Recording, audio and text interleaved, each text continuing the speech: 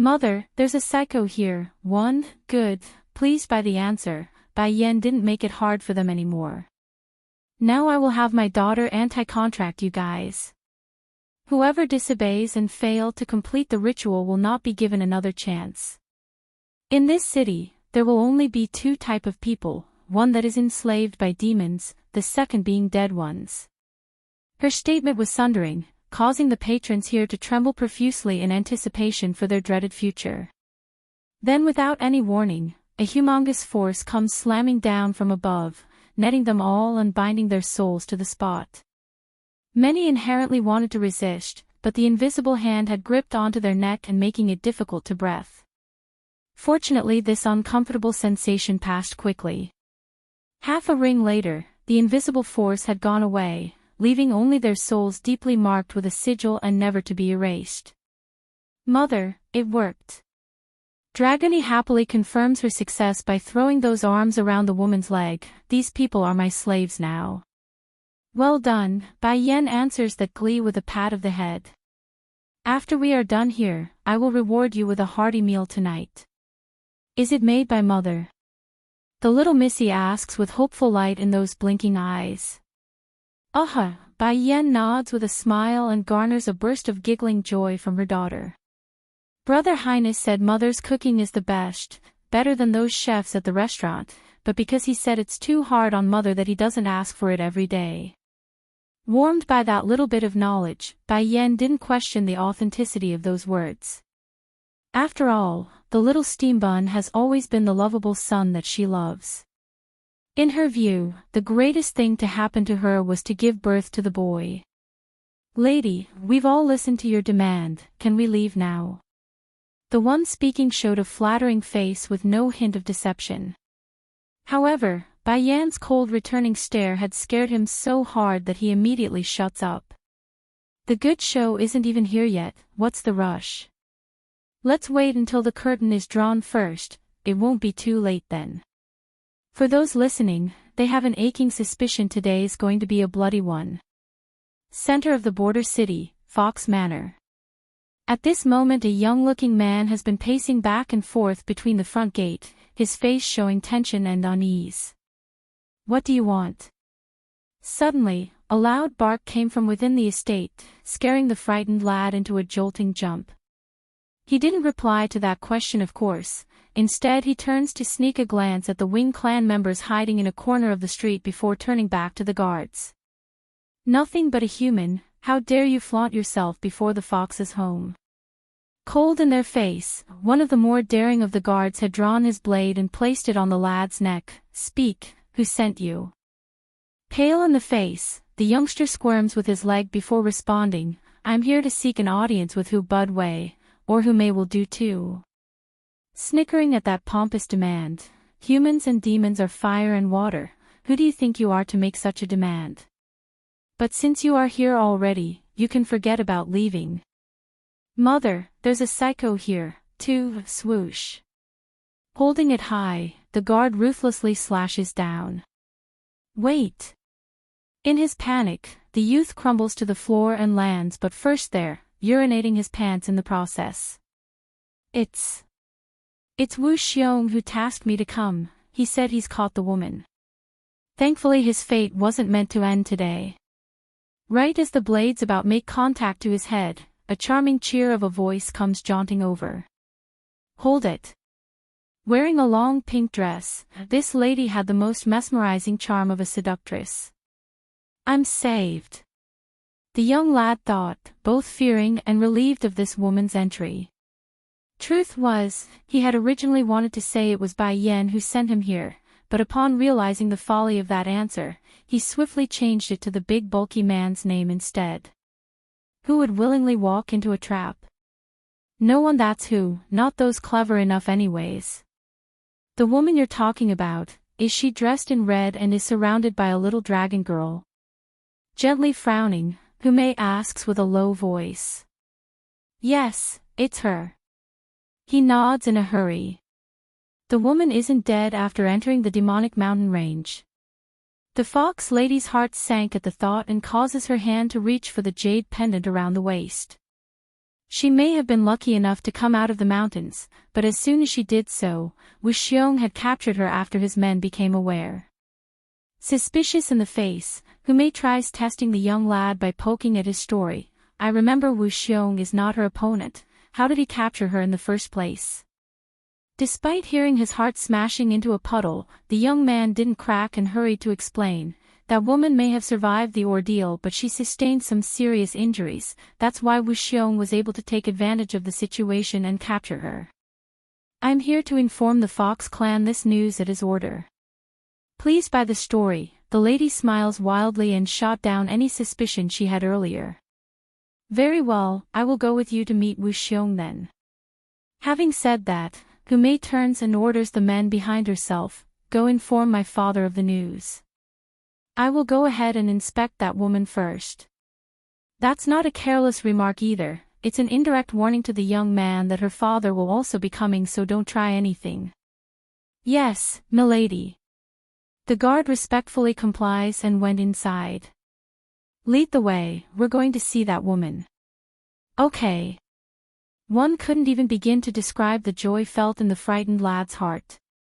However, he also knows better than to show his true feelings right now. As for Humei, she's still blissfully oblivious to the disaster awaiting her at the tavern. In the fox lady's mind, she's still calculating on how to torture Bai Yan and rip the secrets from her mouth. Study room. Sitting in front of his desk, Hu Budwei was flipping through the books with a furrowed forehead. He doesn't understand it himself, but he's got a strange sensation that something huge was going to take place in the coming days. Ah! It's then one of the maid servants carelessly knocked down one of the books from the shelf and exclaims from the mistake.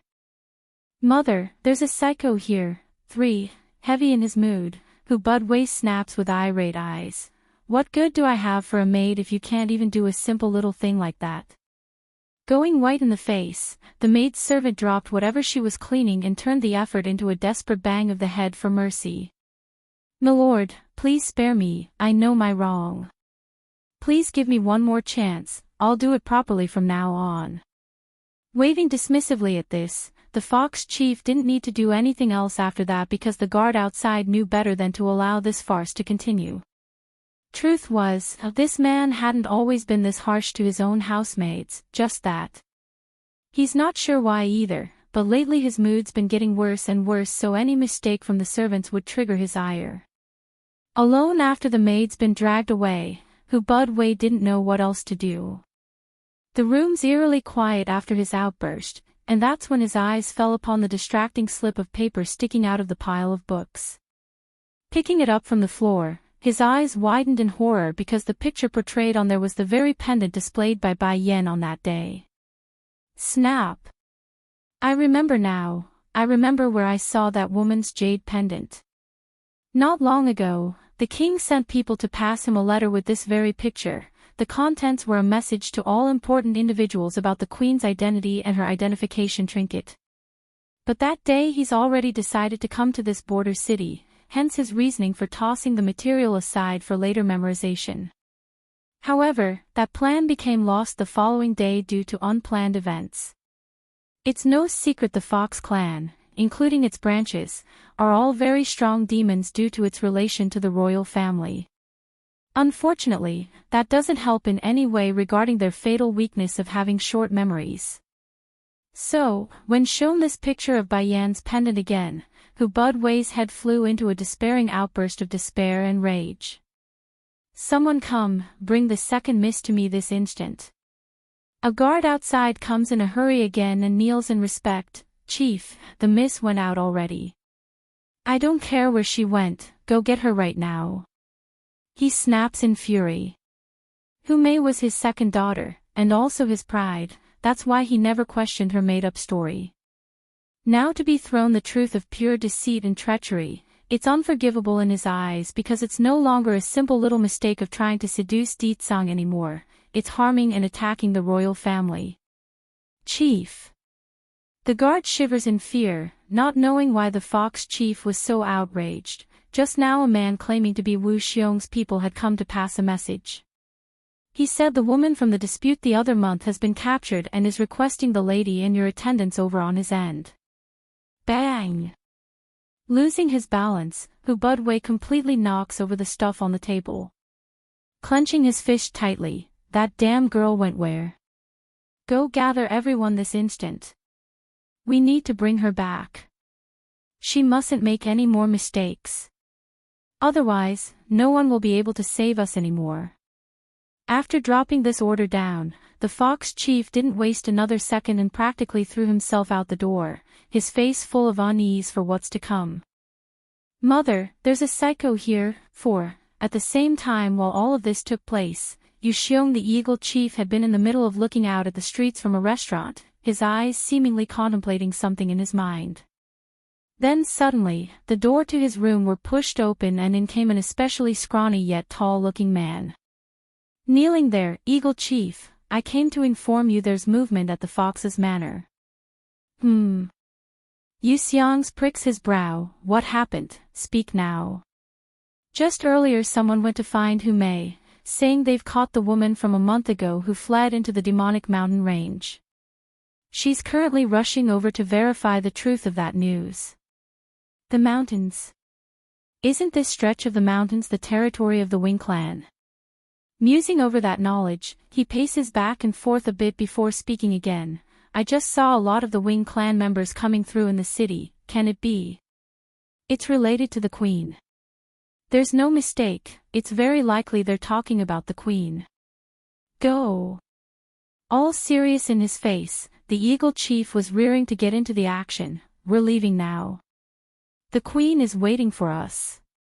Yes, Eagle Chief. Since the Wing clan was ranked among one of the strongest ethnic races in the demon realm, similar to the Dragon clan, it's bound to raise some ruckus when they made a move today. The demons in the border city were quick to pick up on this, of course, that's why they sent their own spies to investigate the matter. However, before they could get a proper answer from their own men, the eagles also began to move. Now that's a huge red flag for the rest of the demon clans, and they could smell the unusual air even from afar. To be perfectly clear, the humans living in this border city were nothing compared to the number of demon forces amassed at the surrounding lands. The only reason the residences here in this place could remain unharmed to this date was much thanks to the insignificant nature of this settlement. It's crummy, a backwater that yielded no worth for conquest. Now imagine a force easily able to trample them into the dirt appearing from out of nowhere and from all directions. It's not hard to picture the level of unease and fear felt by the clueless humans. Is this the power of the demon realm? Why did they never show any sign of having this many in the region? They could have long conquered this city. Why now? Why so sudden? While things were moving away from her visible view, Hu Mei had just arrived outside the tavern indicated by the young man. But before she stepped inside, her eyes subconsciously looked up to the big blue sky without reason. Miss Hu Mei, what's the matter? Asked the young lad. Shaking her head, nothing, let's go in. Is it my illusion? Why does it feel so oppressive all of a sudden, like there's no light in the sky at all? Maybe I'm overthinking this.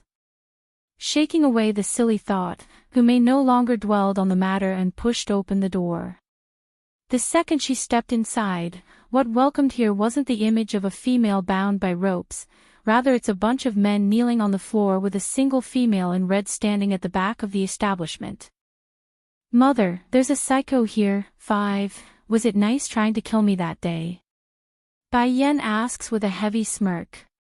Hu Mei's face went greatly white. Turning to the young man, she grits her teeth in rage. Did you not say this woman was caught by Wu Xiong? How dare you deceive me? Ignoring the death glare, the person instead hanged his head low and walked over to Bai Yan's side for safety. If I didn't say it like that, would you have come? Steaming red in the face, she turns back to the mastermind in question. If my father can chase you till you're fleeing into the mountains that day, he can do it again today. That made Bai Yan burst out laughing this time. Your words. Wu Xiong also said the exact same thing earlier, and look, isn't he kneeling there begging for mercy now? Wu Xiong. The fox snarled, he is only a mid-level saint rank.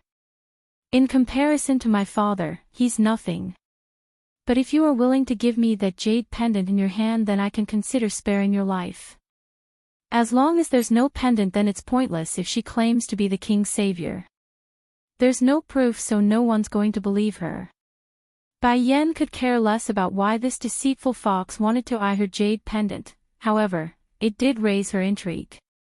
Raising a brow, her shallow smile beamed with cunning glee. Give you my jade pendant? That's not impossible. If you come over here in person, then I'll give it to you.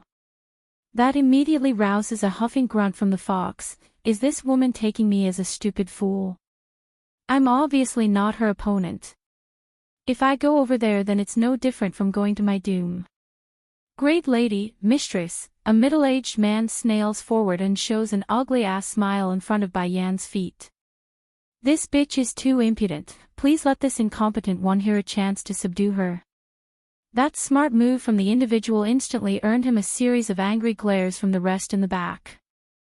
They knew being opportunistic here was the smartest move to go, and it's been taken by this one and leaving them all behind. Hu Mei on the other hand was stunned, as well as the young man who brought her here. They're both having a hard time believing their own ears.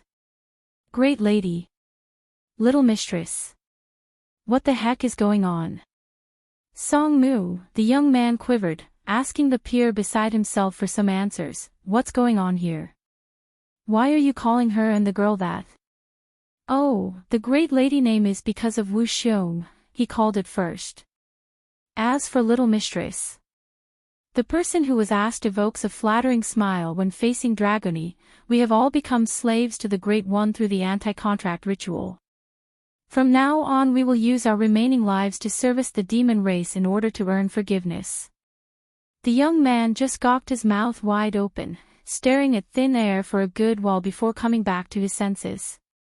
Then without any indication, he throws himself at the little missy's leg and holds it tightly. Little mistress, please contract me as well, I don't want to be a special existence. This group of bastards is obviously doing it for the sake of their life. If I want to live, then I must do the same. Dragony on the other hand didn't reciprocate to that suddenness clinginess very well at all.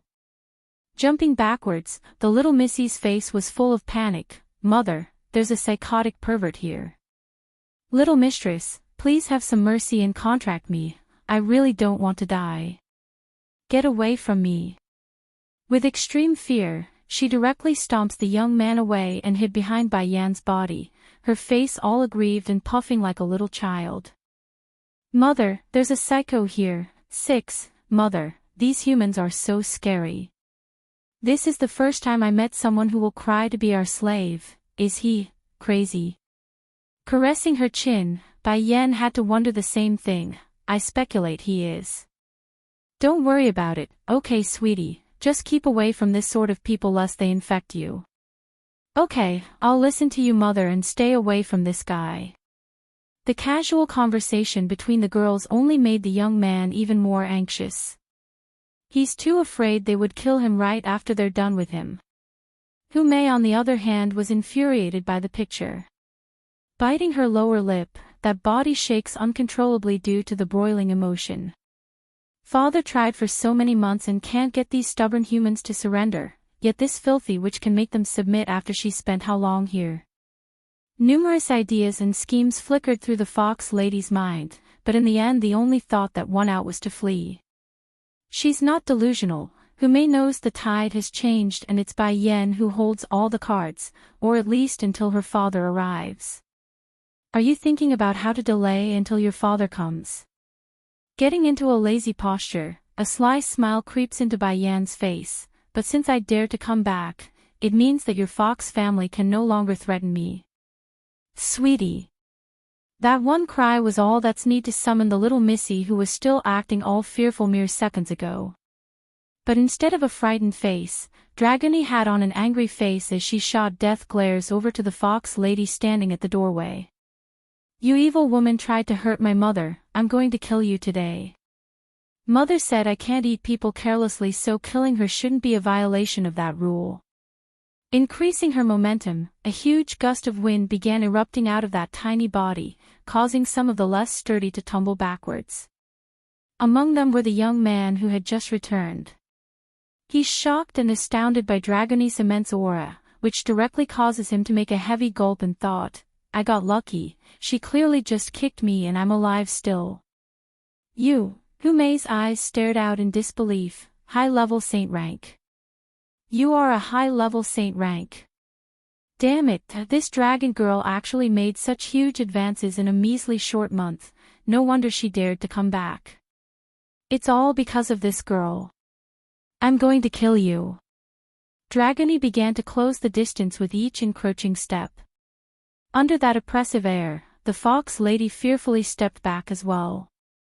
Daughter of dragons, as a demon, why are you aiding this human? Don't forget, I am a fox, a being related to the royal family. If you harm me, then the palace won't let you go. Even if her branch has been expelled from the palace and driven to this backwater of a city, she's still certain the palace won't take this transgression lying down. After all, Deetsang's a fox and she too was a fox, that's a fact and not a whimsical delusion. Of course, pretending to be the king's savior also helped in her ego here, so that too. Acting like she's deaf to the threat from the other end, the little missy huffs a snort and began to release her might in full, shrouding and crushing the fox in suffocating agony. Sure enough, Humei couldn't take the force and spews blood from her mouth, turning pale white as well in the process. Stop this. If you kill me, then you will become the enemy of the entire demon realm. By then you won't have a good ending either from the endless pursuit. Humei screeches, nearly falling to her knees this time around. For those who are still clueless to Bai Yan's identity, mainly those humans kneeling on the floorboard, they definitely got their wits rattled by that comment. It's true Hu Budwei was very high up there within the Fox clan, that's why it's possible for what she said to come true. And as slaves to this little missy, it's absolutely within reason they too would be executed by whatever hordes of demon that would come. Welcome the queen, mother, first giving the fox a look, then back at Bai Yan, can I rip this woman's mouth apart? She dares to threaten you and I don't like that. Leaning back against the chair again, Bai Yan crosses her leg lazily, if it makes you happy, sweetie. Blooming into a brilliant smile upon getting permission, Dragony's eyes were innocent and lovely. However, to Humei, who's about to feel the full wrath of that might, it's akin to a true monster grinning at herself, ready to tear into her flesh and devour her soul. Boom! It's then, without indication, the door to the tavern were blown apart and the resulting force nearly sent the fox lady flying forward. Fortunately her balance was good and she didn't completely hit the ground. Even so, the stinging pain on her back had caused her face to twist in frustration when turning around. Uncle Yu, you're here. This woman is going to kill me, you have to save me. Whatever negative feeling she had quickly changed to joy once she recognizes who had come. There's also another senior who came with Yu Xiong, Eagle Chief, but since the lady was so focused on the Eagle Man, she didn't pay the other unfamiliar individual any heed. You are Hu Budwei's daughter, Humei. Oddly enough, the Eagle Chief didn't respond in the way that she expected and acted like they never met. What does Yu Xiong mean by that? It wasn't all that long ago when we last met, why doesn't he recognize me? Humei thought, a tinge of panic starting to fill those foxy eyes. Uncle Yu, I am Mayor, the fox lady forces a smile before coldly sweeping her gaze over to Bai Yan. Do you remember the jade pendant we talked about? This woman, this deceitful witch, somehow forged a copy of it and is now flaunting it around in the public. Jade pendant. The Eagle Chief makes inexplicable frown. Under normal circumstances, Humei would surely have caught onto the strange behavior from the other man, but since she's so overwhelmed with anger, any key details had become blind to her eyes. That's right. She found out about my encounter with the king and is trying to impersonate as His Majesty's benefactor. Now she's using that forgery to tell the world it's hers and wants to seduce our amazing and wonderful king. Uncle Yu, such a woman mustn't be allowed to live. Just the thought of the jade pendant being in Yan's hand would drive this fox lady nuts, borderline insanity at this point. Nothing but a human woman, what right and qualification does she have to be the king's benefactor? I deserve it. Me. It should be me. Yu Xiang's expression grew even more surprised now, like he's oblivious to what Hu Mei's talking about. A humph, the random old man next to him makes a cough. Yu Xiang, when did your clan start to socialize with the Foxy family here? And what's the deal with the jade pendant and being the king's benefactor? What's this all about? The old senior's aggressive gaze then swept over to the fox lady, that face growing dark and threatening. This woman really has some gals to forge the queen's very own identification token. Does she take the world as fools and she's the only smart one? The Eagle Chief didn't want to continue with this conversation as well and barks out, "Miss, I don't know what you're talking about, nor have I ever met you before. Welcome the Queen, too, quit joking around." Back then I only said those words to hustle some details out of her, as if I would be stupid enough to admit on the spot. If the king finds out, then my clan will be screwed. The eagle man bitches inside, dreading the slim chance the eagles would also be implicated due to this wench. Uncle Yu. Cracking in her heart, Hu Mei forces a smile so she doesn't look so bad. Forgive my lack of understanding, you clearly that day. When have the eagles become associated with traitors? Please be more respectful, I have nothing to do with you or your family.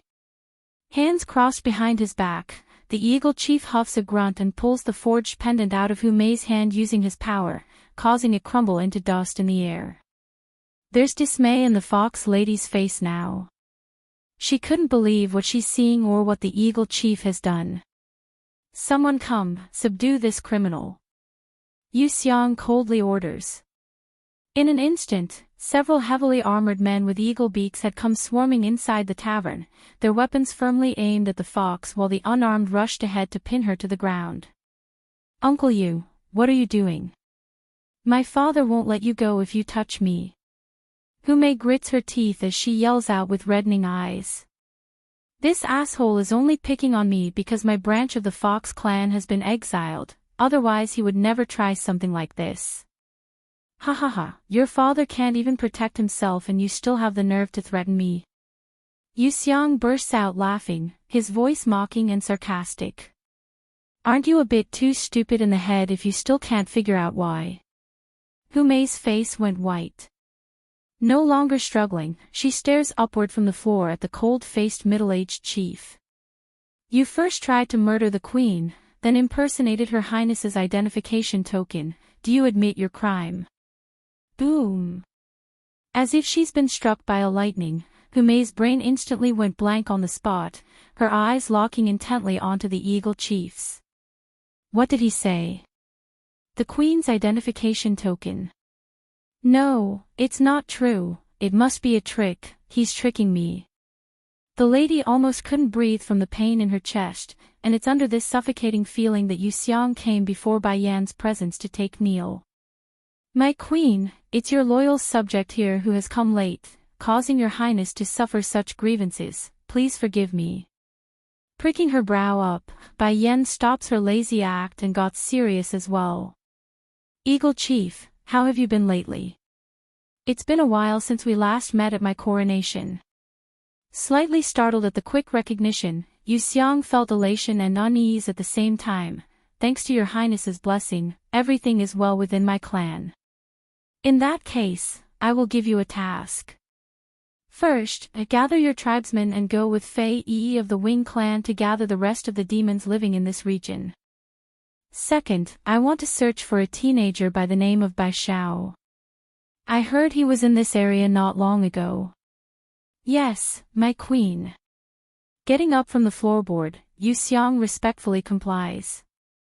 Uncle Yu, you're lying to me, muttering to herself in an incoherent manner. Hu Mei's expression becomes hysterical. She is the queen. How can she be the queen? You are lying to me. Please tell me you are lying to me. I have never offended you in any way, why are you doing this to me? When it came to the last bit of her sentence, there's a heart-wrenching tone like she's about to pass out. Welcome the Queen, 3, I said it before that my mother's the Queen. You didn't believe us and swept us away, humph. Then when my mother pulled her pendant to prove herself, you also claimed it was a fake and wanted to hit me as well. Even worse, you later attacked us with those people and drove us into the mountains. Thankfully the Wing clan's elder recognizes my mother, otherwise we would have been in danger. Fei Yi's expression grew a shade whiter at the implication of the Missy's word. Queen, please believe me. Even if I didn't recognize you, I would have identified you through the jade pendant. I would never be as stupid as that Hu Bud Wei. Despite the old senior's pointless worrying, Bai Yan never had any intent to blame him. It's just him overthinking it. After all, to be as dumb as Hu Bud Wei and his daughter, it would really take a miracle to find another pair in this backwater of a city. While Hu Mei continues to splutter on the floor, Yu Xiang on the other hand could only shake his head and sigh at this laudable outcome. Hu Bud Wei really is unfortunate. First it was his eldest daughter trying to drug the king so she can sneak into his bed, and now this younger one drives the queen away and threatened her life. A once-in-a-lifetime opportunity is ruined by jealousy. What a fate he has. It's then while the Eagle Chief was lamenting the twist in one's misfortune, a swift wind suddenly blows over into the tavern and appears a man wearing a light blue robe. This newcomer was no other Hu Bud Wei, who had rushed over after realizing his own folly. Normally Hu Mei would be delighted and overjoyed to find her own father coming to the rescue, but she knows better than anyone. If it was a choice between the family as a whole, or a daughter, this man would without question pick the bigger body and abandon herself. Now instead of just fear and distraught on the face, the fox lady was despairing as well. Sure enough, Hu Bud Wei's head was thinking exactly that after scanning the tavern. He could recognize the Wing clan and Eagle clan. So I'm too late in the end. Tightly clenching his fist, he slowly inches forward in a trembling manner. Then before anyone could understand what he's going to do, the old fox plops to the ground and gets into a prostrating position. Queen, I was blind and foolish in failing to recognize you. Please, out of consideration for my loyalty to the demon realm, please spare my fox clan, he cries out with sobbing tears and snot. Not minding this little play, Yu Xiang takes this opportunity to grow his own existence. Pushing a chair over in a flattering manner, Queen, please sit. Bai Yan didn't mind this and brushed her skirt into a better position before taking a seat. When you chased me before, you weren't acting like this, were you? Hu Bud Wei went white at that little sly comment. First giving his own daughter an angry glare, he then reverted back to the crying man-child act. Queen, I was blinded by this stupid daughter of mine, that's why I didn't know you were the queen. If I had known, I would never have done what I did that day. That is to say, if I wasn't the queen then you would have killed me, is that it? Asked Bai Yan with a cold smirk. He was stumped for a response. It's exactly like she says. If Bai Yan wasn't the queen, this old fox would never feel he has done anything wrong. Welcome the queen, for man and beast have always been old enemies. What wrong have I done? Fei Yi, Yu Xiang, listen well. Bai Yan's expression grew hard and expressionless. Everyone in the demon realm is my subject, it's my duty to secure your safety. However, I will not permit mindless carnage or destruction either. If humans attack you first, then I will not care even if you retaliate with 100 times the force. In fact, I will also help you with the act. On the contrary, I will not permit any hostility towards humanity without provocation. Anyone who does so on their own will be expelled from the demon realm and never to return. She couldn't control demons from elsewhere in this world, but the ones under her watch must abide by her rules. In her past and present life, anyone who doesn't cross her won't be harmed, but if they do cross her then it's a retaliation of everything she's got, no exception. This was especially true in this day and age since the realms of human and demons have once again been reunited through the shattering of the Great Seal. Bai Yan's not going to let others murder the innocent and weak. Of course, this logic also applies to said demons. If humanity attacks her subjects, then she too would attack in full. Fei Yi and Yu Xiang inwardly trembled with shock over the promise. Hurrying to bow their heads, "Your subjects are here to abide by your highness's will." "Good, send my orders out. Those who dare to go make trouble in the human realm will not be taken kindly. The lightest is banishment, the harshest death." That part done, Bai Yan now returns her attention to the train wreck that was the old fox. "Now, let's go over the accounts with you." Under those overbearing and sharp eyes, Hu Budwei could not even muster the courage to lift up his head. His soul's been lost. "Queen, can you forgive us? We are willing to obey any wish your highness have of us in the future." That brought a wave of laughter into Bai Yan's face. "The entire demon realm is at my beck and call, and the humans living here in this border city will also become mine very soon. Why should I keep you when I have so many more willing souls?" The old fox shuddered, knowing full well his plea had no leg to stand on. Nevertheless, for the sake of his own family, his own branch of the fox clan, he must persist. "Queen, my branch of the fox clan deserves at least something. We worked hard for the sake of the demon realm." Wiping away a drop of the tear from the corner of his eye, "Not to mention we didn't know about you before. A crime shouldn't be a crime if the party is unaware." "Not a crime." Bai Yan was immensely irked by that ridiculous defense. Kicking the old fox in the chest to send him flying backwards, she grew hard and threatening. "So if I was less incompetent that day and didn't escape, does mean I would have died by your hands for nothing? Are you going to tell Ditsang that you didn't know so your crime doesn't count? Yes, you killed his wife so he must show forgiveness because you are unaware." He could feel his heart being punched by a heavy fist. Hurrying to crawl up from his position after being kicked, Hu Budwei starts begging again with increased fervor. He knows, what he said there was simply idiotic and foolish. No one could beg for forgiveness from that man.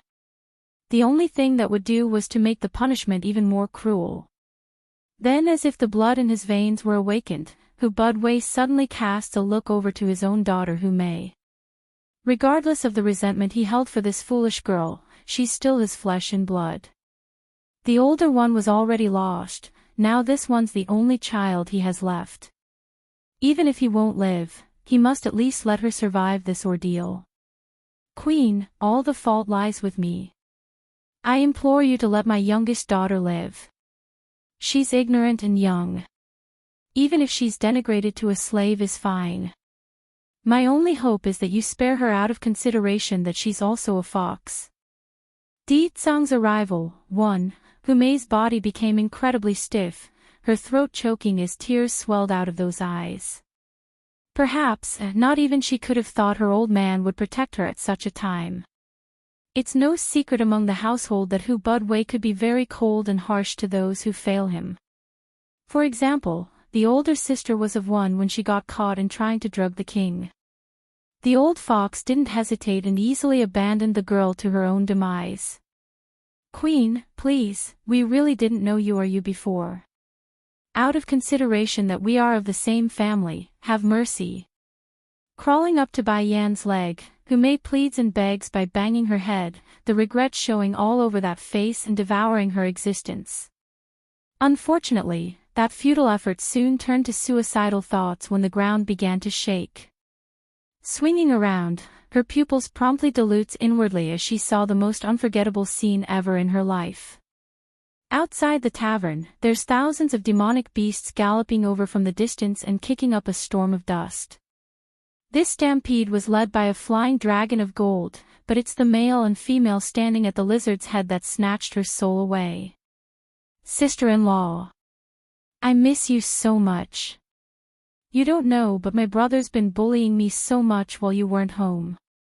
Then before the girl in yellow could detail a certain individual's poor behavior to the one in charge, a gloomy and threatening aura from behind had cut her off. "How come you are here?" Bai Yan asks the handsome man in front of her eyes, those lips quirking into a smile. Not answering, Di Tsang's first act was to pull his wife into a tight embrace before speaking. He's far too possessive and won't have it any other way. Why didn't you send someone to inform me about others trying to harm you? Breaking out into a chuckle, it's nothing big, why are you so worried for? You think I can't solve it by myself? Bai Yan has no intention of being a woman that could only hide behind their husband like a weak damsel in distress. If she's going to do something, it's going to be through her own efforts and struggle. Ignoring the displeasure from his wife and the focused attention from everyone nearby, Ditsang went ahead to give her a deep French kiss between the lips to show his feelings. To this great demon lord, it's not a matter of trust or not, it's a matter of him being able to show off his manly ability as the husband. Towards the intimate picture of the pair, who may tried hard to hide her discontent by lowering that face from prying eyes. However, the clenching fists to the sides had given her away to the inspective person. It's not like this fox lady couldn't tolerate the king having multiple women in the harem, that's a given for any ruler, but to see the cold hard image she's had of Ditsang for all these years be shattered for the sake of a single human female was excruciating and crushing. Your Majesty. The members of the Eagle clan and Wing clan respectively kneeled. Compared with the shock of others, Di Xiaowan, Demon Princess, had become immune to the pair of lovebirds' behaviors. She's calm and relished in the mood right now. Ditsang's arrival, too, half a ring later, Ditsang finally loosens his grasp and began caressing that silky black hair. These people, let me deal with them. Okay. Donning a brilliant smile, Bai Yan's beauty seems to overshadow even the world itself after being nourished. Letting go of his wife, the old fox now has the full attention of the great demon lord. Hu Bud Wei, is this how you assist my wife when I asked you to assist her? That voice was overbearing and oppressive, causing others to squirm in discomfort by merely being in his presence. Sire. I know my crime. You think a simple apology is going to make up for your crime? Expressionless on the face, even if I killed your entire clan here, it will still not make it for that mistake. Hu Bud Wei has fallen into despair. He knows, it's over. This dreadful and unmatchable king wasn't going to let his family go no matter what after that statement. Yu Xiang. Go pass my order. From this point forward, the Fox clan here in this border city are no longer my subjects, nor are they permitted to take a single step into the demon realm. Yes, sire, the Eagle Chief respectfully cups his hand in compliance. What about this traitor and his daughter? Ditsang's lip promptly curves into a sardonic smirk. Them. Throw the two into the dark dragon lair. They will at least be good enough as food. Dark dragon lair. The old fox shuddered at the idea and his pupils expanded in horrific fright. He's going to be this ruthless. He must wipe out my family that completely. No, I don't want to go to the dark dragon lair. In her panic, Humei crawls up to Ditsang's leg and banged her head with incredible force, causing the blood to stain the ground in the process. Sire, please spare me, I know my wrong. From now on I won't dare anymore, please, I beg of you, please don't send me there. Those sick perverted dragons will kill me in how they toy with their captives. Get lost. Disgusted by the sight, the Demon King snaps and bombards the lady with his overwhelming aura, causing no less than a dozen bruises to that dainty skin from the blow. This is the price for harming my wife. His words are a knife, piercing into Humei's heart until it's full of holes. Done with that, Ditsang reverts his gaze back to his wife, those eyes blooming with warmth and smile. Yen, do you miss me? Instead of replying, the woman herself only showed interest in what's behind her own husband. Sadly, when she noticed there's the lacking figure of a little steam bun, the energy to talk was swept out of her. Xiaoqin didn't come with you? Going black in the face, you only think of that boy, don't you miss me at all? That kid will have his own wife one day, it's me who will spend the rest of my life with you. Just the thought of his own brat taking up more room in his wife's heart would bring sourness to this man's mood. That's right, Ditsang's jealous of Bai Xiaoqin, his own flesh and blood. Now here comes the silly part. Due to this reasoning, the man was even more determined to make Bai Yan give him another daughter. Only by doing so would the boy stop pestering his own mother. Quit fussing, where's Xiaochen? Bai Yan asks with raised brows. Di Tsang's arrival, 3. In the end, Di Tsang couldn't bear to watch her nervous expression and spilled the truth. He is still inside that secret domain. Not out yet? Her brow tightens further. Is he in danger? I keep getting this uneasy feeling. Don't worry, Yan, that kid is my son, so he's not going to be in any danger, nor will I allow him to be in danger. Perhaps it's the confidence in his words, but Bai Yan's expression definitely eased up a bit until she could muster a smile. Since he is fine, then I'm relieved, but I can't go back with you yet. I have something to deal with here first. No problem, I'll accompany you. No problem, I accompany you. Hu Mei was stung in the heart again for the second time. She's bleeding, both inwardly and outwardly through her mouth and heart from those words. Of course, this venomous image didn't slide away from the Eagle Chief's sharp eye. Who's the closest? Are you going to remove yourself on your own, or do you need me to drag you away? The king and queen is having a personal moment, they don't need traitors like you watching them. Closing her eyes in frustration yet accepting, Hu Mei eventually opens her eyes and left of her own accord. She's at least have that much sanity to know when to retreat, and just like his own daughter, Hu Budwei also scurried away when the Eagle Chief shot him a death glare. Border City. In between the time frame of a single day, the entire settlement has become occupied by demonic beasts from all direction. Naturally, some wanted to resist, but before they could gather and muster the necessary forces to fight, they had already been roped up over to Wu Xiong's estate. Yan, the fruit of this city isn't very good, so please bear with them for now. Once the fruits from the demon realm ripens during this season, I will have someone bring a bunch over so you can enjoy them. However, this peach here is barely edible. Here, let me feed you. Di Xiaowan couldn't resist a twitch in her lip over this. Sure, this demon princess had long been used to their love-dovey exchanges, but this was too much. She's feeling a little embarrassed just standing there. How can someone like this be the demon realm's king? Is he not afraid of sister-in-law beating him? Likely aching to watch her own brother suffer at the hands of his wife, the princess heaves a long sigh and focused in on the pair. Unfortunately, the expected kicking or scolding never came. Instead, it was Bai Yan's lazy inaction as she swallowed the outstretched hand carrying the slice of peach with an enjoying smile. With gawking eyes, what's going on? Why is sister-in-law not getting mad at him? It's always been like that, what's changed? What did brother do to change her mind? In this instant, many thoughts and ideas spun within the sweet Dumbaklut's brain, mostly wild images of her brother shoe licking and pleading to get on Bai Yan's good side. However, one scary picture did jolt the girl back to attention. It was about herself. An image of Bai Yan and Di Tsang teaming up to bully her poor self in the future. No, I can't let this happen.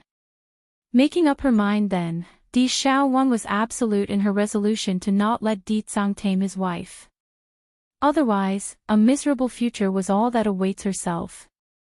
Di Tsang's arrival, 4, sister-in-law, the princess hurries to interject herself between the two bodies. You must be tired, so let me handle these people. There's no need for you to shoulder all this burden. While Bai Yan herself found this rather amusing and arched an eyebrow over the suggestion, the girl has already turned to those kneeling humans with a narrowed glare. So it's you despicable bunch here who joined forces with Hu Budwei in order to harm my sister-in-law. Wu Xiong could do nothing but shiver intensely. He didn't know what else to say in his own defense. Like seriously, who would have imagined some random lady on the middle street to be the queen of the demon realm? Talk about poking the hornet's nest.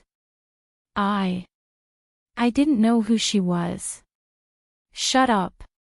Di Xiaowan stabs her arms against the waist. I don't care whether or not you did it intentionally or unintentionally, you are dead regardless. Besides, how can my sister-in-law be wrong?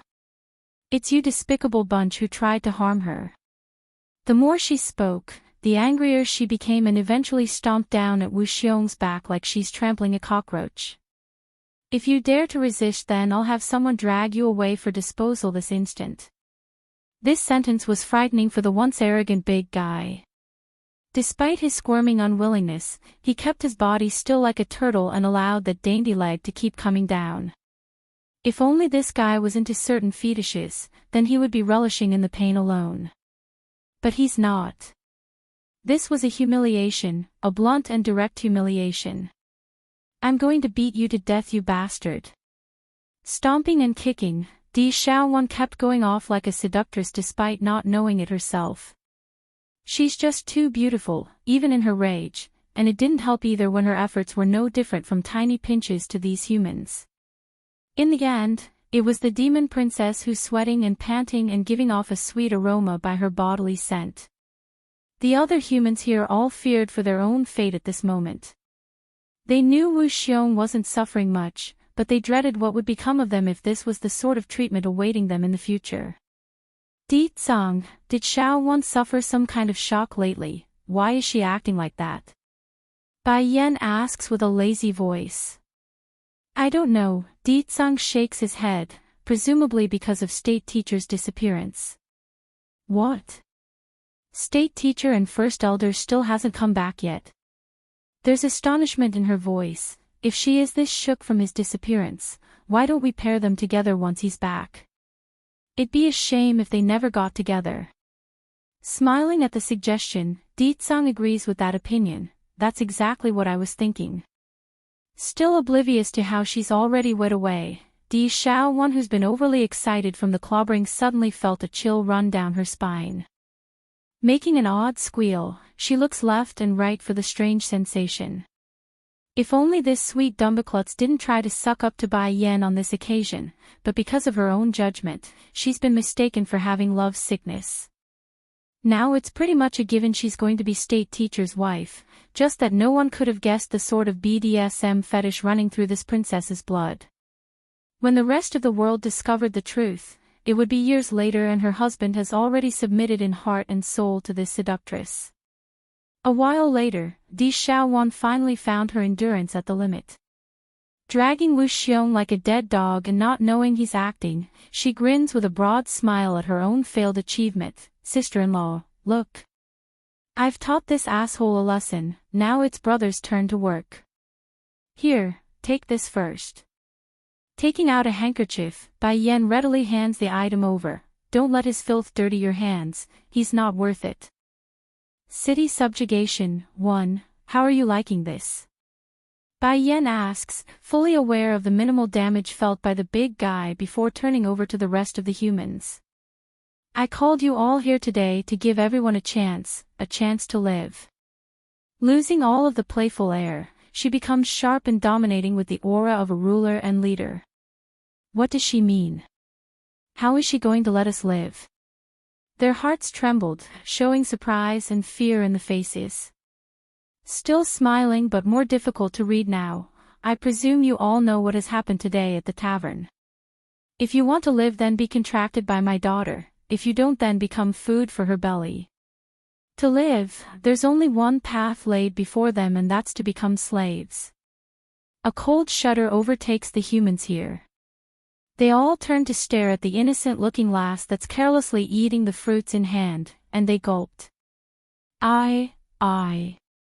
One of the captives wanted to speak up, but before he could, another voice interjects from the rear.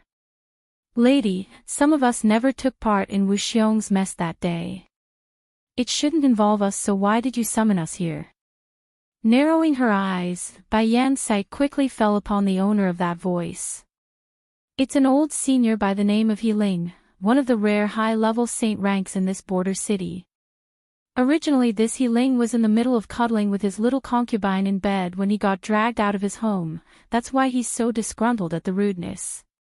Furthermore, there's no lie in his defense, he never took part in Wu Xiong's shenanigans, so why should he stay? How can there be nothing if I called you here? Bai Yan then leans against her own husband's chest, that face lazy and content. This border city is the closest settlement between the demon realm and celestial realm. As it so happens I'm growing an interest on this place, so it's only normal I meet the leaders. He Ling's heart dropped, growing an increasingly sense of wariness. What do you mean by that? Isn't it obvious already? You and the rest of you old bones are to contract with my daughter. This border city will be mine. This woman, does she know what she's saying? This border city can't compare with the main forces of the two realms, that's true, but it's nothing to be scoffed at either. Based on what can she make such a demand? Without these demons by her side, she's nothing. He Ling thought, not fully willing to listen. Lady, you must be kidding, right? Slightly quivering due to the immense aura coming out of Di Tsang's body, the old fella didn't want to sound offending. Our border city belongs to the celestial realm. You are from the demon realm, why should we accept your rule?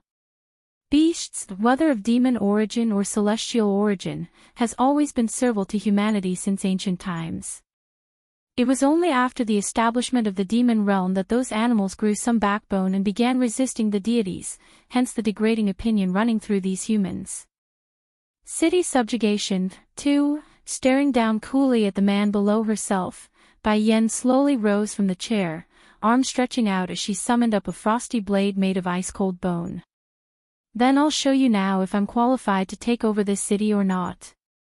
In that split second as words came forth, that womanly figure also disappeared from view.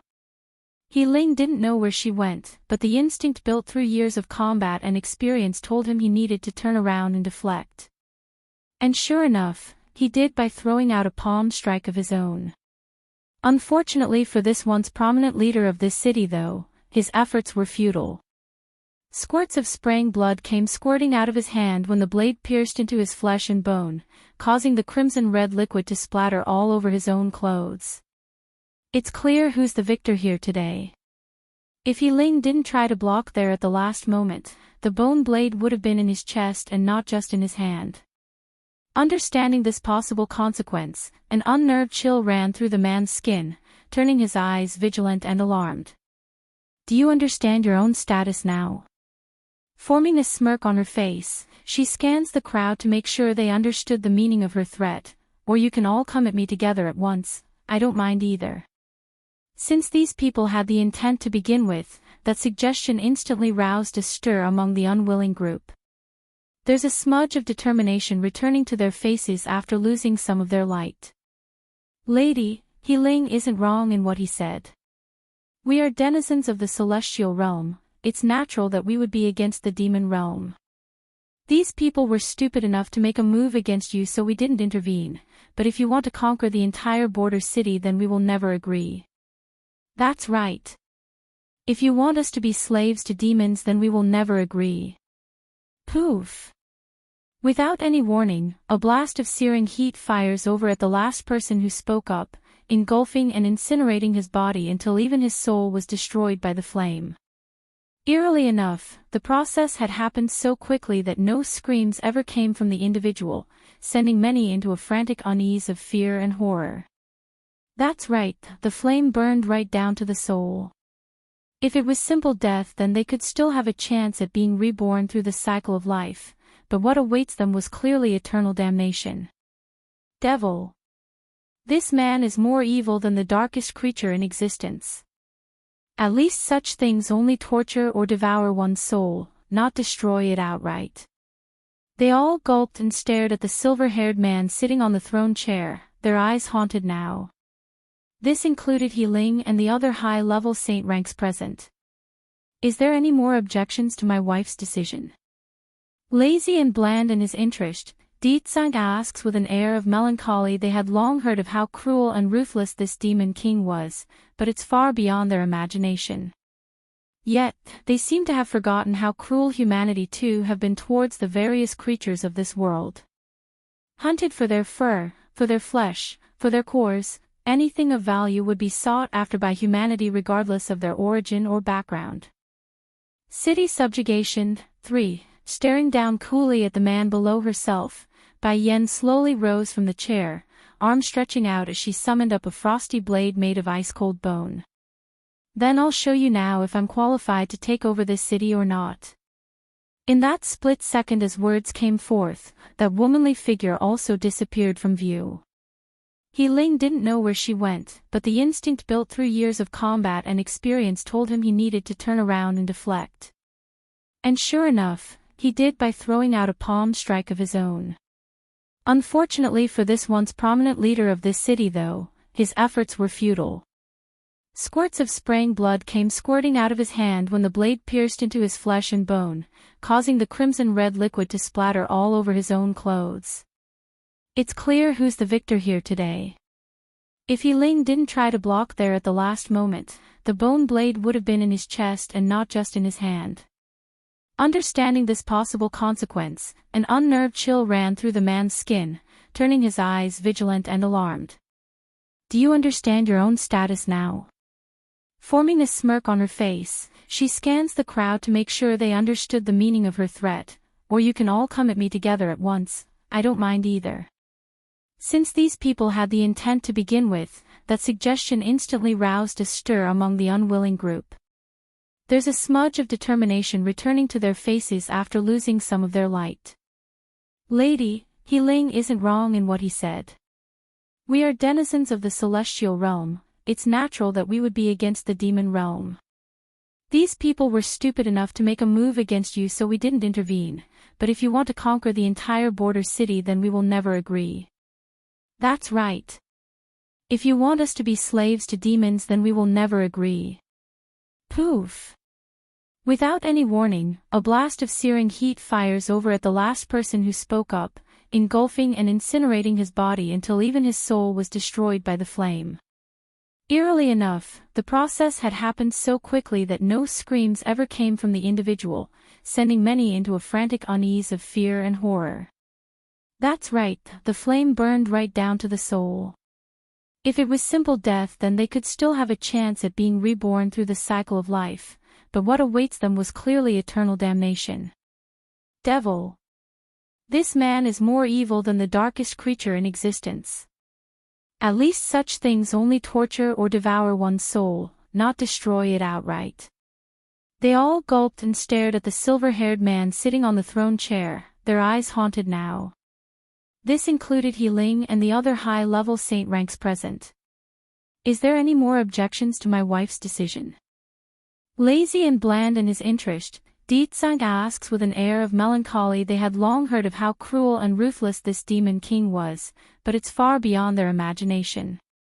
Yet, they seem to have forgotten how cruel humanity too have been towards the various creatures of this world. Hunted for their fur, for their flesh, for their cores, anything of value would be sought after by humanity regardless of their origin or background. City subjugation, for, unfortunately, because there's a certain demon king around, these people didn't even get the chance to repel the power before Ditsang pressed down with his own. In that moment, all resistance was for naught and gave Dragony the opportunity to easily go into their soul to form the ritual. Half a ring later, and with a gleeful smile, the little missy was done. Mother, I've done what you asked me to do. Very good, sweetie, I'll get a reward for you later. Bai Yan returns a smile of her, those eyes doting and loving. This experience immediately made the little missy blush. Without another word, she throws her head into the woman's stomach and spoke with a content voice, I don't need any reward. Having mother is already the best reward I can ever get. In the past she never got the doting care of a father, nor did she get the love from her own mother. Thankfully fate hasn't been all cruel and tossed Bai Yan into her life. Now she's finally got the chance to enjoy the affection of maternal love for once. For that, Dragony couldn't ask for more and would allow absolutely nothing to get in the way of this bond.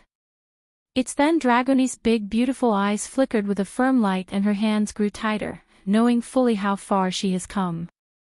Unbeknownst to this little missy though, one day in the future she would be forced to leave Bai Yan's side. In her rage and sadness, the world itself would be plunged into the depths of hell itself thanks to her following action. Even so, she continued to persist and nearly became the incarnate of evil itself. That's Dragony's future. Yen, Ditsang first casts a look at the missy nestling in his wife's arm, then at the girl herself before curving into a shallow smirk. Come. Though a bit perplexed by why he's calling her over, Bai Yan nevertheless did as requested and let her goddaughter go before strolling over. Without surprise, the man did his usual selfish thing and swiftly pulled her into an enticing embrace. The leader of the group who hurt you, how do you want to deal with him? Wu Xiong, who's been acting dead until now, nearly jerked right up from the ground after being mentioned. He actually thought they forgot about his crimes, so he's been keeping mute. Caressing her chin at the question, I feel like being a slave is too cheap of a punishment for him. Di Tsang pricks his brow up at the response, then what do you wish to do with him? We can do anything you want. Just now Xiao Wan already beat him a bunch, why don't we gift him to those demons who have a special taste in their sexual orientation instead, how about that? This time the big guy could no longer stay still anymore.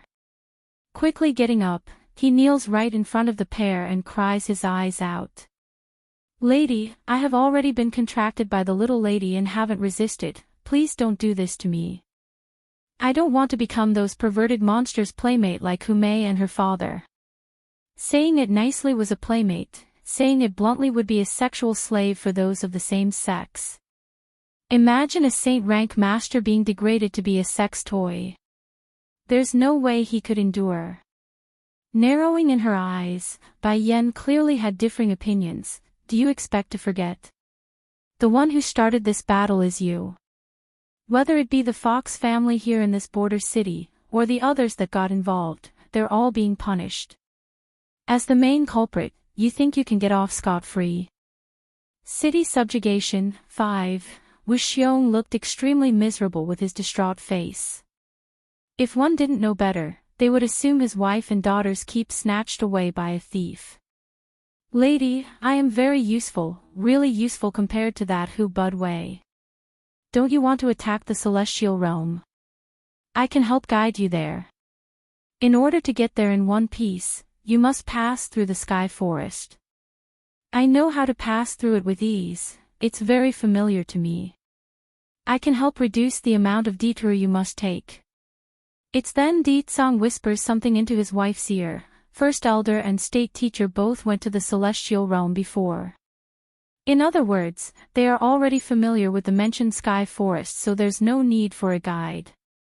Wu Xiong didn't miss that and grew paler than a ghost. He started to tremble without intent due to the immense fear he felt at having his offer shot down. I have other uses. I know a lot of people in the celestial realm. Information are always useful during times of war, so you can use a spy, right? Yes, I can be your spy and work from within. Now that was hilarious in Bai Yan's eye. If that's the case, why did you get thrown out to this border city then? As unwilling as the big guy was in telling his own story, he nevertheless relented after getting to grip with the situation. It's better than being called a liar and to protect his own chastity from those sick dragons. I hooked up with a young miss of a large family clan back then, that's why I got sent here to this outskirt of a city. But I have a cousin, he works at that big household. He promised to get me back once he finds a way. Rolling her eyes, and what does that do to help us? That background of yours doesn't seem very useful at all. No, that household my cousin is in is a big one, so I will be able to gather any information you would like, and that miss is also deeply in love with me. She must still be waiting for me to go back. Though skeptical, Bai Yan eventually decides to take a chance given the opportunity. I'll give you a chance. If you can complete the mission I have, then you can be a slave. What mission? Said Wu Xiong, his eyes bright. Help me look for information on a person. Who? Bai Ning. She needs to know whether or not this Bai Ning was her mother or not, and where she was in the celestial realm. Relieved by the path laid before him, Wu Xiong inhales deeply. It's just asking about a person, how hard can this mission be? Don't worry lady, I will definitely get news on this Bai Ning that you've requested. Just wait for my good news. Revealing a charming smile, Wu Xiong never felt so happy about protecting his own ass from others. Sweeping her sight on the rest after that, Bai Yan gives her next order: you can all return to your homes in a bit. In addition, the fact about your submissions to demons must be kept a secret from those familiar to you in the celestial realm, especially the close acquaintances in your life. Be warned. If I find out whoever leaks this news, it won't just be the destruction of your soul. Bai Yan's words sounded bullying now after emphasizing her ability to crush them so many times. Another thing, making a thoughtful look: if there's any demonic beasts still locked up in your homes, release them immediately. I won't interfere if they're willing to follow you of their own accord. However, I will not permit this custom to continue. If a demonic beast voluntarily takes a human as their master, then she has nothing to say or to do, but if forced, then as their queen Bai Yan has a duty to intervene. Do you all understand? Bai Yan asks the silent group, hammering her point through by forcing a response. City subjugation, 6, we will comply. The crowd of voices echoed in unison, spreading across this hall as one big mass. Without another word, Bai Yan flicks her hand open and summons up a portrait before handing it over to the demon princess. Xiao Wan, pass this over to them. They can memorize the picture on their own. Okay, sister-in-law.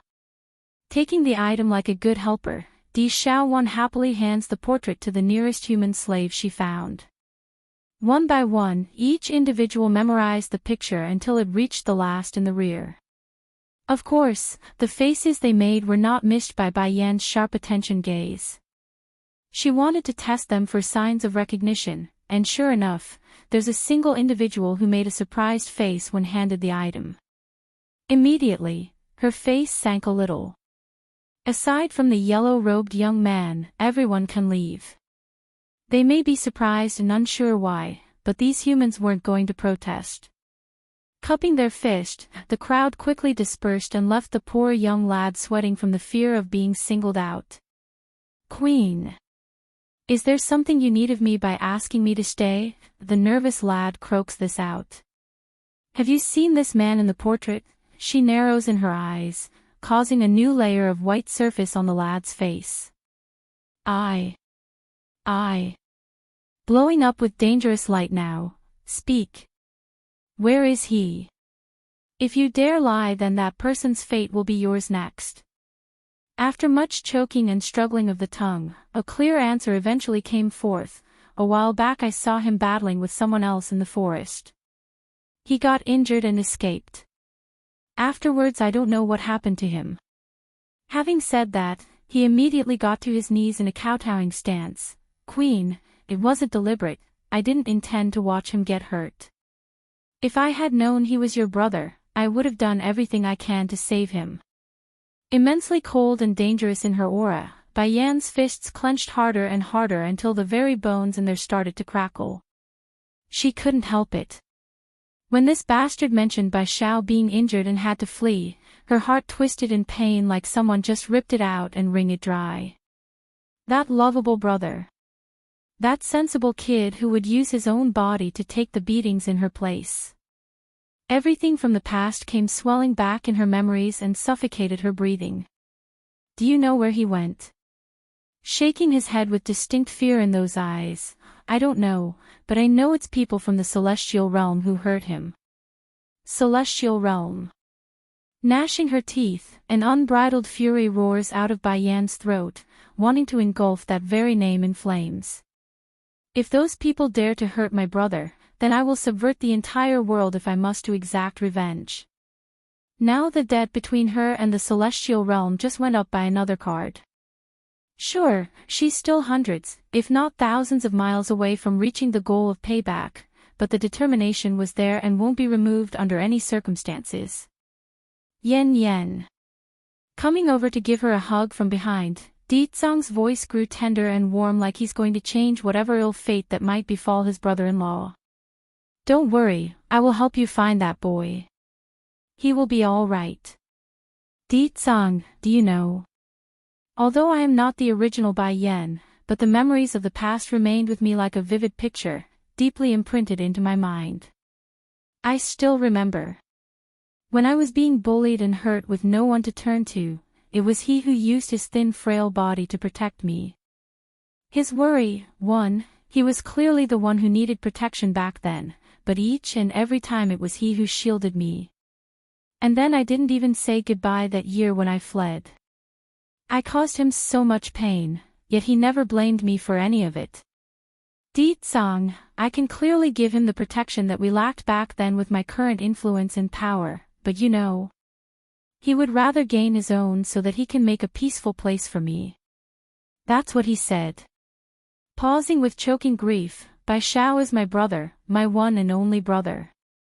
He's injured while away from home, how can my heart not ache and worry for him? Aching at his wife's distress, Song hurries to give that trembling body a hug.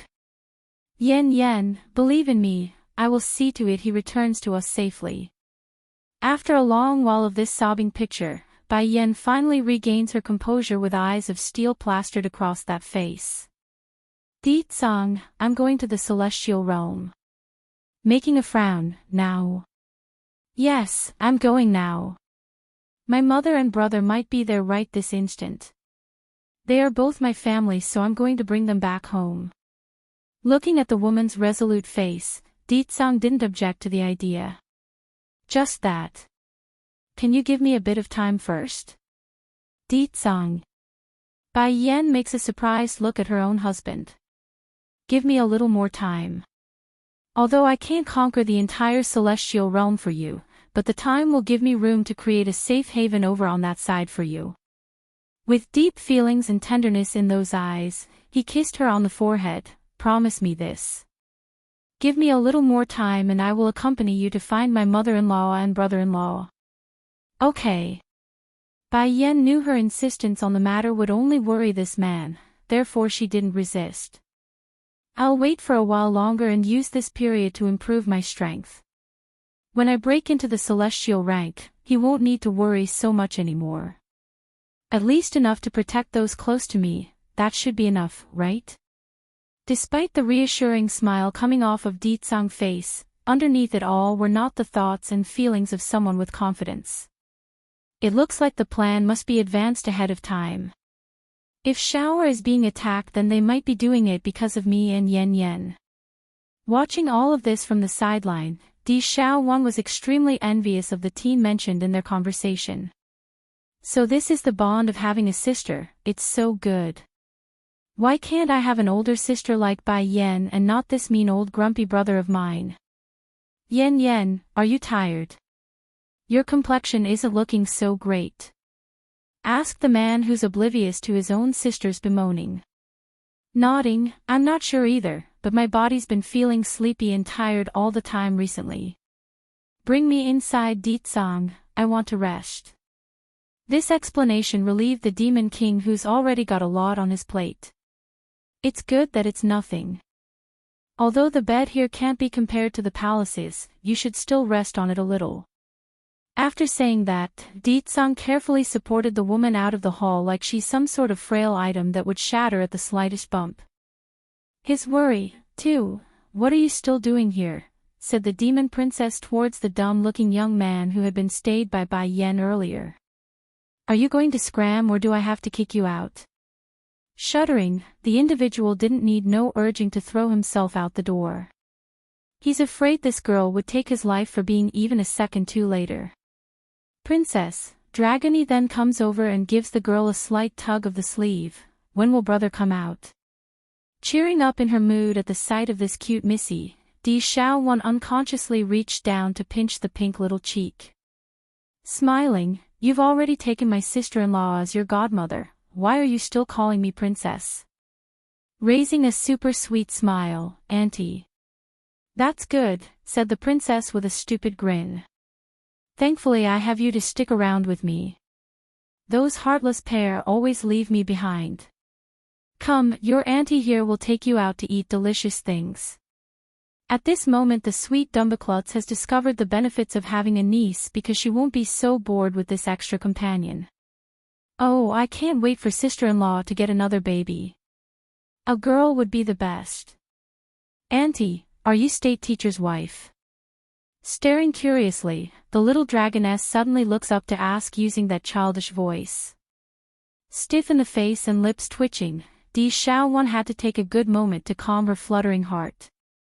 Who told you that? Listening to rumors is no good, Dragony. I am still an unwed maiden. But that's what everyone in the demon realm says. Twinkling like the starry stars in the night sky, Dragony didn't carry any room for doubt.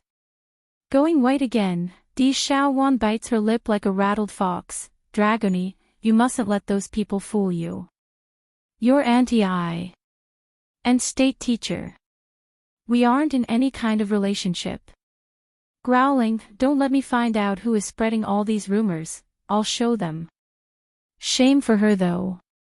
The main reason there's such rumors floating about in the demon realm was all thanks to Di Tsang. Even if she does figure out the source, it's not like this scaredy fox would go do anything.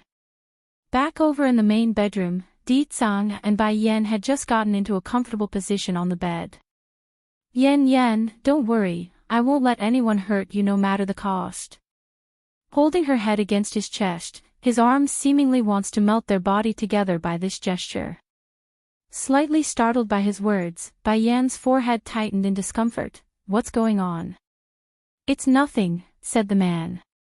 Kissing her forehead in an attempt to stop her worrying. I only don't want to lose you, that's all. After saying this, Di Tsang leans over and kissed her on the lip, letting his emotion flow into her by mingling their tongues together. He wanted her, and she wanted him, there's no denying it as their panting breath huffed and groaned from the desire erupting from within. Eventually the man's hand tears away the last layer of fabric shielding his prize, and that's all he needed to see. Nothing was going to stop him now. Erecting his weapon of choice, he reaches down, prying her legs apart and aimed for the wet sanctuary of all men between her thighs. Yan, I love you. He purrs beside her ear, getting a silent nod from the flushed woman beneath himself, indicating she's ready. He thrusts it in the next, powerful and deep in his ramming, getting a cry of pain and ecstasy from her mouth as that back arched upward to form to the shape of his rod. Bai Yan moaned as the man dug deeper and deeper into her with every thrust, curling those toes after coming close to the first orgasm. Truthfully, she almost wanted to push him away initially from the lack of foreplay as a form of punishment, but it was too late. The reflexive clench from her abdomen had hooked his manhood due to all that throbbing in the final push. Then again, this devilish of a man wasn't going to let her go anyways at this point, and they were just beginning for the night. A good sleep later with much sex in between. Bai Yan was feeling rather drowsy on this morning as the faint light shot through the window screen to land on her closed eyes. Gradually opening them, the view was groggy at first until it eventually orientated to that striking and familiar face she spent all night connecting with. It's a happy one, but also a yearning one for more. His worry. 3. Yan, why don't you go back to the mainland during this period? Since your strength is now higher, you should be able to enter the 3 miracle hidden underneath the 3 powers there. It must be something incredibly useful if the people from the spirit realm wanted it so much. Musing over the suggestion, Bai Yan eventually nods in agreement. Okay. That's great. I have other things to do for now, so I won't go back with you, but I'll come later. His voice low and hoarse, almost tickling against the woman's ear when he whispered the intent over. You're not done yet. She was slightly taken aback by the fact, looking up and staring into his eyes for confirmation. Understanding why, Di Tsang reaches over to give her a hug of reassurance. It will be fast, I will come back to you very soon. Then this time, something choked in her throat then. Bai Yan wanted more information, but failed to ask in the end, fearing what she didn't want to hear. I originally came because I heard there were people trying to harm you, but now that you're safe, it's time I went back. Working towards our future is something a man should do, don't you agree, my love? Her heart shook at that proclamation. If those are sweet words of trying to score points with Bai Yan, then it's definitely working. She's feeling warm inside and would gladly take another round with this devilish bastard who wrecked her insides last night. Yen, I will not let you live in danger with our son and unborn daughter. As your husband and their father, I will do everything to remove any obstacle in the way. Giggling at the shamelessness of that last bit, and how do you know I'm going to have a daughter? Because, the man's finger slowly slides down to her belly, we already have one trying to compete with me for your attention. I now need a girl to divert his focus lest he comes clinging to you every day. Slightly twitching in the corner of her lip, Bai Yen has had to hand it to this man.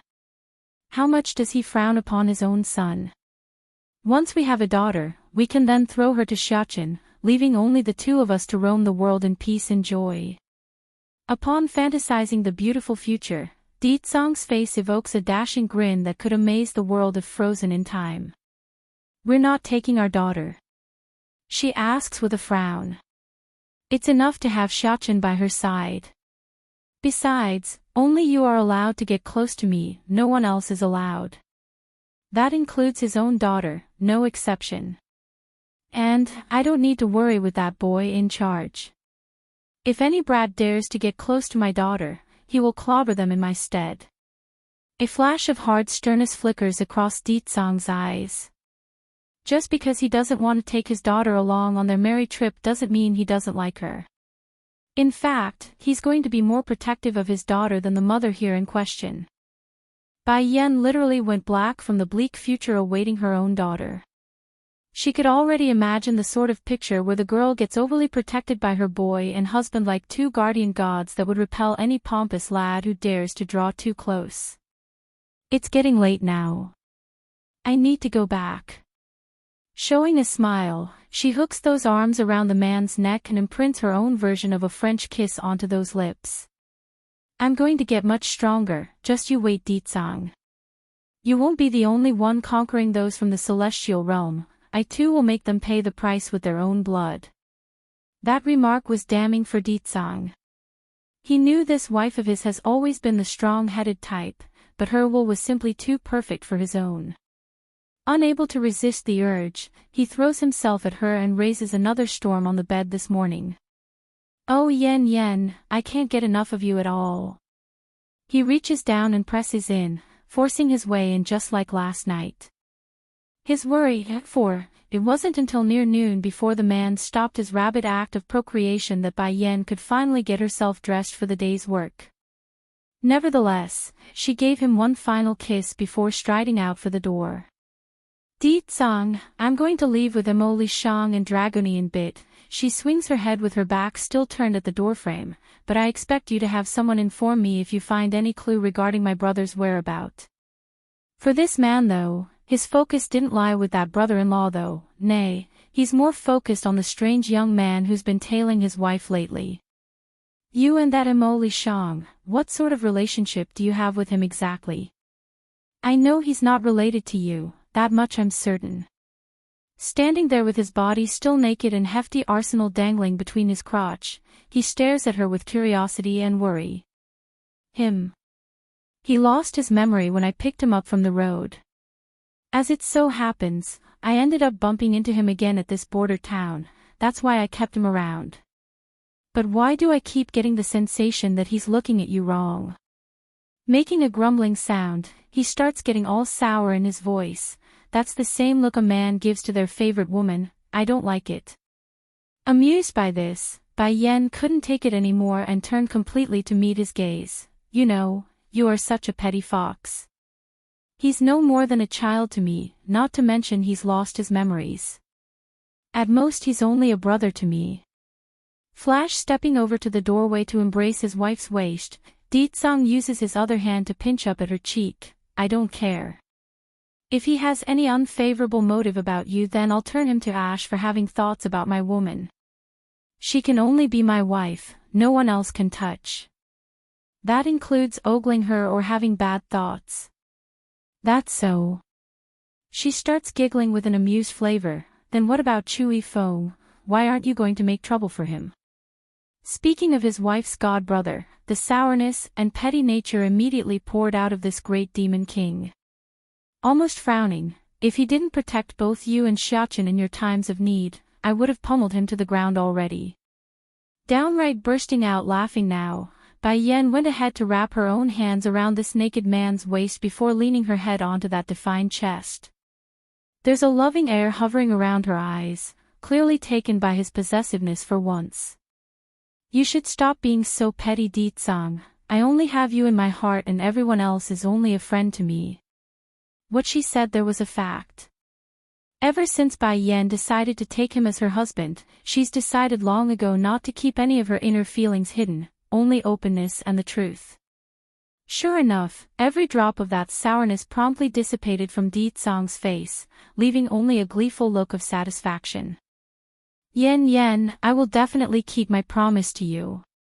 This was his oath to her. Not only in this life, but the next, and the one after that as well, forever till the end. If he couldn't achieve that, then Deetsang intends to perish in heart and soul along with her if that's what it means to be at her side. After going their separate ways, the man staying behind to get dressed and the woman leaving, Bai Yan didn't make it very far before being stopped in her tracks. The main reason being Wu Xiong standing at the other end of the long corridor of this estate past the bedroom. Lady, I am here to be at your command. Due to being so surprised by the third party standing there, Bai Yan actually flushed with embarrassment and didn't know how to respond at first. How much did you hear? She anxiously asks, dreading the impending answer. Hurrying to shake his head like a rocking drum, I didn't hear anything, nothing at all. Quit joking around. So what if I heard the love talk and moans and cries of this boss lady? I'd be damn stupid to admit to that now. His worry, 5, mood improved by the obvious lie, Bai Yan didn't want to press the awkward issue. Instead, she got back to why this guy's standing near her place of rest. Why are you looking for me? Wu Xiong grew cautious in his tone. Lady, I am now your slave already, don't you have anything to instruct me? Landing her sight on that square-shaped face, her expression furrowed and hard. Didn't I tell you before already? You are slaves to the demon race as a whole and not to me, but since you are here anyways, I want you to go help call my daughter over along with Shang. Yes, lady.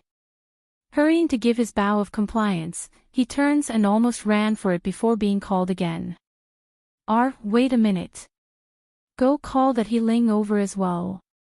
She adds, causing a look of surprise in Wu Xiong's face before it returned to normal. A while later, Dragony and the rest had arrived before Bai Yan's presence. The little missy was ecstatic to see her godmother again after the previous night's outing into the local market. Mother, her voice innocent and lovely as usual. Go pack up everyone, we're leaving this city now. Queen Mother, the milky doll of a baby nearly threw himself at Bai Yan's feet after breaking free from Mo Li Shang's grasp. Did you ask His Majesty about my origin? A touch of embarrassment flew into Bai Yan's face over that question. She didn't know how to answer that without making the baby sad. What, was this woman supposed to tell everyone she's been too busy having wild sex last night with her man and then forgot again this morning when they went for a second round? Hell no. Thankfully the situation got resolved by the little missy who bluntly answered him. Hanging his little head, the dolly baby that's Molly could only make a moping face after getting the disappointing response. I promise you Molly, I will ask for you next time, okay? Giving the baby's head a warm hug, she felt terrible right now for her own carelessness. Still dejected, Molly nevertheless nods in agreement. Okay Queen Mother, you must help me ask next time though, okay? I really want to know where I came from and why all my kin died. And why the annals recorded in history never mentioned anything about flying pigs or anything related to that in the old stories. This dolly baby has always regarded himself as a special existence, mainly because of the wings on his back. That's why he's never willingly admitted to being a pig. Lady, Wu Xiong meekly chimes in with a smile then, I've called He Ling over as well. Do you need anything else of me? Rubbing her chin in contemplation, he and you will follow me to the mainland. The mainland? He Ling's mouth twitched profusely at the notion. Does she mean that human realm where it's pitifully short on resources, even worse than this border city? As unwilling as he was about going, Ling didn't have the nerve to object. He could only bow his head and press down his inner grudge for further instruction. Wu Xiong, don't forget your promise.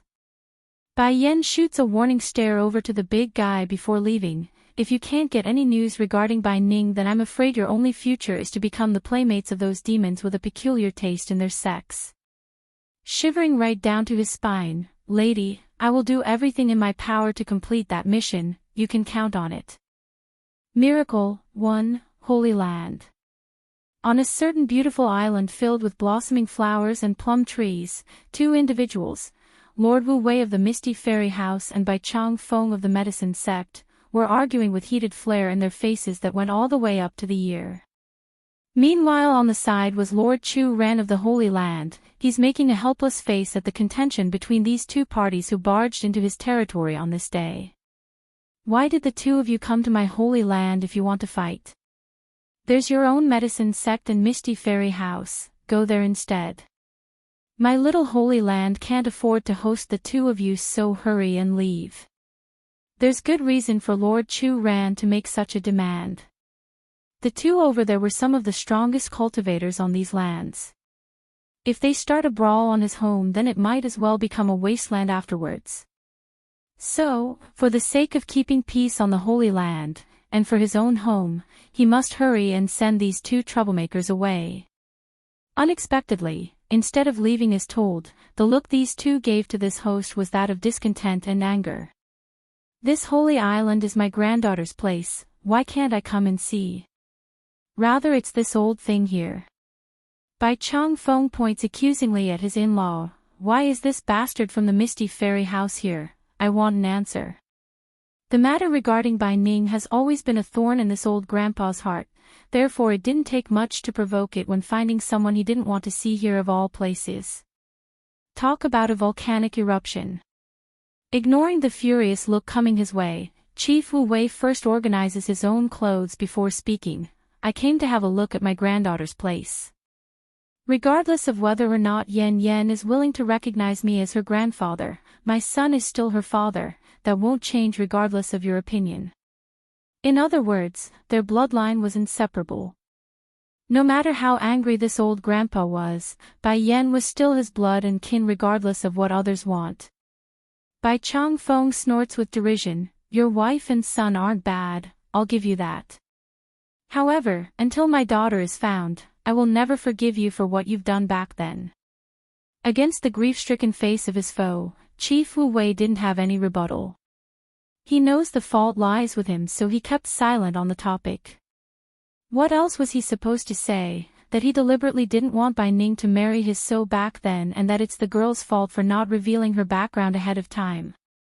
That's ridiculous even to his own ear. Let's calm down everyone. This matter happened long ago, plus Chief Wu Wei here knows he's wrong. Lord Chu Ran starts playing as the mediator.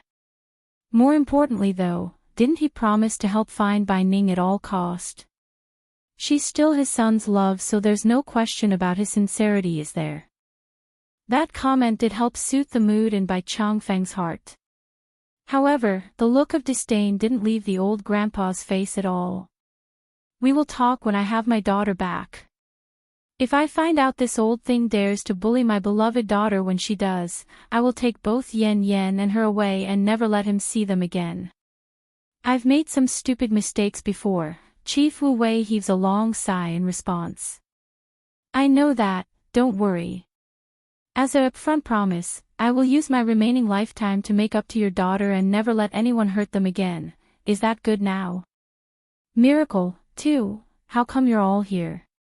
It's then when their argument was at a standstill, a faint soft voice cuts in from above and catches their ear. In particular was Bai Chang Feng and Chief Wu Wei, who immediately recognized the said owner. Dressed in a rosy red dress, her figure was mesmerizing under the brilliant light of the glistening sun. It's great that you're all here, now I don't have to go out of my way to find each one of you. I'm just curious, did all three of you carry the keys for the miracles? If so, can I have it? At first Bai Chang Feng was taken aback by this request and furrowed his forehead. However, he eventually released the tension to only turn it into absolute shock on his old face. You've broke into the saint rank, high level at that. How long has it been since she first stepped into the monarch rank?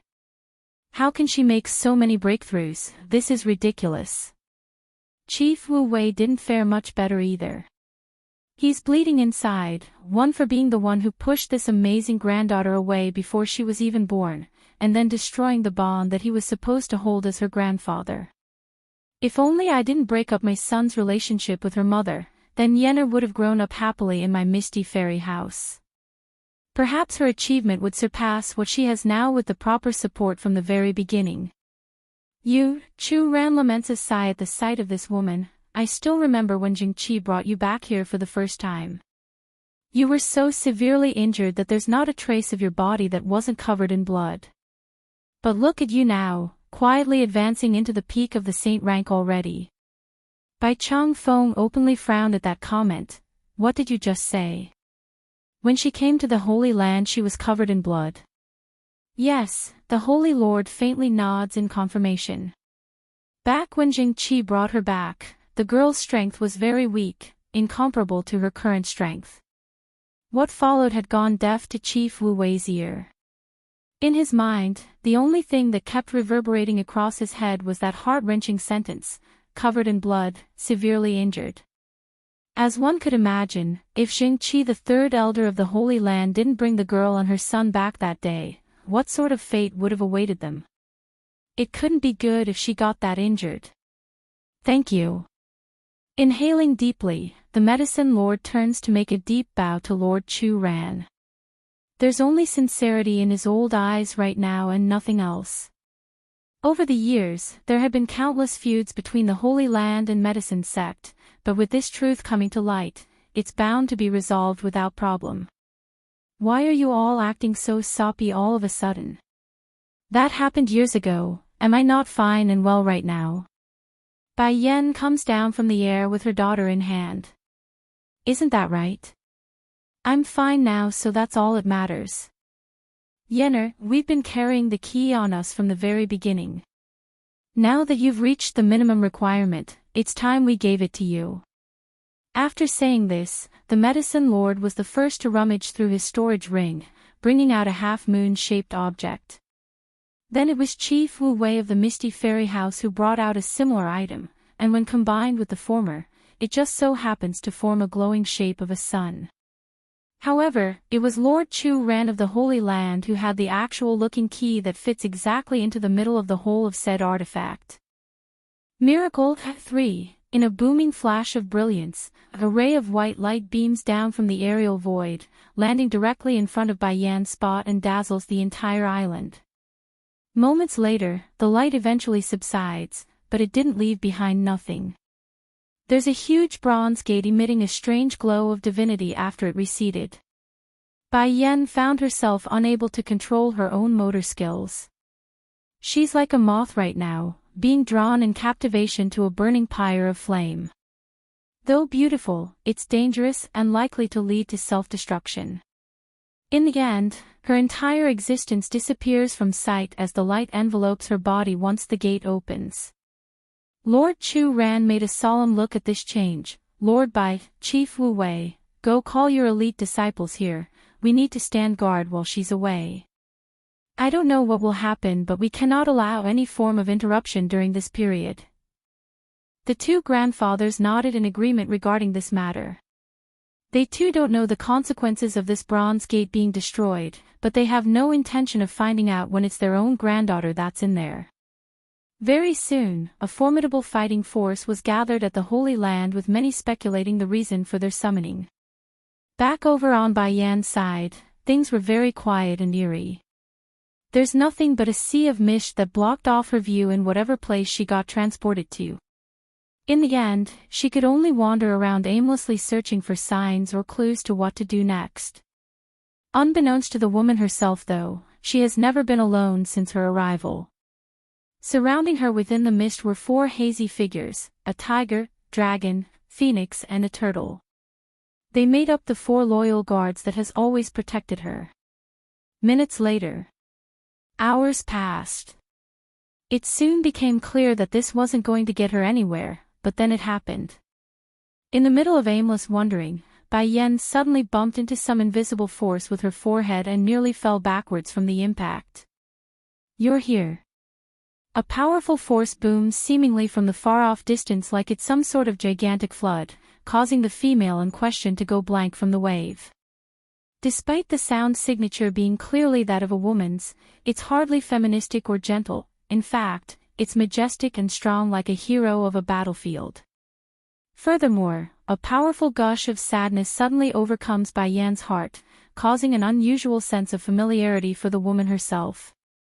"Now that you have come, it proves you are qualified in this life to challenge those from the celestial realm." Regaining her composure after being released from her turbid state, Bai Yan carefully spoke. "Who are you?" "You are me, and I am you," the woman's voice explains. "Right now the task at hand is to increase your strength.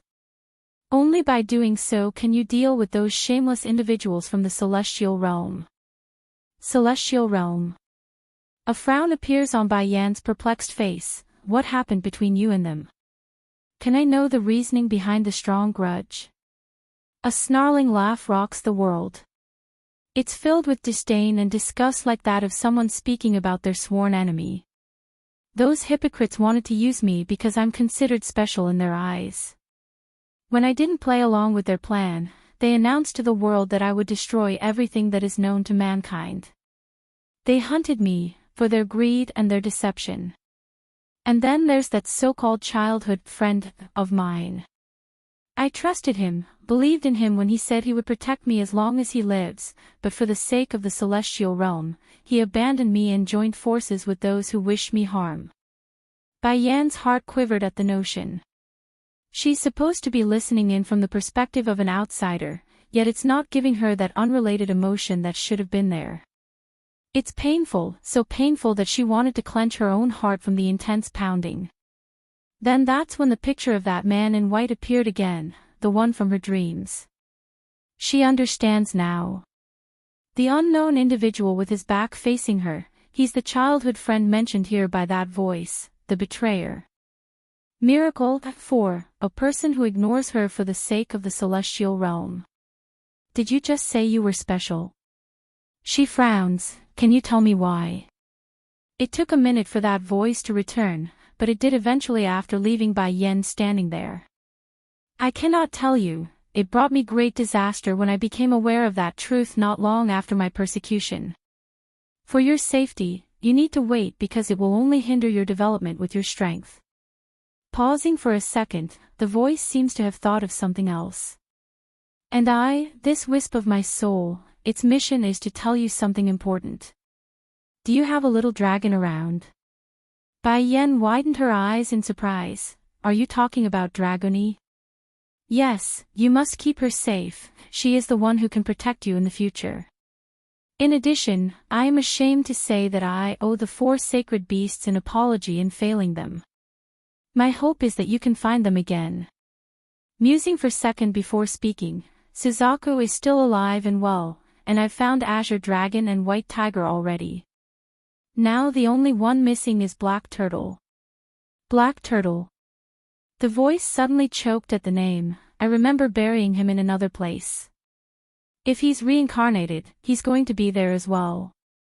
I'm sorry, I can't remember where exactly, it's been so long." No matter how powerful one was in life, a wisp of their soul was still just a wisp. Plus, it's been so long, the past was bound to leave this voice like everything in life. Bai Yan looked up, wanting to trail the voice. However, the view has become obscured again by the mist at this point. "You don't have to look, you can't see me, and I don't want you to see me either," said the voice with a tinge of cheer in there. "What's more, what is there to see? I am you after all." Bai Yan hung her head, contemplating the words she's heard so far and the illusionary dreams about that battlefield. "So that's my past life. I believe what you've said, but that's not what I'm here for. They say the 3 keys can open a miracle here, that's what I'm seeking. Only by being stronger can I fight my enemies." The voice suddenly breaks out into a chuckling laugh, somehow portraying no emotion yet able to dazzle Bai Yan into a trance due to how beautiful it was. I did give the items that could open up this place to 3 different individuals back then. I just didn't expect them to pass it down as some sort of miracles. Bai Yan pricks her brow, not miracles. Then those from the spirit realm really came for nothing last time. No matter, it's good that I got in here. At least I now know what I must do and the question about that battlefield is now resolved. But, the woman's voice pauses again, what I left behind may be useless for others, but it's indeed a miracle for you specifically. Lighting up in her eyes, what do I need to do? You don't have to do anything. Let my soul merge with you and you will naturally break through into the celestial rank. Compared to the heroic and majestic tone from earlier, the voice now grew softer and more caring. Though the suggestion startled Bai Yan for a second, she didn't back down. All right, what do you need me to do during the fusion? Don't resist my entry, relax and take in everything that is me. I will guide my soul and yours together, becoming one again.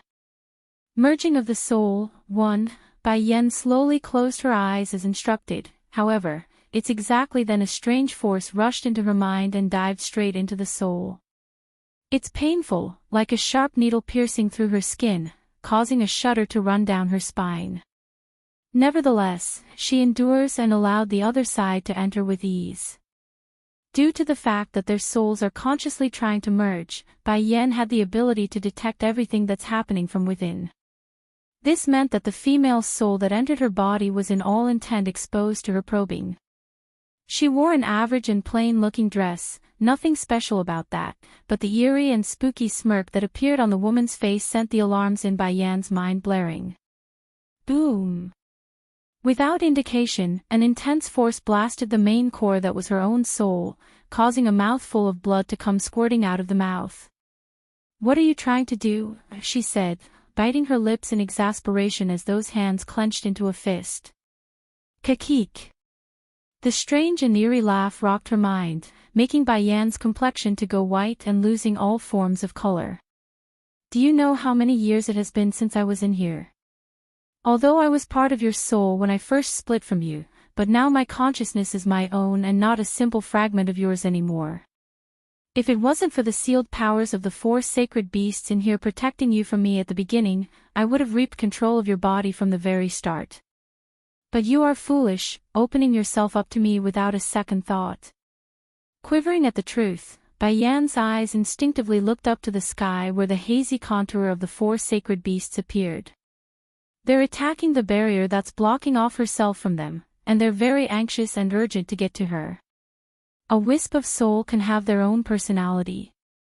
Muttering this like she's speaking to herself, Bai Yan's temple furrowed into a knot at this new knowledge. It's exactly as this fragmented soul said, it's what Bai Yan's previous self had left behind, but through the baptism of eons past, this thing has now developed its own personality and intends to wipe the original host away in order to take the body. You can't even begin to imagine the sort of things I had to go through. Day in and day out, waiting here in this place with no knowledge of I will ever get out because of you. But you have come, and so willingly at that. I thank you for the opportunity, the other me. Don't worry though, I will love your husband and son like you did. After all, we are the same person in the end. Originally Bai Yan was flustered and even panicked at the predicament she threw herself into, but once Di Zhang's name was brought up and the image of that dashing masculine face popping up in her mind, any hesitation and uncertainty was resolved. She's determined, not only for her own life, but for her husband, and most importantly, her own boy. That naughty yet lovable son of hers, the one Bai Yan could never leave behind. I need no one else to love them, I alone am enough. Don't get ahead of yourself. Bursting open her eyes with fire in them, I am the original. I refuse to believe a mere fragment of my own soul can outdo the original. You will be defeated by me and will submit to my will. Humph, I have never yielded in my life, not this one or the past. Even against the heavens, I have never feared, let alone a mere shard of my former self. Thinking up to here, Bai Yan didn't wait and sat herself into a meditative pose, gathering all her focus on battling this invasive force. Merging of the soul, 2, boom. A powerful and raging force explodes out of Bai Yan's core, forcing the invasive soul to backpedal several steps. You're just a high-level saint rank, how is that possible? There's horror and disbelief in the female soul's eye. Sneering, it was her turn to go on the offensive. It may not be possible for others, but it's me. And you're just a part of me in essence. Damn it. A flash of viciousness flared in the soul's eye. Originally she only said all that in order to make Bai Yan loosen her guard. She didn't expect the effects to be counter-effective and make her blow up. No. I've waited for over 1,000 years, I cannot give up on this chance. I don't want to be just a soul. I want to be a real person. Determined as well, the soul fragment rushed towards Bai Yan's core again, her figure becoming sharp like a blade ready to tear into it. However, forget about drawing close, she didn't even manage that before being blown away by the invisible force. Didn't I say it already? You're just a part of me, and now I'm going to take you back. Bai Yan coldly states this with full-on malice in her words. Then without further urging, her own soul began to spread like a plague, which directly eases the anxious-looking ethereal beasts hovering outside the barrier. No! The soul fragment shrieks, please let me go, I was wrong. I won't dare to go against you anymore, please don't melt me. Unfortunately for this overly confident existence, Bai Yan felt nothing at the plea. After all, it's like she said before, they are one and the same in the end. So, without another word, her own soul completely tosses itself in with the attacker and becomes an entangled hot mess. And since the fusion of a soul doesn't happen in merely just a day or two, it would be a while before her consciousness fully returned to normal. Spirit Realm. Inside a large palace, Lu Qingyu, spy, was sitting quietly inside the garden pavilion when a girl hurried over to make a report. Miss, your father wants to see you. He's looking for me, she cocks a brow in surprise, do you know why? I do not know, milady. Then you go first. The lady waves her hand, dismissing the maid with that gesture and began musing over the sudden summoning. Ever since that day she submitted to Bai Yan at the Misty Fairy House, Lu Qingyu's life hasn't been her own to decide. Therefore, as unwilling as she was to return to the spirit realm, this woman could only do as told. Fortunately the lies she spouted worked in front of her father's eye and didn't raise any form of doubt, otherwise she wouldn't know what to do then.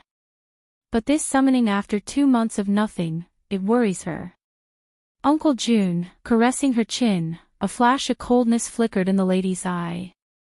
Are you able to guess why that old thing is looking for me?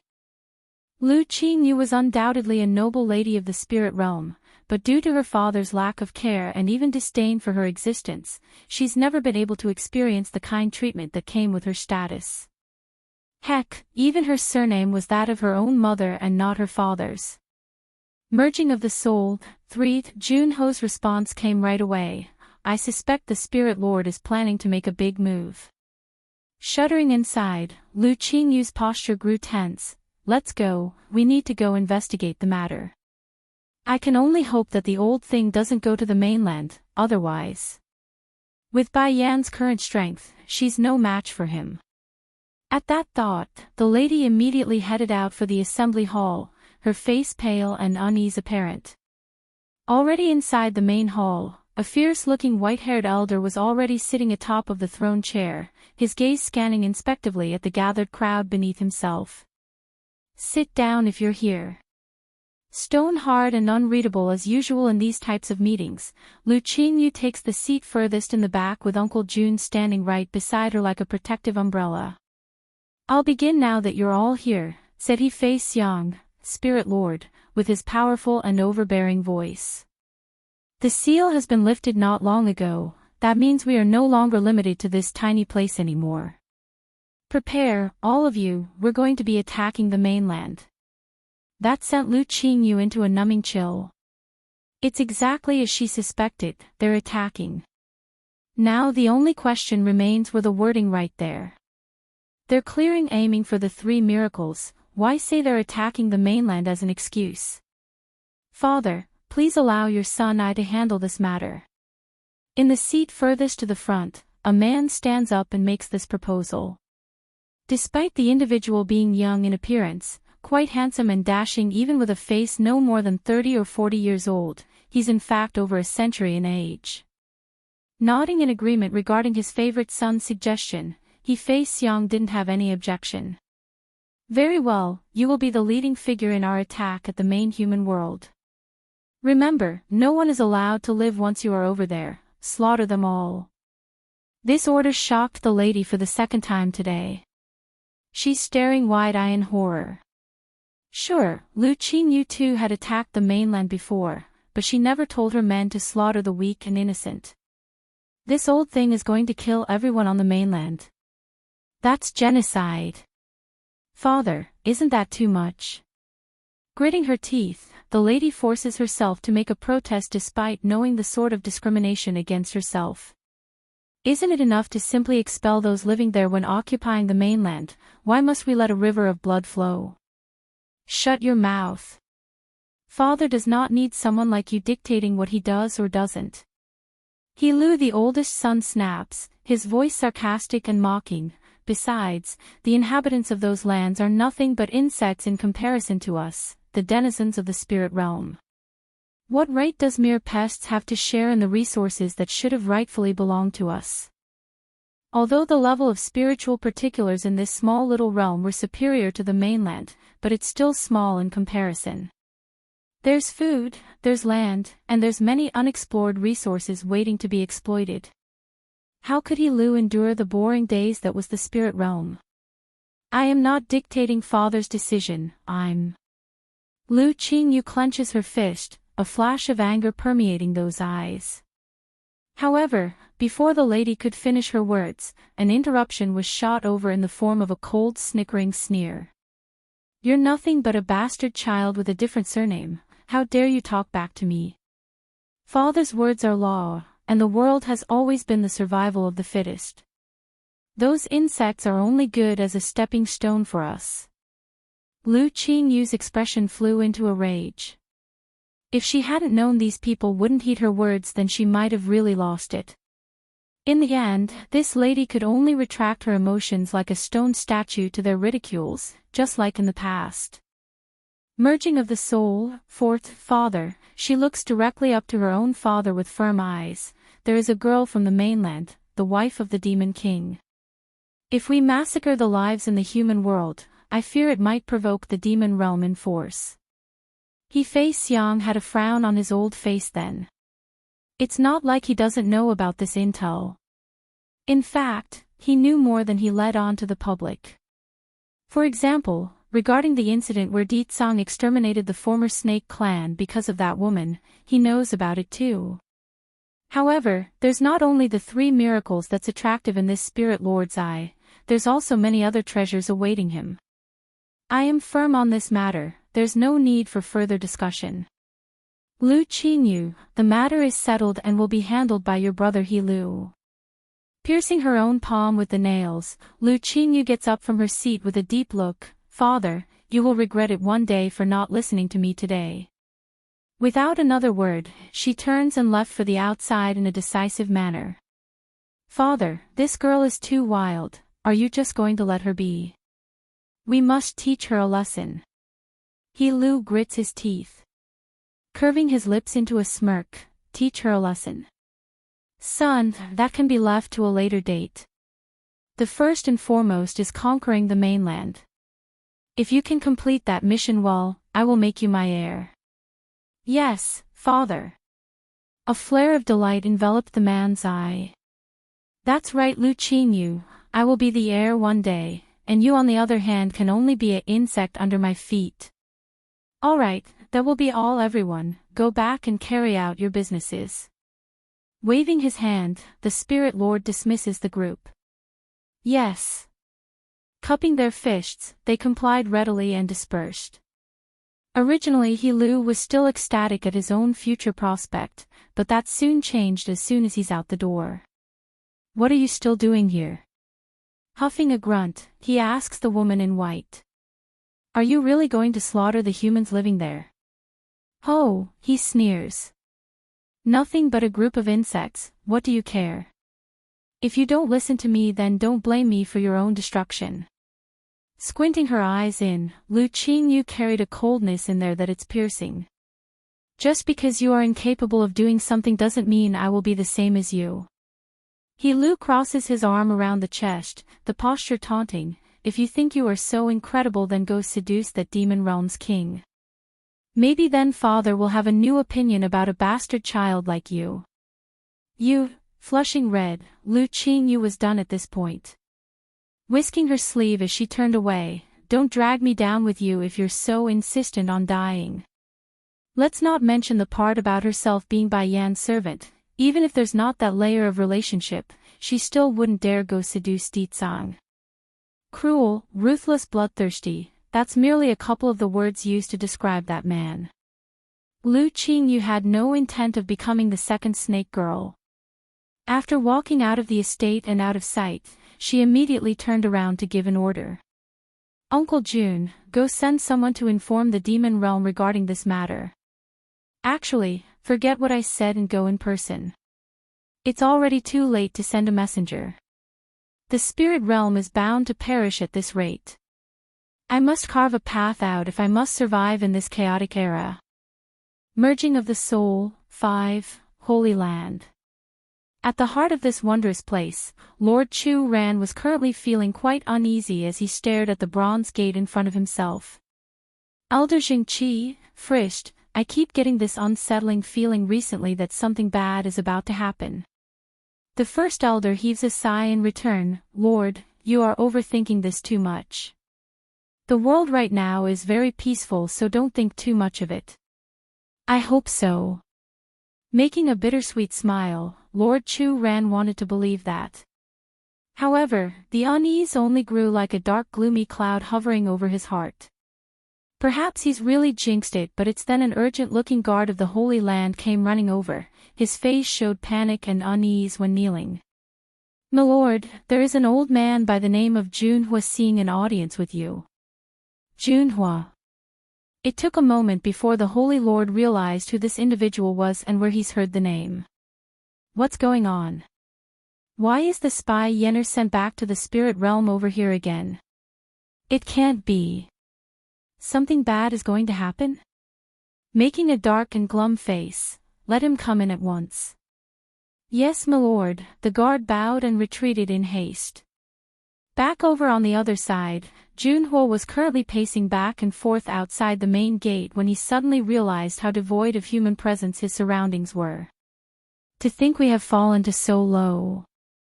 A bittersweet smile curls out of the senior's lip, making him all the more sad in appearance. Despite not being favored back in the spirit realm, none would openly provoke his lady's territory knowing how strong Lu Qingyu was. But now, a simple audience with the Holy Lord requires someone to inform the host first instead of bringing him right inside. That's a very different sort of greeting if it was in the past. Of course, the discontent was still only discontent, this old senior would never dare show it on the surface. After all, this place was Bai Yan's territory. He'd be courting death to start anything here. Minutes later, the gatekeeper returns with a tone that's more respectful than their initial meeting. Senior Jun, please head on inside, the Lord is already waiting inside. Along the way, there were countless disciples constantly peering over, their eyes extremely curious as to who this old grandpa was. Nevertheless, Junhua never met their gazes, only following closely behind the gatekeeper so that he would hurry up in the feet. Minutes later, after many twists and turns through the forest and gravel pathways, they have arrived at the central island housing Bai Yan's bamboo cottage. I remember Bai Yan had you go back to the spirit realm to act as a spy for her, why did you return so soon? Is there something you need to say by seeking me out? Lord Chu Ran makes a frown that couldn't be missed. Hurrying over with his hand cusped into a respective manner, Holy Lord, I came at the behest of my lady to pass on a critical message. What message? A wave of unease shook Chu Ran's heart. His worst fears are starting to come true, he could feel it. It's those people from the spirit realm. They want to attack the mainland, and this time they don't intend to leave anyone alive, not even the civilians. Boom! The news was like a heavy hammer, smashing into the Holy Lord's heart until it's crushed and scattered to pieces. What did you say? First Elder Jingqi snaps, his expression frantic as he grabbed onto the other man's collar. What kind of master do you have over there? How can he intend to slaughter everyone, and the innocents as well? Damn it! Breaking into the celestial rank, 1. This world may be dictated by the old ancient rule of survival of the fittest, but no one in the upper echelons would ever issue such a callous order. There's not much other reason, simply because millions of lives are what they call weak. Murdering and slaughtering the main populace. That's absolutely crazy. Only a madman would try that. This order was issued by the Spirit Lord and will be carried out by his eldest son He Lu. I speculate there will likely be some celestial ranked masters coming with him, so you need to prepare. Celestial ranked. Chu Ran shuddered at the thought, his face extremely ugly. Even if the spirit realm sent a saint rank over, their 3 powers would still have trouble repelling the enemy, let alone masters 1 rank higher than that. Senior June, thank you for your message. Even in the face of such news, Lord Chu Ran didn't let himself fall into disarray.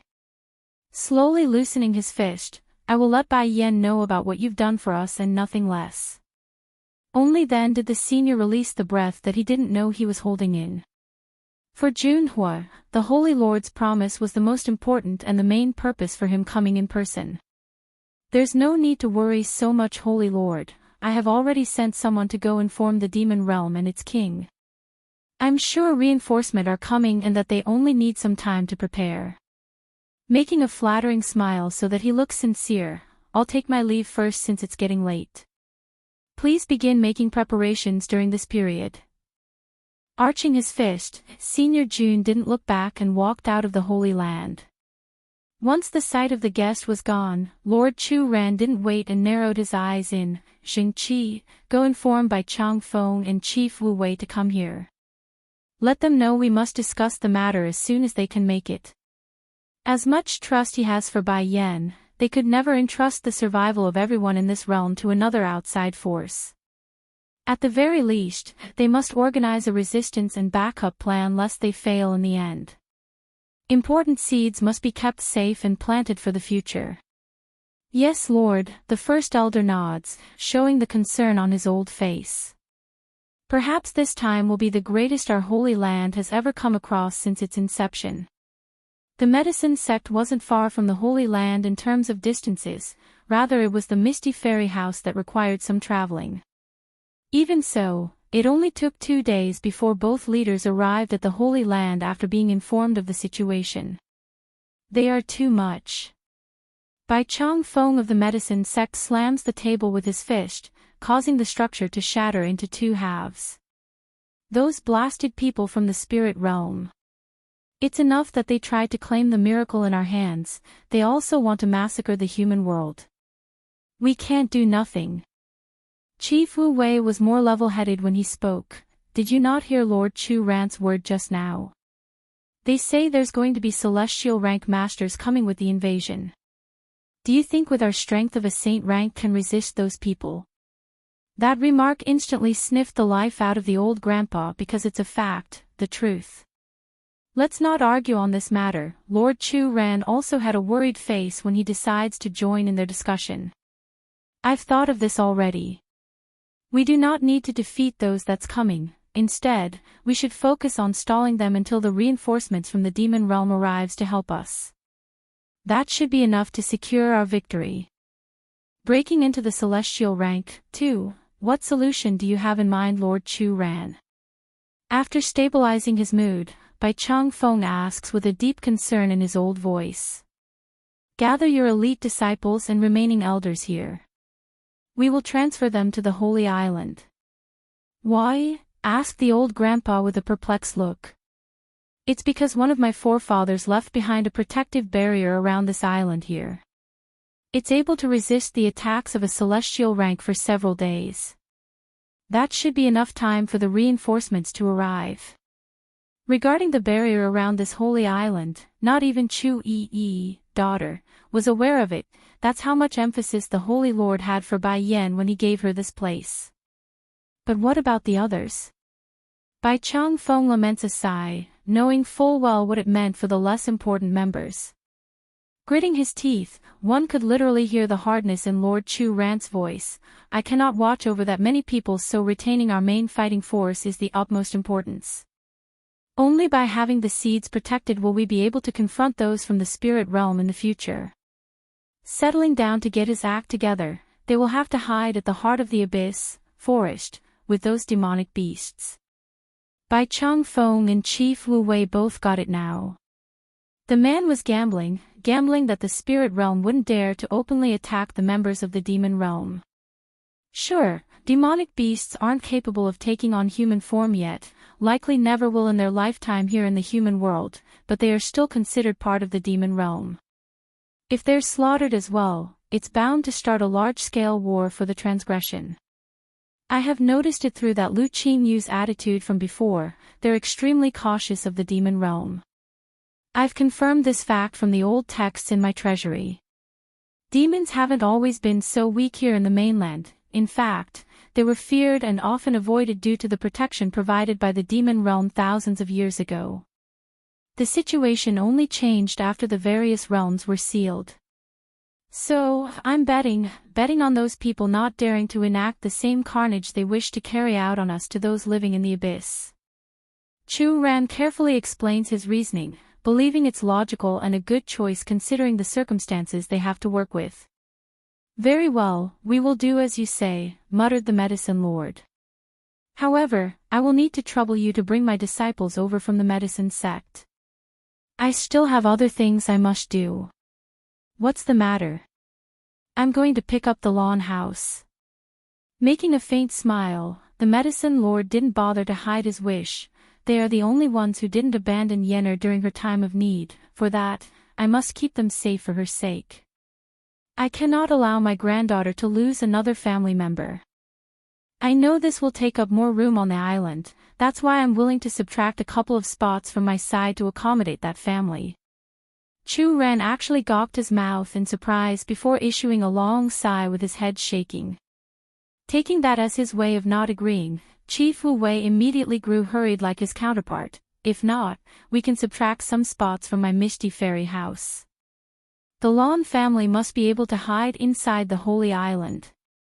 Making a bittersweet smile of his own, Lord Chu Ran decides to stop teasing the two. Let's stop arguing. I never said I won't agree. I'm just lamenting how lucky the Lawn family is. If they didn't have such a wonderful granddaughter, they might not make it through this peril. Though the face showed a willingness to help, but the eyes were that of worry. If we work fast starting from today, I'm sure we will be able to accommodate over 3,000 people on this island. As for the Lawn family, there are only a few of them, they can't take up much room. The promise elevated the tenseness in the two grandfathers' posture and even changed Bai Chang Feng's former opinion of the Holy Lord. But, Chu Ran continues, in order to keep Bai Yan from being disturbed, I will still keep the surrounding area around the gate off limits to the disciples and elders. Breaking into the celestial rank, 3, releasing a long breath that was in him, Bai Chang Feng knew there's no better arrangement. That's fine, I will go bring the Lawn family over now. According to his calculations, that household should only have around 9 members in total if he included the aunts, uncles and kids. However, there's also that old dowager of the Lu Hua kingdom, she's also highly favored by his granddaughter, that's why he's also going to bring that woman here as well. In total, that makes 10 spots. Right now, the calamity that's about to befall the mainland was still unknown to most of the populace. In fact, it's calm like a serene puddle where there's no ripples on the surface. Is what you say true? Old Lord Lan spurts this after hearing it face first from the medicine lord. Bai Chang Feng didn't want to beat around the bush, so he firmly nodded in confirmation. I would never use the vast number of lives in this land as a joke. Chief Lon, do come with me to the Holy Land where it's safe. I'm sure Yenna would be very sad if anything happens to you. A response didn't come right away from the old grandpa who's known to have a bad temper. Instead, he gazed down at the floor as if contemplating something before looking back up with a helpless smile. I've seen many things over the years, whatever turbulent wave and wind, I've experienced it all. Take my wife and children away, I'm staying behind. Chief Lon. Bai Chong Feng frowns, not approving the decision in the least. What do you mean? Showing a bittersweet smile, look around my home, it's not just my family who lives here, there are those who followed me through thick and thin. When my household was at its lowest, they never once thought of abandoning us. Now in front of such great danger, I cannot leave and ignore their lives. I owe it to them for that loyalty. At this moment the medicine lord felt like a rock just got chugged down into his throat, suffocating him from shame. How could he not turn red after hearing such proud words? He's the leader of one of the great powers, and what does he do? Leave behind most of the disciples while keeping only the main ones at a safe place. Regardless of the reasoning, it doesn't change the fact that he's abandoning them. Suddenly, the door got pushed open and in came an old lady using a crutch.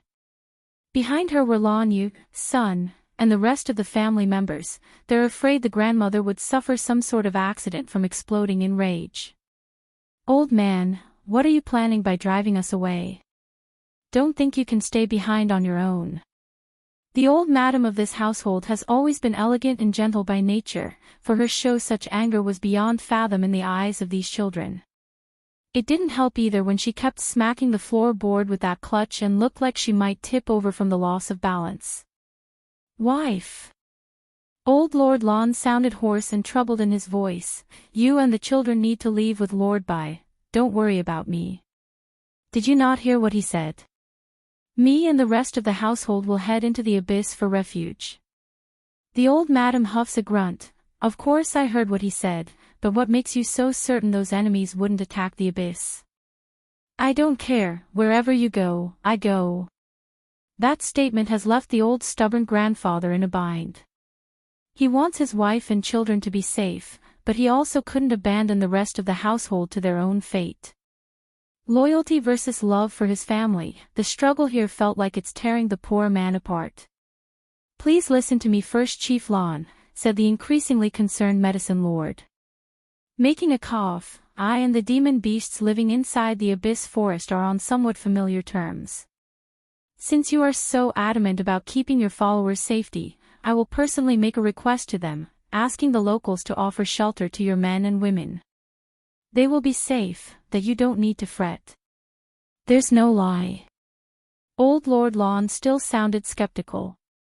Flashing with light in his eyes at the flicker of hope to change this stubborn old guy's mind, Bai Chong Feng doubles down on the offer. If you are willing to come with me to the Holy Island, then I will keep that promise, of course. If you are not willing, well, I'm sorry, but I will have to take some drastic measures, don't blame me afterwards. His argument sounded great and all, heck, it's very tempting even for the average gentleman. Sadly, there are risks involved regardless of how much sugar he added to those words. What if the spirit realm invaders decide to ignore the Holy Land and go slaughter the demon beasts in the abyss for some unknown reason? So, even if he has to drag this stubborn old man along, Bai Chong Feng would do it regardless of the individual's wish or will. Breaking into the celestial rank, for, Chief Lon, I know Yenner doesn't want to see you in danger. If the threat can't convince you, then I might as well directly knock you out to leave. Slowly rising from his seat, Bai Chong Feng's voice carried a faint hint of threat, showing how serious he was about the matter. Old Lord Lon was completely taken aback by this picture. Twitching in the corner of his mouth, the stubborn old grandfather didn't expect this famed medicine lord to be so despicably shameless. I have also heard that your eldest grandson is currently trying to woo the current queen of the Feng Chi Kingdom, is he not? Although that lassie isn't one of the core disciples of the Holy Land, but with my influence, I can also get a spot on the Holy Island for her. What do you say, Chief Lon? That's a good offer on my part, isn't it? All smiles there. Bai Chang Feng whipped out the carrot and the stick, leaving nothing untouched in this discussion. Almost crying in his old face, old Lord Lon felt like a helpless kid right now in front of his own family and relatives. Making a bittersweet smile in the end with obvious worry for the rest of his followers still, "You're already going that far, what else can I say when it's either me being knocked unconscious or come willingly? Chief Lon, let's do this. Go speak with your people and have them all wear the exact same uniform. This way the demon beasts living in the abyss can recognize who they are and keep a close eye on their safety. The abyss forest is treacherously dangerous to begin with. If anything, those from the Lon family can flee with the demon beasts when the going gets tough. They should have enough room to hide in that vast stretch of land." "Then I will have to bother Lord Bai to arrange this," said the stubborn old grandfather. Old Madame Lon and the rest of the family were very much relieved by the stubborn man's compliance. They honestly thought he would get stupid again and refuse to leave with them. With the main goal completed, Bai Chang Feng figured it's time he told the rest of the world about the impending danger and how they should head to the abyss as well for safety. The ones whom believed the news didn't hesitate and promptly packed up their luggage at the first sunrise. The quickest to move would of course be the flower brothel and the alchemists that Bai Yan helped produce. Huoluo has always been faithful to her mistress. By leading over 1,000 members under her, she led the first batch into the vast forest that made up the abyss. As for the second wave of refugees, it had to be the demon beast sect that submitted to the little steam bun a while back. They are firmly in belief that the boy was their savior, and what other convincing did they need when their prize dragon was now acting all tamed thanks to the boy's arrival? Unfortunately, more were of the opinion that Bai Chang Feng has lost his mind due to being old and senile. It couldn't be helped. The homes, the territories, the wealth, these were all precious to the commoners and lower factions out there. Telling them to abandon everything that was their foundation merely based on a single man's words were ludicrous. Inside the bronze gate, sitting crossed-legged on the ground, Bai Yan had an air of white constantly surrounding her body that's exuding a faint blue glow. Boom! Suddenly, a streak of heavy thunder rocked the whiteness in the sky before landing directly onto the woman's body. Breaking into the celestial rank 5, like a stone sculpture sitting on the ground, she doesn't move. Boom! A flurry of lightning strikes came smashing down in succession, one stronger than the last. It wasn't until half an hour later did the trial come to a halt and allowed the glow from her body to evaporate into the air. Because of the fact that she made the advancement inside a separate space, those outside remains unaware of her breakthrough still. Half a ring later, Bai Yan finally opens her eye and looked around at the 4 false shadows surrounding herself. Seemingly aware of their mission being completed, the love and yearning they gave were undeniable. Even so, the shadows eventually returned to the darkness despite their unwillingness. Bai Yan's heart clenched at their departure. Though she knows they do not exist in this place, but the instinct to reach out doesn't change. "One day I'll reunite the 4 of you, then we can fight our way back to the celestial realm. They will pay for what they've done to you all." Inhaling deeply, Bai Yan eventually rose from the floor and continued to walk further inside. It's just that her journey didn't make it more than few steps before stopping again. Not far away, a black pool of thick nauseous liquid was giving off a nasty smell into the air. It's making her uncomfortable and she didn't like it. This pool of energy. Why is there something like this here? It can't be, my soul fragment mutated because of this thing. That's why it produced its own personality and wanted to devour me. Her expression gradually grew heavy, getting a strong suspicion that this dark gooey mass wasn't right. Noticing an object next to the pool, Bai Yan immediately flash stepped to the side and got hold of the item. It's a bamboo scroll upon first glance. Alchemic recipe. When reading its content, her eyes nearly popped out from the name. Heck, even her hands were trembling with joy. 10th grade alchemic recipe, Godhood Dan Pill. It's true that when Bai Yen first attempted the 8th grade pill in the Misty Fairy House it was very difficult, mainly due to her body being unable to resist the thunder strikes from above. However, she's already at the saint rank now, her flesh has been transformed and reborn, meaning it's very possible for her to try this recipe. 1 Godhood Dan pill, 1 celestial rank. Due to the effectiveness of the medicine, the process is extremely demanding with very difficult to procure ingredients. In addition, the alchemist's soul must also be strong, otherwise the pressure will cause permanent damage to the lower half of the body, effectively crippling the individual. Bai Yen went silent upon reading this part. I just merged with a fragment of my soul, that should be enough, right? Pausing then, she got hesitant and became unsure if this was the right move. The reason why this alchemic recipe was sealed and graded as a 10th grade formula is because it requires the strength of a celestial rank to refine. I hope that whoever can get their hands on this would use it to the benefit of the future generations. This way my efforts wouldn't be for naught and forgotten. Godhood Dan pill, 1, retracting the bamboo scroll into her storage ring, Bai Yan's sight now focuses back onto the pool in front of herself. For some reason, the image of a huge black dragon kept creeping up into her mind the more she looked at it. Not wanting to twiddle with something even she felt uncomfortable toying with, Bai Yan quickly left the premise and continued forward. It's a good thing too because the deeper she went, the better her senses became due to the increased amount of spirit particles around the air. That swept away the earlier discomfort created by that puddle of black liquid. She suddenly stops, showing shock in her eyes over the garden of herbs and rare ingredients. Incredible. There are so many rare herbs that I never thought I would ever come across, and the ingredients listed from the recipe is also here. The more Bai Yan stared at what lies in front of herself, the more excited she became. With all this I could try making the Godhood Dan pill today. Ha! Standing not far from where she stood was a withered old tree. It's completely black in color to the point where it looked like it's been burned to a crisp, yet the surface gave off a shiny sheen like some sort of marble material.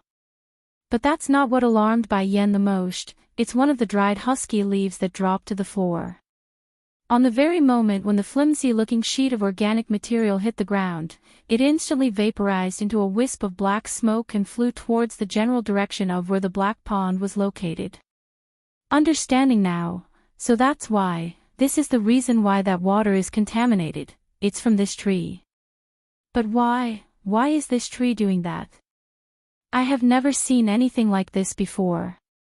A lot of questions remain unanswered. But since the tree was planted by the original owner of this space, Bai Yan figured there must be a reason.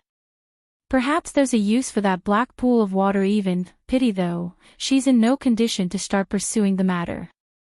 Gathering the herbs and ignoring her own curiosity, it didn't take long for Bai Yan to gather everything and to get the needed ingredients ready for her impending refinement session. I should do it here. If outside, the thundering strikes might just wreck my entire island. The image of her neat little cottage and lovely garden being torn to shreds didn't sit well with this control freak at all. That decided, she immediately brought out the cauldron to begin working. How funny, heaving a long sigh, back on Earth I died because I was trying to refine a 9th grade Dan pill, and now I'm challenging something even harder and more powerful. This time I must succeed. Failure is not an option. Stern and serious in her face, Bai Yan flicks a finger and ignites a fire beneath the cauldron. Then with careful precision, she uses her powers to send each ingredient mentioned on the list into the container for further processing. Across the continent making up the main body of the human world, blood was flowing and staining this landscape from top to bottom. It's a dark time right now and no one was safe as the invaders attacked en masse. For those unwilling to heed the warning, they were the first to go trying to defend their own homes. Sadly, whatever resistance they offered the attackers from the spirit realm were futile and were quickly squashed. Sir, the territory up ahead are homes to those monsters in servitude to the demon realm, should we continue to attack? At this moment He Lu was riding atop of a magnificent-looking steed with a pronounced high lineage. This eldest son of the Spirit Lord was reveling in his glorious conquest of the human world and could care less about the obstacle up ahead. Godhood Dan Pill, 2. Father's order is that no one here in these lands are allowed to live, and since these demonic beasts are living here, they too are within that range. Sir, said an old man next to Hilu, the demon as a race have always been very united against outsiders. If they learn of what we do today, it might just provoke a war between the two realms. Hilu snorts derisively at that comment. I heard the granddaughter of that medicine sect is the wife of that demon king, and didn't we attack her before? It's the same as declaring war. What does it matter if we slaughter a few demonic beasts now?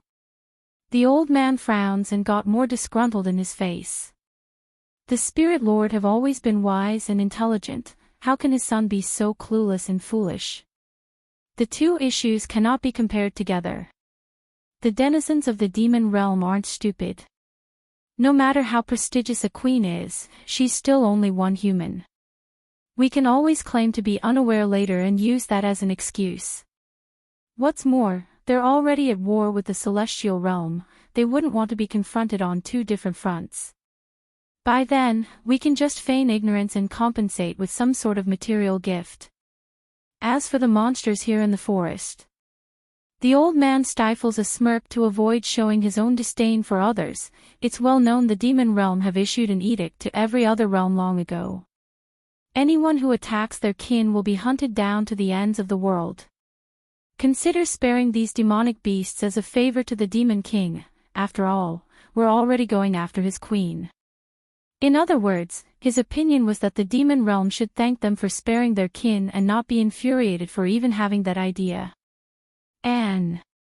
I don't intend to kill the demon queen. What do you mean by that? Narrowing his eyes in, Hilu turns to stare at the senior wearing the pine flower patterned robe. This old thing, relying on his strength as a celestial rank to defy me. He's even daring enough to refuse my orders. Even if we claim not to know of that woman being the demon queen, but what if? Pausing, the old man attempts to let his words sink in. What if the demons refuse to leave the matter be even with compensation? Hilu burst out into a sniggering laughter. It's cold and derisive as it rang across the city. So according to Elder Yuan's wording, you want us to not kill anyone from the medicine sect, Misty Fairy House and Holy Land as well. Is that what you mean? No, the old man shook his head. The monsters are known to have a short fuse when protecting their own kin, that's true. However, when have you seen them protecting humanity? Even if the demon king pampers his own queen, the woman's relatives are only ordinary humans. We can kill them and any other human without having to worry about the repercussion from the act. At most, the demon king will only ask for some sort of compensation in order to satisfy his woman's need. Compared to the wealth this land provides, that's nothing. Elder Yuan, an insufferable anger fills Hilu's chest. Don't forget what my father's orders are. When carrying out the invasion, you are to assist me in my goal. So, I'm telling you now, whether it be humans or demonic beasts, all must die. Red in the face, the arrogant man's spit was flying all over the senior's face when he started yelling. Stone cold without a hint of emotion now, Elder Yuan responds in a rather bland voice. If you want to go die then you can do it on your own, we here won't accompany you into the abyss forest. You, pointing his accusing finger with grit between his teeth, good, very good. Once we get back to the spirit realm, I will report everything to my father and have him decide. Godhood Dan Pill, 3, heavily whisking his sleeve, Hilu was done with this and turned away. He knew trying to force the matter won't get him anywhere, especially when the other side was so open in dismissing his order. Due to the news of their invasion being delivered long ago, the core members of the three main powers have long gathered at the island making up the heart of the Holy Land. It's crowded, very crowded to the point where the occupants could hardly find room to stand around, let alone lie down to rest. Sir, Elder Yuan suddenly raises a hand after finding how eerily quiet and displaced the Holy Land appeared from the outside. What's wrong with you? Hilu turned back again, his face exasperated with frustration due to the repeated delay and insubordination. "Don't you find it strange that the Holy Land is so empty?" Elder Yuan says with a frown. "In fact, I've noticed it along our way already. Of the many forces that has been squashed by us, many have either abandoned their homes before our arrival or are lacking in defenders. I suspect our whereabouts have been exposed." Unlike other times when they attacked a place, they did not linger in a single area for long, only sending a couple of their subordinates to perform a massacre at the local ruler's home. Sure, in comparison to Bai Yan's strength, these grunts wouldn't pose much of a threat, but to the average cultivator and lord, they're hugely superior and were easily overwhelmed. Just as Yuan Qiu was undecided and meditating on whether to continue, a fluctuation in the air instantly caught his senses. Those old eyes lit up as a result of this fact. There are people there.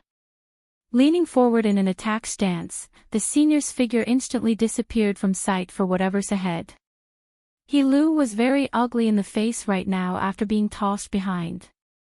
Sadly, the old bones that's constantly dismissing his authority was the strongest subordinate among his group, so he could only stuff the complaint and follow. Under the effects of a hollering voice, the noisy clamoring on the island was instantly sniffed out. "Yuan Qiu of the spirit realm is here for a visit. Might the hosts of the Holy Land come out to meet me?" The words may be polite, but the tone was sharp and tough. "So they're here." Getting up right away, Lord Chu Ran clenched his fist with a solemn expression. He could see the old figure standing up in the air staring down at him. Bai Chang Feng and Chief Wu Wei weren't looking great either on their faces because they didn't expect the spirit realm's people to come so quickly. Thankfully the preparations are complete, otherwise disaster would be today's ending. He Lu and the rest arrived soon after, and when he saw Chu Ran and the others all gathered inside the island, his mouth involuntarily laughed aloud with boisterous glee. "So you're all hiding in this place, ha ha ha. What, think just because of that we can't do anything to you bunch? Someone come, slay them all." "Yes, sir." At the word, a shadow from the back instantly shot out like a lightning bolt and aimed straight for the heart of the island. Due to the immense speed he used, it's almost impossible for the individual to stop at this point even if he wanted to. Boom! That's the sound of the individual slamming into the invisible wall. The invader never expected a barrier. So, not only did he suffer an incredible injury from the impact, he also ends up flying backwards from the recoiling force of his own making. Godhood Dan Pill, 4, the excitement gradually seeped out of He Lu's face, his eyes squinting with icy intent. "What's going on here?" Yuan Qiu's reply came moments later in response to that. "There's a barrier seal around this island. It's blocking our access to it." "Barrier?" He Lu snarls derisively. "That subordinate of mine is already at the middle level of the saint rank. What barrier can stop him?" A saint rank may not be the strongest within the spirit realm, but in this land where the strongest was only at that level, it's already an unshakable existence. "Sir, there are always stronger people out there, and it's not surprising for this holy land to have some sort of barrier in place either." Focusing his attention back onto the island after that explanation, the senior takes a step forward. "I will go test the barrier for myself." Boom! Throwing a punch that's been infused with a sizable chunk of his own powers, Yuan Qiu only wanted to assess the level of resistance from the attack. However, the repelling force completely took him by surprise, knocking the poor elder back several steps and leaving a trickle of blood coming out of his mouth. He Lu should have been worried at the sight, but of course, he's a small man with a very small heart. Without so much as a word of comfort or inquiry, he started to sneer and clicked his tongue in contempt. "Elder Yuan, can you do it or what? I thought you were strong, that's why I brought you along. Who could have thought that you would be so incompetent that a simple barrier can stop you?" The old senior was injured to begin with from that recoil, therefore the words were extremely effective in causing further damage. If Yuan Qiu hadn't experienced so much in life, he would have already started to puke blood from those damnable words. Inhaling deeply and ignoring the ignorant fool, everyone of the celestial rank and higher, come to my side and assist me in breaking this barrier. At the drop of that order, several powerful individuals immediately stepped forward from the group, their eyes cold and stern when standing next to their leader. The following attacks were fierce. Though the barrier continued to hold under this bombardment, the people inside were definitely feeling the tremors as a result. Lord Chu ran, nothing will happen, right? Asked the medicine lord with a concerned voice. Twitching in the corner of his mouth, the Holy Lord attempts to reassure his peers while also reassuring himself. What else can happen? This barrier seal is something my forefathers left behind, so it shouldn't fail. Of course, there's no way to confirm that belief right now since it's been ages since the seal has been activated. Maybe it's been damaged in some way due to wear and tear. Father, Chu Yi shrinks her neck in while clinging to her old man's back. It's obvious the princess of this holy land had some doubt based on her demeanor. Are you sure this barrier is reliable? Why do I feel like your words are not believable? Coughing awkwardly at being pointed out, although this barrier won't last forever, it should be adequate until reinforcement arrives. Don't worry, it will hold. Unfortunately, the next quake from the impacting blows came as soon as those words left this mouth, further destroying the credibility of that statement. Who's he kidding? It's a direct slap across the face. Embarrassed and spluttering now, it's going to be all right. Nothing's going to happen. Boom. This time even waves had started to rack up along the water's surface, causing many standing to falter and stumble. No matter how much Lord Chu Ran attempts to soothe himself, it's too much. Turning to look at those celestial rank masters, he's pale and anxious in the face. Dramatic breakthrough. 1. Chu Yi just couldn't help but twitch in the corner of her mouth over her old man's expression. It's not reliable, and the consequences of such a blunder would mean a long river of blood today on this island. Lord Chu Ran, do you feel it? It's then Bai Chong Feng of the medicine sect spoke from the rear, the grandpa's face showing heaviness on the surface. This question startled the Holy Lord, but his furrowed brow quickly turned to amazement after he sensed it as well. Why is the spirit particles in the air so much stronger than before? Under normal circumstances, Lord Chu Ran would have long noticed this drastic change in the air if his attention wasn't so focused on the attackers outside the barrier. This wasn't normal, heck, it's at the level of shocking even, that's how dense the air felt around them. Fast! Quickly cultivate! After his initial shock, he immediately commanded. This must be Bai Yan's doing inside the miracle. We must take advantage of this and train while it lasts. Not saying another word, the Holy Lord immediately got to the floor and went into a meditative pose, allowing his skin and pores to take in all of the energy floating around the air. Others also followed suit after seeing this. Naturally, the improvements in this amazing opportunity would depend entirely on their own efforts, but it's going to be high when the air was so thick with energy. Meanwhile, back outside the barrier, Yuan Qiu and his fellow attackers were flabbergasted by the actions of those inside. It didn't make sense why someone would start training in a time like this when their lives are about to be sniffled out. These people, did they go mad because of fear? Ha! He Lu almost fell into tears from his own laughter. It's mocking and disgusting. Do they really think a few minutes or hours of training is going to make up the difference? We have several celestial rank cultivators here. They must be truly desperate that any idea is a good one now. Swoosh, but the ignorant and foolish are always going to be taught why they are wrong. Right as he's thrown the mockery out there, a gusting storm promptly gathered above their heads, shocking and causing He Lu to pop his eyes out in disbelief. Isn't this a bit ridiculous and easy? How can they make a breakthrough on the last minute? Then before their eyes could register this reality, a series of beaming pillars of lights rose from several individuals from within the barrier, showering the world in a rainbow assortment of colors. What's going on here? Grim in his face, Yuan Qiu asked his men with a tense pace in his breath. If it was only a single person, then it can still be a coincidence, but there's so many at once. It can't be. This holy land still has a trump card up its sleeve. Back over in the heart of this lake island, those who are trying to make a breakthrough, this includes many of the disciples and elders, had automatically blocked off the noises from the outside world. They're urgently trying to advance and didn't want anything getting in the way of their focus. Of the many who are doing so, the first to come out of the trance-like state was Bai Chang Feng of the medicine sect. The old grandpa appeared mighty sharp in that moment when he opened his old eyes. Dramatic breakthrough, too. The old leader of the medicine sect was already on the brink of hitting the limit on what a monarch-rank cultivator could reach thanks to the essence he got from Bai Yen. But now, through the help of this dense level of spirit particles, he's able to exceed his limit and directly hit the saint rank in one go. Lord Chu Ran and Chief Wu Wei were both getting anxious, of course, after witnessing the old bastard's achievement in one-upping themselves. They've been competing all their life. There's no way the other two are going to let one get ahead of the other.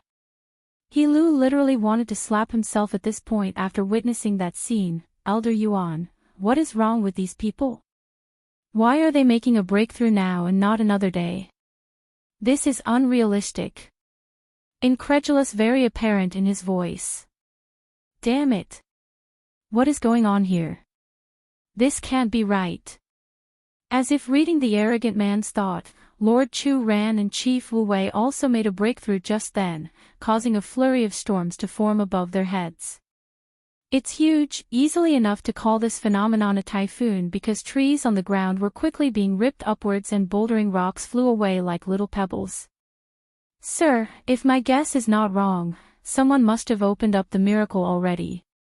After some speculation, Yuan Qiu echoed out some of what the other celestial realm masters were thinking. Those people must be tapping into that power and using it to their advantage. Showing horror in his eyes, He Lu flew into a rage. Who dares? How dare they touch the power in there without permission? Though the Spirit Lord didn't openly relay the truth to the public regarding their main objective, but since this force was in charge of the invasion, it's normal for Yuan Qiu and the eldest son to know of the goal. What they didn't expect though was someone making a move for the treasure ahead of themselves today. Waste, this is a true waste of such treasure. If their breakthroughs are the result of the miracles, then it can only mean the power will diminish for every person that uses it. Damn these insects, how dare they use what rightfully belongs to us? Yuan Qiu exclaims, aching in the heart over the sight as well. In other words, only by using it on themselves from the spirit realm would said resource not be tarnished and wasted. What's the use of you saying so much now? He Lu sounded distressed and grits his teeth. Hurry and go break the seal before it's too late. Kill them all before they stain what belongs to us. Since he's the eldest son of the Spirit Lord, a very likely candidate of becoming the next ruler of the spirit realm, He Lu firmly believes everything in the human world now belongs to him. So, how could he not get angry when others are defiling his property? Boom! Under the combined assault of these celestial rank cultivators, a crack has begun to form across the surface of the barrier. Naturally, the sight elated the invaders once they realized the effectiveness of their attacks. If it is 100 years ago, maybe then we wouldn't be able to break this thing. Too bad for those inside, it's degraded after so long. Everyone. Muster every ounce of strength you have left, we're almost there. A couple of more hits should do it. Combing his snow-white beard with his finger, Yuan Qiu sounded very pleased with the results and firmly threw another punch with the fist. More cracks appeared again like the senior claimed, indicating the barrier would soon give like shattered glass if nothing was done from the inside. Lord Chu ran. Furrowing, Bai Chang Feng of the medicine sect mutters in a low-pitched voice in order to not alarm the nearby disciples. I believe the barrier won't last very long at this rate, we must look for another way. Chu Ran shook his head, that smile bittersweet and understanding. I know what you mean, but this is already my last trump card. There's no other plan in place. Dramatic breakthrough. 3. Chief Wu Wei's expression didn't look so well after hearing that. shooting a glare at the Holy Lord. If I had known you were this useless, then I wouldn't have allowed the Lawn family members to be placed here. They might as well have gone to the Abyss Forest instead, that would have been more secure. If they are killed because of our mistake, then how am I supposed to explain it? Yenner's face. Yun Fong, Bai Yan's father, was also present to hear all this.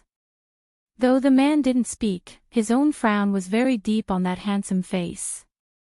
I still haven't found my wife yet, so I can't die in a place like this. At the very least, not until Ninger comes back. Exactly then. A huge rumbling roar interrupts their bickering from the foot of the mountain. It's powerful and frightening, causing everyone to involuntarily shudder from their hearts out. Leading the charging horde were two individuals, a majestic white tiger with a king word on its forehead and a young mischievous girl that rode on its back. The tiger was none other than Little Rice, the rascal of a glutton that has always been by the little steambun's side, while the girl was none other than Di Xiao Wan, the demon princess. He Lu instinctively took a step back while that face showed dismay. Elder Yuan, what is going on here? Although this arrogant lord of the spirit realm said he's not afraid of the demon realm's power, but when confronted with the ferocious-looking white tiger and the thousands of monsters at its back, his true feelings immediately leaked. He's gulping and he's terribly pale in the face. And as if that presentation wasn't enough to scare the daylights out of the invaders, a booming thunder suddenly rocked the sky and in descended a beautiful blue dragon of immense size. Its body was very thin like a fair maiden's, yet the aura this creature gave off demanded respect and awe when met. Of course, a single dragon couldn't be called a grand entrance now, would it? After the first descended, hundreds more quickly followed, making it into a small horde of pure dragons instead of a mishmash of various demonic beasts. Di Xiao Wan. Chu Yi needed no effort to recognize her friend's presence that's riding the white tiger's back. Ripping into her old man's sleeve with excitement in that voice, "Father, quick, withdraw the barrier." Tied between listening and following his instinct, Lord Chu Ran had to spell out the doubt outwardly. "You really want to withdraw the barrier, Yi?" Di Xiao Wan is Di Tsang's sister. The girl's words instantly silenced her old man this time. Who's Di Tsang? He's the king of the entire demon realm, the lord and master of all demonic beasts under his rule. Mustering a force in the range of millions was no exaggeration, and he's seen firsthand how quickly that man could call upon that power in the Misty Fairy House. Chief Wu Wei of the Misty Fairy House didn't need no urging either. Exclaiming in excitement at the news of reinforcement, "Fast, quickly withdraw the barrier. Rescue is here." Unexpectedly though, once the barrier around the island was withdrawn, the dense rich spirit particles around the area didn't disperse around the surrounding environment and kept hovering above their heads. Grayer. Little Rice released a shockwave of a roar as he rushed for Chu Yi's location. Perhaps it's the new and enlarged look of the little glutton's appearance, but the girl in question apparently didn't recognize who the tiger was and just stood there frightened and cluelessly. Then again, Little Rice's ferocious appearance did strike fear into the masses. Careful! Chu Ran exclaims in great fright over his daughter's safety. Dramatic breakthrough, for, to no avail, the distance between the two were just too close for the girl's father to act. Before Lord Chu Ran could take action to protect his own daughter, the tiger's body was already in front of the girl's face. Why is this tiger attacking me? I didn't do anything. All frantic and confused, the Holy Land's princess kept asking herself in that frozen state. That was until a warm and achy feeling overcame her woes and knocked her out of that sluggish state. You've, blinking in dismay as she rubbed her slobbered cheek free of that saliva, Chu Yi stared in wide-eye at the white tiger wagging its tail. You're Little Rice?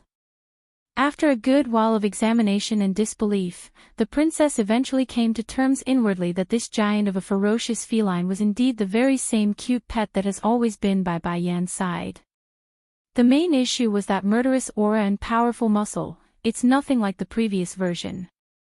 Continuing to wag his tail, I've grown up now, so of course you don't recognize me. Anyways, where's my mistress? Why isn't she here? I've missed her to death. Little Rice? Eyes of all those present were now firmly locked onto the huge tiger's body, their faces showing incredulous and disbelief. This big guy is Little Rice. How come he's grown so much in only a few short months? Lord Chu Ran asks with surprise still apparent in his voice. Puckering his lips to one side, the glutton of a tiger explains like a little baby, "That's because my strength has increased, so of course my body will also grow bigger. This new me is my real form." Lamenting a sigh, Chu Yi finds this truth to be a real shame and pats the tiger's head. "I prefer your former smaller self, it's much lovelier. The way you are right now is too scary." "Scary is good, that way those dirty whores will stop coming to make trouble for my mistress." Huffing a snort, Little Rice was all grumpy at the very thought of those women who made trouble for them before. Lan Xiaoyun is here as well. Recognizing her other friend from among the crowd, the demon princess lights up in the face and ran over to pat the girl's shoulder. "It's been a while, Xiaoyun. How have you been?" It's true that they haven't seen each other for a while now. The last time would be at the medicine sect, and since then their squad of earth-shattering triple threes been separated till this day. "Are you a demon?" asked Lan Xiaoyun with curious eyes at her friend. No wonder, this explains it all on why Xiaochen can command all those demon beasts. His old man's the boss of the demon realm. That means Bai Yan won't be harmed by anyone anymore. If I am not wrong, you are the princess of the demon realm. Yuan Qiu of the spirit realm suddenly asks from the enemy's line. Huffing a grunt, Di Xiaowan didn't give the old senior any face. "You old thing got a lot of nerve, touching my sister-in-law's relatives. Just wait until my brother comes, he will definitely make you all suffer defeat." Changing in his face over that remark, Yuan Qiu thought the princess was absolutely crazy. However, regardless of his own dissent and dissatisfaction, he's not blatant enough to openly display the feelings inside of himself. "Princess, this is a misunderstanding, it's a misunderstanding." The senior wanted to make a few more excuses, but his efforts were in vain because the arrogant and pompous He Lu had become infuriated over that previous comment. "Nothing but a princess of the demon realm, how dare you flaunt in front of the prestigious me? If you touch so much as a single one of us here, we of the spirit realm will immediately take allegiance to the celestial realm. By then it will be on two fronts that your forces have to contend with. It's over for you animals." Reddening from her own brewing anger, Di Xiaowan grinds her teeth as she spoke indignantly. "Little Rice, go bite him to death." Dramatic breakthrough. 5. Don't assume just because Little Rice's figure was relatively large that he couldn't move fast, he's not. Like a lightning bolt, he pounced for He Lu's annoying face in an attempt to bite at the man. Yuan Qiu was in big shock at the sudden attack, of course. Even if he disliked this master of his, but the man was still the Spirit Lord's only son. As such, he could only hurry over in time to take the hit. Bang! Fangs piercing his shoulder, blood promptly dyed the old senior's cloth in red. "This tiger is a celestial rank," he exclaims with a sharp breath over the stinging pain. "Elder Yuan, no matter how strong this white tiger is, he's only one individual. Look at us, we have over 5 on our side, what are you being afraid of for?" He Lu sneered at the sight, holding no care for the fact that the old senior suffered damage in his stead due to the words he spouted. In response, the blue dragon in the sky roared again after that comment, her figure gradually transforming into a slim beautiful young lady. Now not even the arrogant man of the spirit realm could remain unfazed anymore. With every step taken by Tsing Yi from the air, his complexion would grow whiter like an oppressive beast staring down at its prey. "You're wrong, it's not just White Tiger who is at the celestial rank, I too have broken through before coming. As for the part about having more forces," cocking a smirk that could stir hearts, "I think our forces of 100,000 is more than enough to contend with the likes of you here, don't you agree?" Squinting his eyes in, He Lu didn't expect this dragon to be a celestial rank too. But... so what if this dragon is a celestial rank?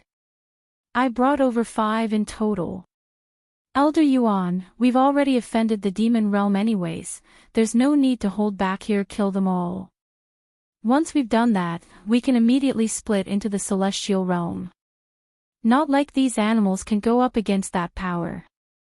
They're the celestial realm's underdog to begin with, plus they've fallen for over 1,000 years, there's no way they can be an opponent.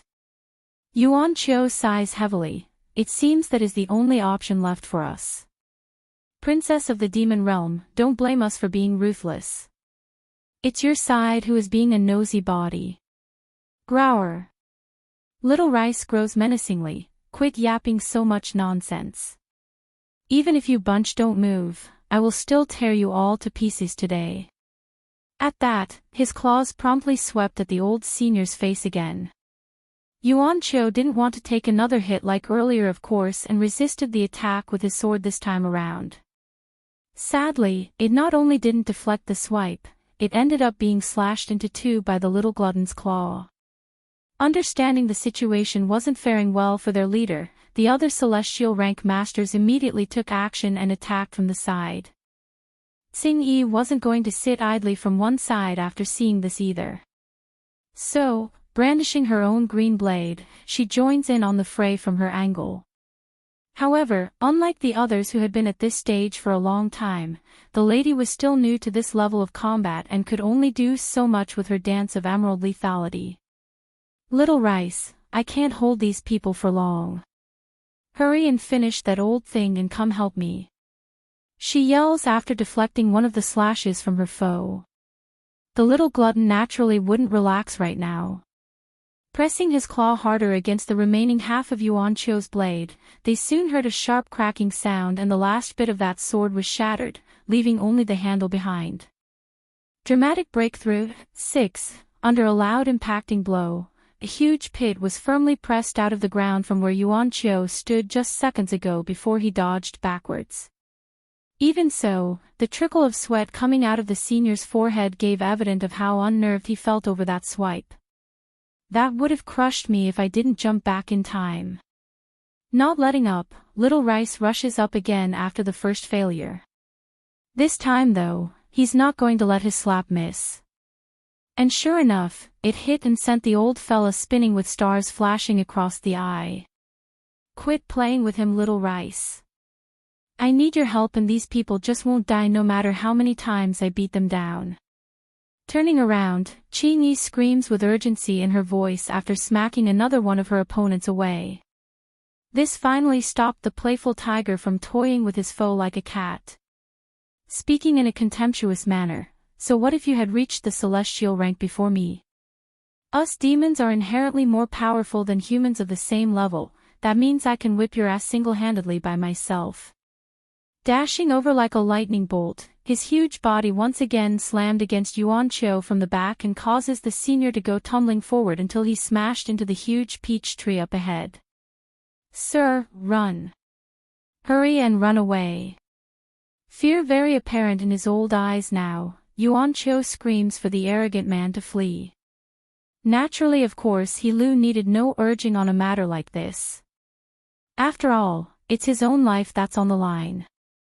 Unfortunately for him though, the man didn't make it very far before being surrounded by the demonic beasts that came with the horde. Bump. Bump. Bump. Bump. As if impressed by Little Rice's playful heart, the rest of the demons began tossing the guy around like a soccer ball. First was a cheetah back kicking the fella in the butt, then came a rhino that literally horn slapped the guy in the ribs so he would fall into the mud. It's humiliating and painful, nevertheless, non-lethal. For those from the spirit realm, these people wanted to rescue the young lord upon witnessing the humiliation.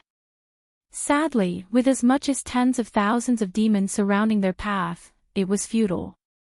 Before long, they too had become nothing but food or lumps of flesh when the fangs and claws shred into their existence. Lord Chu Ran reacted immediately there and covered his own daughter's eyes with one hand. This is not something for a little girl to see, close your eyes and turn away. Chu Yi didn't agree with her old man's opinion though. Brushing the obstruction away, she gave the protective father a warning stare before running off to Di Xiaowan's side in the front. The two were looking at the gory mess with delighted fascination, a clear sign of intrigue. This nearly brought the Holy Lord to tears as his face turned grimfully dark. Why do I get the feeling my daughter is really into this kind of stuff? No. This won't do. A girl only needs to stay at home, she shouldn't be at the forefront in the center of battle. Omuomph. Puking out a mouthful of blood after coming back to his senses, Yuan Qiu felt desperate and deeply in pain over Helu's pitiful state of becoming a soccer ball. You can't hurt him, he's the future lord of our spirit realm. Exasperated in his voice, the senior cries out with an increasingly flushed face, let him go this instant. Tilting his head in confusion, Little Rice sounded perplexed by that statement and commented, what's so great about that deadbeat? If he was in the demon realm, he'd be the type that would be killed within 3 days. Demons believe in strength, and for those that lack it, they're no better than garbage that's tossed aside. Refinement success, 1, and, Little Rice cocks a hair-raising grin, your soul looks pretty yummy, can I eat your soul? His meaning was very simple, your soul looks like a delicious dish, so can I eat you? PFFFF. Spewing blood from the damnable question, Yuan Qiu became blinded by anger and threw himself at the white tiger. The following punch contained everything he's had. In fact, the air whistled against the swing like it contained infinite power. You all deserve to die. With this roar, the old senior promptly came before Little Rice's face as he slammed that fist of a punch into that furry flesh. Boom! This had the direct effect of sending the little glutton back several feet. Sadly, it was for not once the tiger locked eyes on the senior, it's mocking and poking at the foe for fun. There's good reason for that sort of reaction, in which he showed, of course. Little Rice could tell that the punch contained everything the old grandpa had, and based on the following exhausted and near-collapsing look from Yuan Qiu, it's clear who's won now. Licking his paw, the little glutton slowly came before the prey and swiped down again for the 3rd time. Unlike before though, it made a direct slash across the chest and allowed his claws to cut out the heart from within. No word of resistance came from Yuan Qiu when he met his end. Simply said, the old man was at the last straw even before the final strike. With his heart gone, what remains were a lifeless corpse that has had its last strand of life ripped from within, leaving the blood to freely flow forward and staining the dirt. Then, as if pleased with his own deed, Little Rice went ahead to swipe again with his paw at the air above the corpse. This time around though, a transparent mass like that of soul seems to be ripped out from within. The remaining 4 celestial ranked masters didn't miss this sight despite contending with Qing Yi at the time. Immediately, all of them felt a frightening chill running through their spines and made their faces shower with fear. He actually ripped a human soul out. This is too atrocious. Exchanging looks between themselves, all 4 promptly abandoned their fight with the dragoness and made a turn for the original direction in which they came from. As for the demon beasts that wanted to block them, they were instantly turned to mincemeat under their sword's might. This infuriated Little Rice the moment he turned around in response to the sound. He couldn't accept the fact that someone would dare make a killing of his kind before his face, hence the quick retaliation. And since it's him and the dragoness combining forces, the job of subduing the 4 were easily completed without fail. You humans have a lot of courage, daring to go against us demons. Your crime is unforgivable. Flicking his claw, the sharp nail of the tiger easily sliced through one of the man's throat and created an opening for that pure red fluid to seep into ground. Of course, Little Rice didn't let go of the man's soul either. No matter what the individual was of the celestial rank, it's a great compliment to his own growth.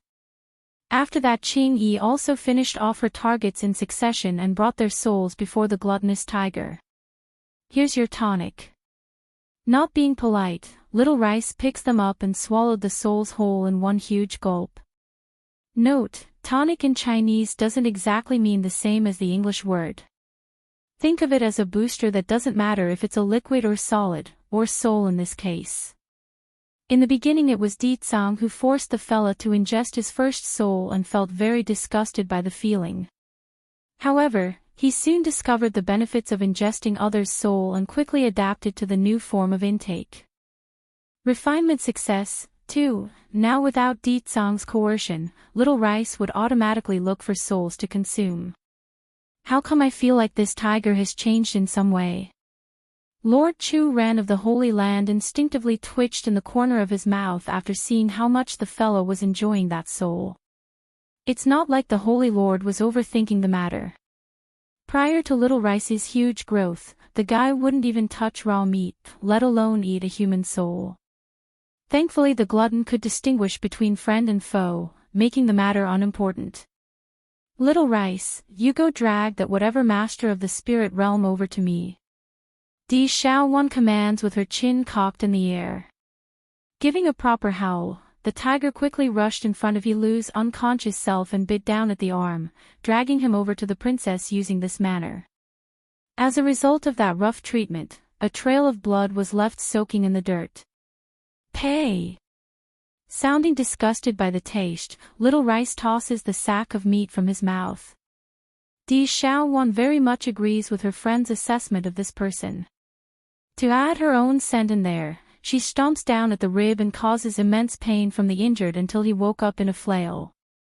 Hurry and save me, Elder Yuan, he cries out with urgency after coming back to reality. Snorting at the outcry, Little Rice blows an unhappy grunt from his nose. Quit crying. That old thing is dead, and his soul has become my food, so no one is going to come save you. Elder Yuan is dead. Impossible, he is a celestial rank cultivator. Even if he isn't a genuine one that advanced through his own means and was done by Father himself using the secret arts, but the old fart is still equal to that level. How can he die so easily? You're lying. Elder Yuan cannot have died, plus there are others from the spirit realm, they will save me. In a panic, Yilu shouted the only thought that came to mind. Little did he know that the next remark from the other side would send him down into hell itself. If you don't believe us, then look over there, their remaining carcasses are stacked into a mound. It's just right behind yourself. Little Rice cruelly points to the scene in front with his body gesture. Almost like a robot, Yilu mechanically swings his head around as instructed. In a flash, the picture of countless roughly consumed body parts was displayed before his very eyes. It's heart-wrenching and painful for the once arrogant man. Of course, it's not like Yilu had any sort of compassion for his former subordinates, it's because he knew what this implied for his own fate. It's not looking good, and he's a coward that doesn't want to die. No. Despair fills him as he cried the word out, tears slowly trickling down that fear-stricken face. Weren't you being very arrogant just now about slaughtering the demon realm? Di Xiaowan casts a ridiculing smirk at the despairing man. I'll give you a chance now to kill me, that's if you dare. A shudder completely overtakes Yilu. Turning his gaze upward at the smiling princess, an unnerving chill runs through his spine until it reaches into the heart. Kill her. Quit joking. If I so much as make a single move, then that tiger will rip into me and swallow me whole. Your Highness, I was blind and stupid, please spare me. Biting his lip, the once proud young master of the spirit realm began to bang his head against the dirty ground. Due to the injury he sustained, plus the amount of force he's using there, blood quickly began to come out of his forehead and making him look all the more miserable. Refinement success, 3. There's irony in the demon princess eye as she spoke. How stupid can you be? Attacking my sister-in-law while my brother is away, that's how you ask for mercy. If I let you go now, then the one to die next is me. If brother finds out I let the one behind the attack leave unscathed, then he will break my body. So, for my own life and to cover my own ass, I must make these people pay. At the thought of covering her own hide, Di Xiaowan promptly swung her face around with a Swedish smile. Dear grandpas, everything is all right now, I've solved the main issue already. I bet you're all still very scared, so go ahead and rest. I will have the bunch here cleaned up with my men. Relaxing in his expression over that comment, Bai Chang Feng gives his own beard a comb before speaking in an appeased manner. How come your brother didn't come with you? That, he went into the secret domain in search of Xiaochen. Now I am in charge of watching over the demon realm and protecting sister-in-law. Scanning her surrounding after that reply, the princess was quickly deflated after not finding the familiar figure in which she sought. Where's my sister-in-law? She, Bai Chang Feng falters for a second, she's inside the miracle. That answer actually made the sack of meat on the floor look up right away. He Lu had his suspicion that someone has taken the miracle prior to their arrival. Now it just confirms the idea and indicated their spirit realm no longer has a chance for the treasure. Understanding that much, the once arrogant man hangs his head low again, not wanting to attract further attention from Di Xiao Wan or anyone for that matter. Then I'll stay here and wait for her until she comes out again. I can't risk having other idiots coming to make trouble for sister-in-law while she's inside. Reminded by her own words, the demon princess promptly glared down at the sack of meat with menacing eyes. Little Rice, Tsing Yi, shred this bastard into pieces for me. I don't want to see him ever again. He Lu nearly peed himself as he shot his face upwards in horror. No, but before the man could cry out his objection, a paw had already come swinging over and sent him flying out. Then before that spinning figure could make an impact from being thrown so far, a white blurry flash had come before his face and pierced into the chest where the Dantian core was located. Clack with his core shattered, He Lu was no different from an average person at this point. It's equivalent to a death sentence anyways if there are no others to protect him forward. Along the way I saw the aftermath of what these thugs from the spirit realm did. They slaughtered thousands, including children and women. Although we managed to solve the crisis and save many, but the dead and wounded won't change. I bet they would love to tear into these criminals who committed the heinous crime of taking their loved ones away, far more than whatever we can do to them. Little Rice suggests after his act of crippling the prey. It's not that the tiger had a heart of gold, rather he's just not interested in anyone not of the celestial rank. The soul wasn't going to help his growth and the flesh on this bastard wouldn't taste good either. Okay, Di Xiaowan nods, then watch over him carefully. I don't want those from the spirit realm coming over to rescue him when we're not noticing. No problem, leave this matter to me. Patting his furry chest, Little Rice proudly proclaims his assurance and bit down at the man's leg. His treatment was rough and uncaring when dragging the bastard away. It has to be said though, this He Lu sure has a strong level of endurance in that body of his. Even after losing so much blood he's still alive. Tsing Yi, Dragoness, you go too. All smiles, the princess pricks her brow like she's thought of something sneaky. I alone am enough while waiting for sister-in-law. Truth was, the girl wants to be the first one to welcome Bai Yan when she comes out of the miracle. This way her image would rise another notch, and that meant more leverage when asking for help against that mean old brother of hers. Refinement success, for Tsing Yi wasn't like the gullible Little Rice, she could easily see through the princess's intent. Smiling there, all right. With the two leading general of their horde gone, the remainders had also stopped in their tearing of the dead bodies and came before Di Xiaowan for further instruction. As for you all, stroking her chin in a contemplative manner, go patrol the area around the Holy Land. We've captured the young master of the spirit realm so that side wouldn't do nothing. If any of you find sighting of the enemy, come inform me immediately. Yes. The horde answers in unison, causing an instantaneous shockwave to rock this land. Fortunately the crowds of demonic beasts were willing to leave right after giving their reply, otherwise the residents here would be quite afraid for their own lives. Furthermore, it appears this other side of the demon princess has won over many of the male disciples present. Their eyes showed admiration and a sense of love towards the girl. Princess. Finally, a handsome young man decides to muster up his courage to come forward. Shy in his voice, thank you today for the help, may I invite you for a meal tonight? Sparkling in her eyes now, Di Xiaowan didn't think anything wrong of this idea and responded in kind. What would you like to eat? The young lad gives a shy nod to act all gentlemanlike. There is a restaurant outside the Holy Land in the city below. We can try their medicinal stewed chicken. I heard it's very delicious and is often crowded with patrons. I know the owner, so I can help us skip the line and directly take you inside.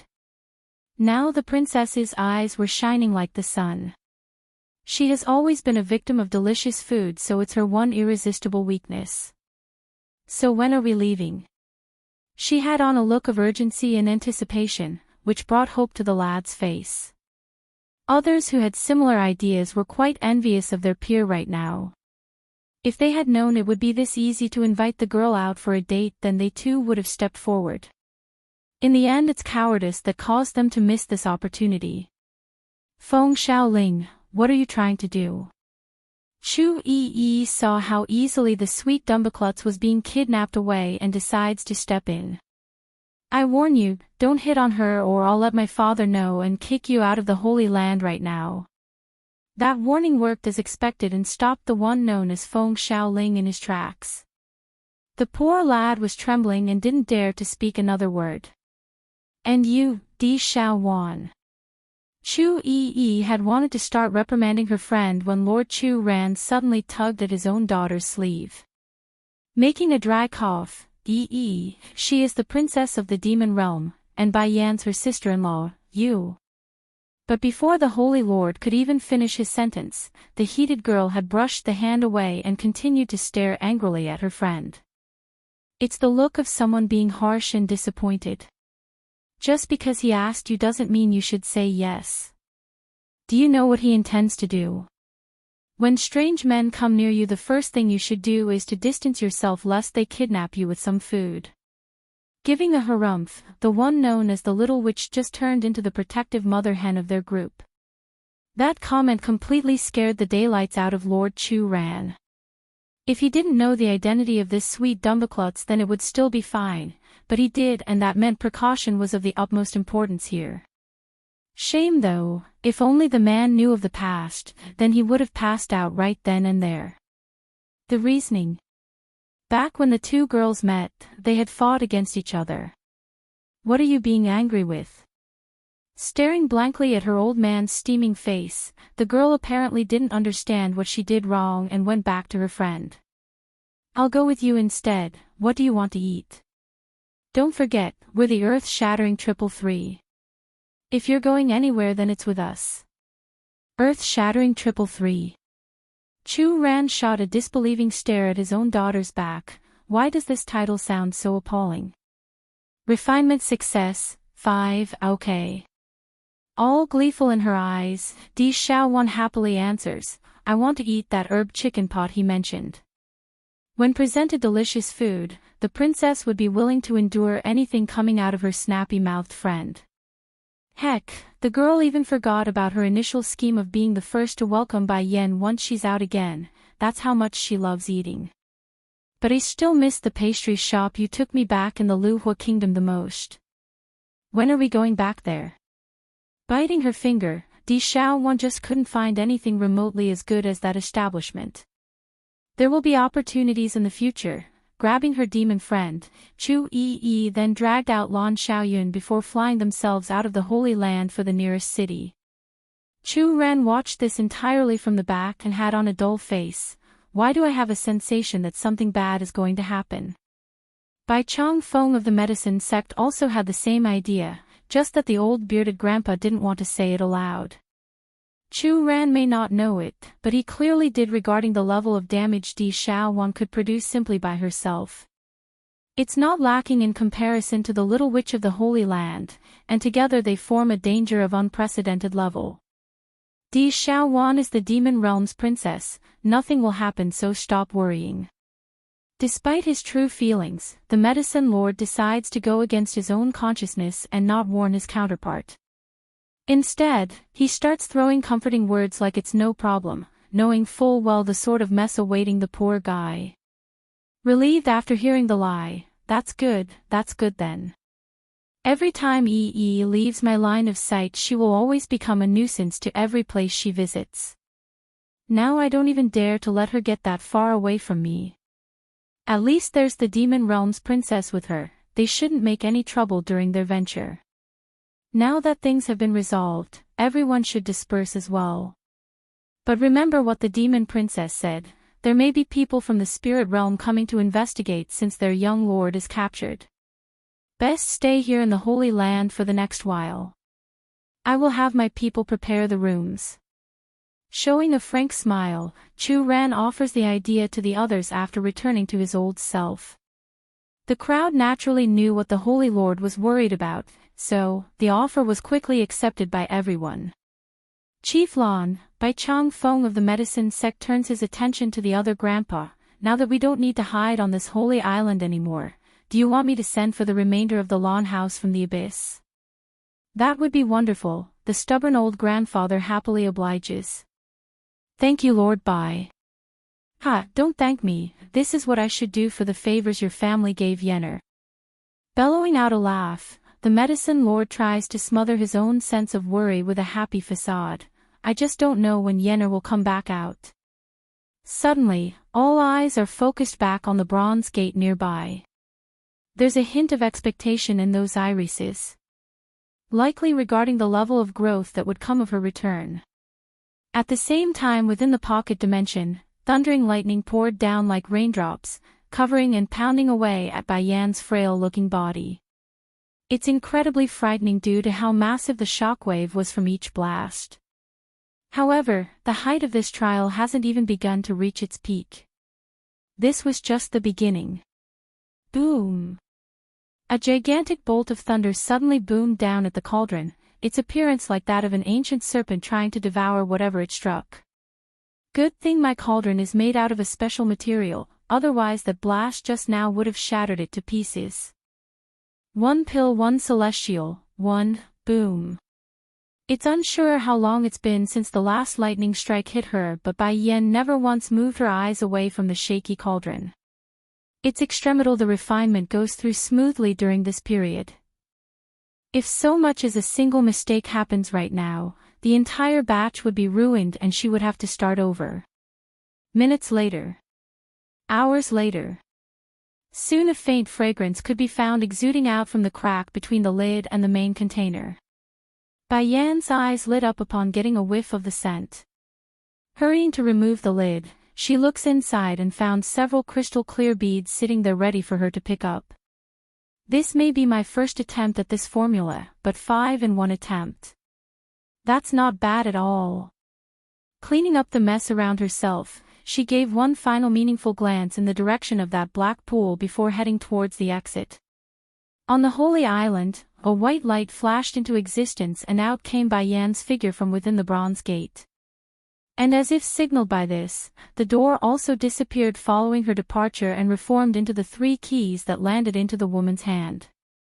Bai Yan wasn't going to dump the 3 artifacts away, of course. She still had other things inside that she wishes to investigate, especially that black pool on a later date. Yenner. Suddenly, a happy and surprised call came from the front. Looking up, Bai Yan immediately saw it was her own grandfather Bai Chang Feng of the medicine sect. The senior showed a smile as he slowly walked over from the distance. Grandfather. Delighted as well over the familiar sight, Bai Yan hurries forward in order to meet the senior halfway. You still haven't left the Holy Land?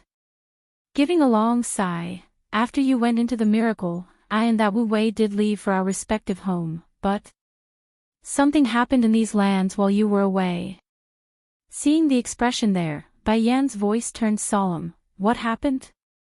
Bitterly smiling, the grandpa went ahead to explain the whole story. Not long ago, that slave you sent back to the spirit realm came to us with news. She said their forces are invading and intends to slaughter everyone on this piece of land. Narrowing her eyes in over that bit, a frosty coldness flickered within Bai Yan's face. This spirit realm. They are indeed making a move. And then? She asks again with a dangerous glow. Then, Chu Ran had everyone come to the Holy Island, including the Lan family. We used the barrier around this place to protect everyone from those celestial rank cultivators, just that. Chu Ran is simply unreliable. The barrier around the island couldn't completely fend off the attacks and nearly collapsed. Thankfully Di Xiaowan brought over a horde of demons with her in the nick of time. We were saved thanks to the help. Di Xiaowan. Blinking her eyes in startlement, but then where's Di Tsang? She said her brother is currently inside the secret domain looking for Xiaoqin and is not in the demon realm. Because of that, he didn't get the news of the invasion. A long silence hung over the mother's heart upon hearing her son's name. Di Tsang went looking for Xiaoqin. It can't be. Something happened to my boy. While her heart trembled and those hands clenched with unease, a promise suddenly surfaced in her mind. It's the promise she shared with her husband, and that was trust. If Di Tsang said their son would be fine, then it's a wife's duty to trust her husband. At the very least, until he proves otherwise. So, Bai Yan won't rush off in search of her son like she would in the past. Getting a little better in her complexion over the trust she held for the two males in her life, Bai Yan controls her mood so it doesn't affect those here. Then where is Di Xiaowan and the others? How come I don't see them here? One pill, one celestial, two. Bai Changfeng could already imagine the damage those two girls were making, so he didn't dare to dabble on the topic any further. I estimate, they went out to play. Then just leave them be. Grandfather, did you break into the saint rank? Squinting her eyes in an examining manner, Bai Yan was rather surprised by her grandpa's progress. Chuckling in response, it was about 2 hours ago. The atmosphere around the island suddenly changed and became thick with spirit particles. By taking advantage of that opportunity, Chu Ran and that Wu Wei. Oh yes, there's your grandmother Jun Tianyu as well, we've all broken through into the saint rank. This time Bai Yan literally gawked her eyes out. About 2 hours ago. Wait, isn't that around the same time I completed the refinement process for the pills in my hand? It can't be, the alchemic trial is the cause for the island's change. Grandfather, caressing her chin, she muses for a moment before speaking. Can you go call Lord Chu Ran and my grandmother over? Bai Yan originally wanted to include Chief Wu Wei in her sentence but halted at the last moment due to the trouble of deciding what to call that man. And call Grandpa Wu Wei over as well, I have something to give them. Bai Changfeng definitely didn't like the way the girl addressed that person, of course, evident by the puckering lip on this old senior. However, he's had to admit that Chief Wu Wei did the right thing before by offering some spots for the Lan family during the critical period. That fact helped press down the discontent. My precious granddaughter, I won't object to you calling him your grandfather, but I won't forgive him from the bottom of my heart. At the very least not until his daughter Bai Ning was found. The missing woman was this old grandpa's ache and pain, a scar that he couldn't remove. I know, nothing is going to change the fact that he split my parents apart, nor can he dismiss his part in my mother's disappearance. However, I can't deny him being unaware of the truth. At the very least he never deliberately hurt my mother, so I will bear with the past until mother is found. Father and grandmother would surely prefer it this way. That's right, Bai Yan's mainly going at this subject out of her emotional ties to Jun Tianyu, grandmother, and Yun Feng, father, while Chief Wu Wei acted as the benefactor, that's all. Sure enough, Bai Changfeng's mood got better after hearing that statement. Raising a smile, that's right, I am the most important grandfather in your heart, and that old thing can only stand behind me as a second. Huffing and puffing, there's a twisted sense of glee in the old grandpa's heart regarding his own opinion. Looking at this old guy's jealous appearance, Bai Yan just couldn't resist a laugh like she's watching a man-child. Patting his shoulder with a smile of her own, grandfather, don't worry, your place in my heart can never be replaced. Very pleased by what he's heard, Bai Changfeng breaks out into a roaring laugh of pride. Ha, you said it right, Yenner. That Wu Wei can never replace me, otherwise, ugh, just thinking of that possibility is making my mood go foul. Grandfather, let's continue our conversation after you call them over. It's getting late and I don't want to postpone the matter.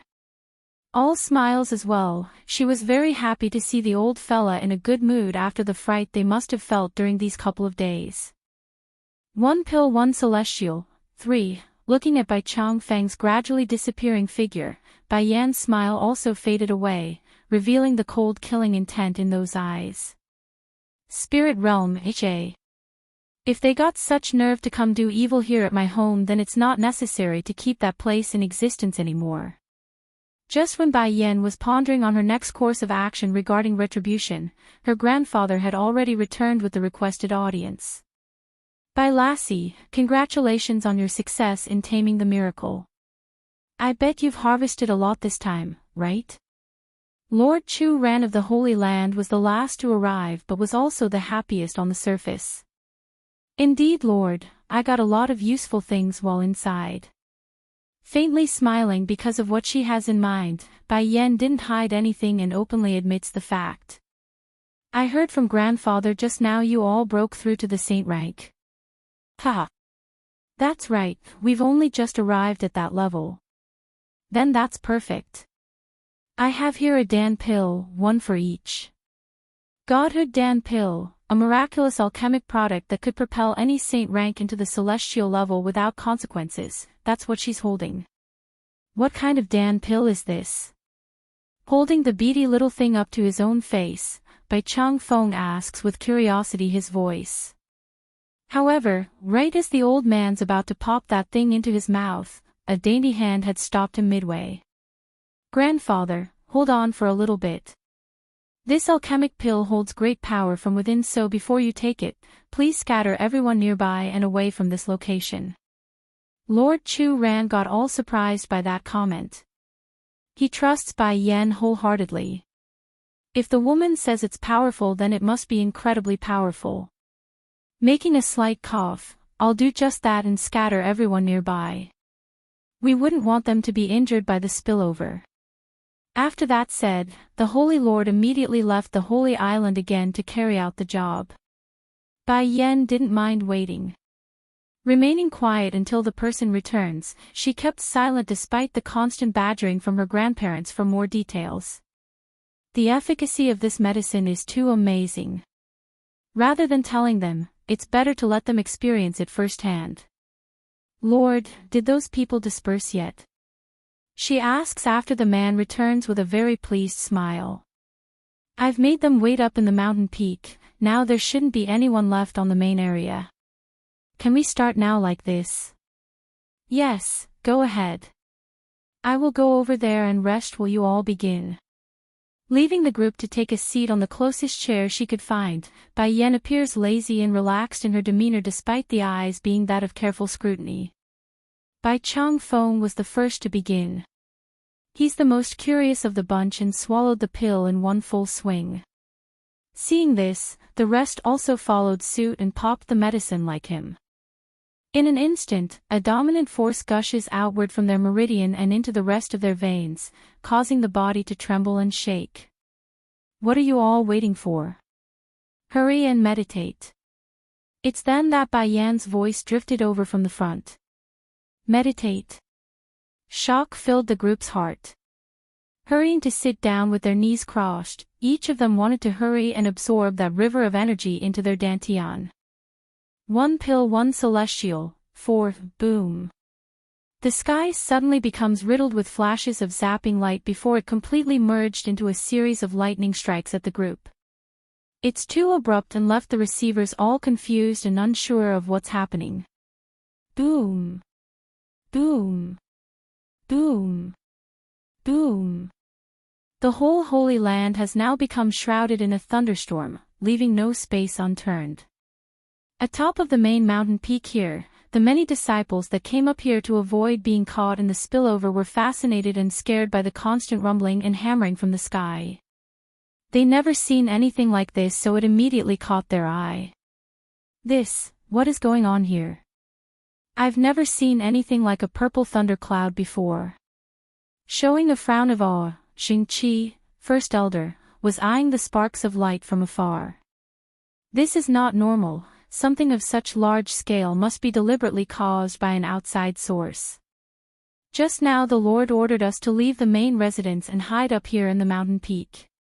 Can it be because of this reason? If it was us there, then we would have turned to ash already under that barrage of light. Rennie, second elder, adds, surprised as well by the scene. But then boss, why is that storm cloud attacking the Lord?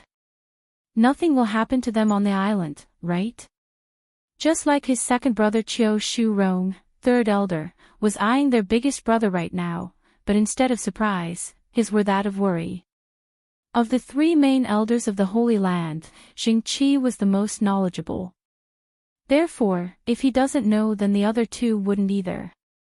Do the two of you remember the thunderous storm created by Yenner's attempt at making the 8th grade Dan pill? I speculate this is also a trial from the heavens, just that. Giving a pause, the first elder takes a second to collect his breath. This time it's someone breaking into the celestial rank. Celestial rank. Like a thunderbolt, this news blew up among the disciples and elders. Celestial rank. Who is breaking through that stage? Is it Yenner? Just now the Lord mentioned the girl coming out, didn't he? Chiu Shu Rong sounded very excited. After all, it's his disciple they're talking about. A disciple of the celestial rank, how glorious.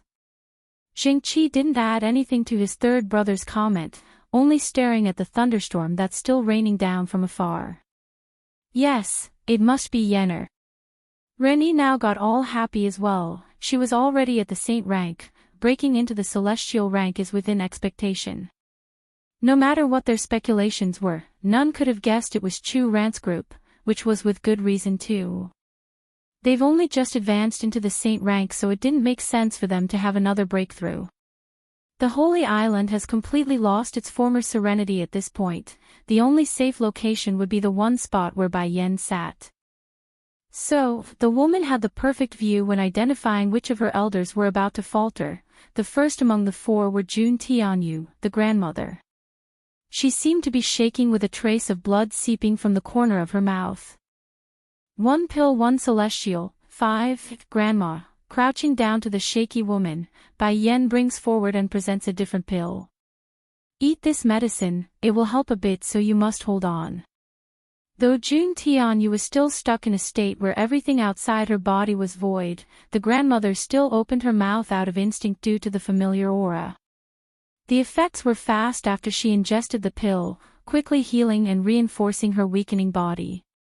Of course, Bai Yen wouldn't be stingy regarding towards her family and friends.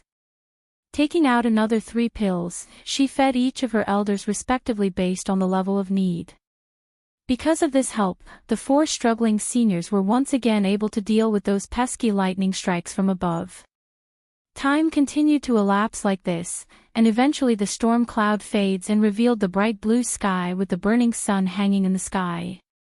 Yenner, what sort of Dan pill did you just give us? Bai Chong Feng of the medicine sect asks with a shaky tone to his voice after completing his growth. Godhood Dan pill. Those simple words exploded in their heads, ringing like a grenade just blew up in their minds and causing their wires to completely go fry. Clenching in her heart, Jun Tianyu's surprised face quickly changed to a sense of happy glee that's mixed with disbelief, so I wasn't sensing it wrong. We really broke through into the celestial rank. Achieving a level beyond saint rank was everyone's dream in this land, something that hasn't been achieved as far back as centuries or more.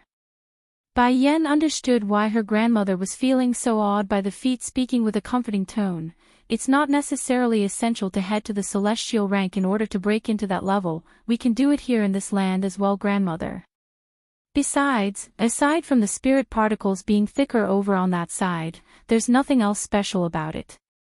I will one day shape another celestial realm on that side, by then they will bow down to us.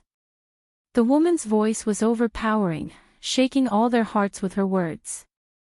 That's right, sooner or later those people who harmed me or tries to harm me will all get on their feet and plead for their life. This would be the first time Bai Chong Feng and the rest witnessed this side of their girl's personality.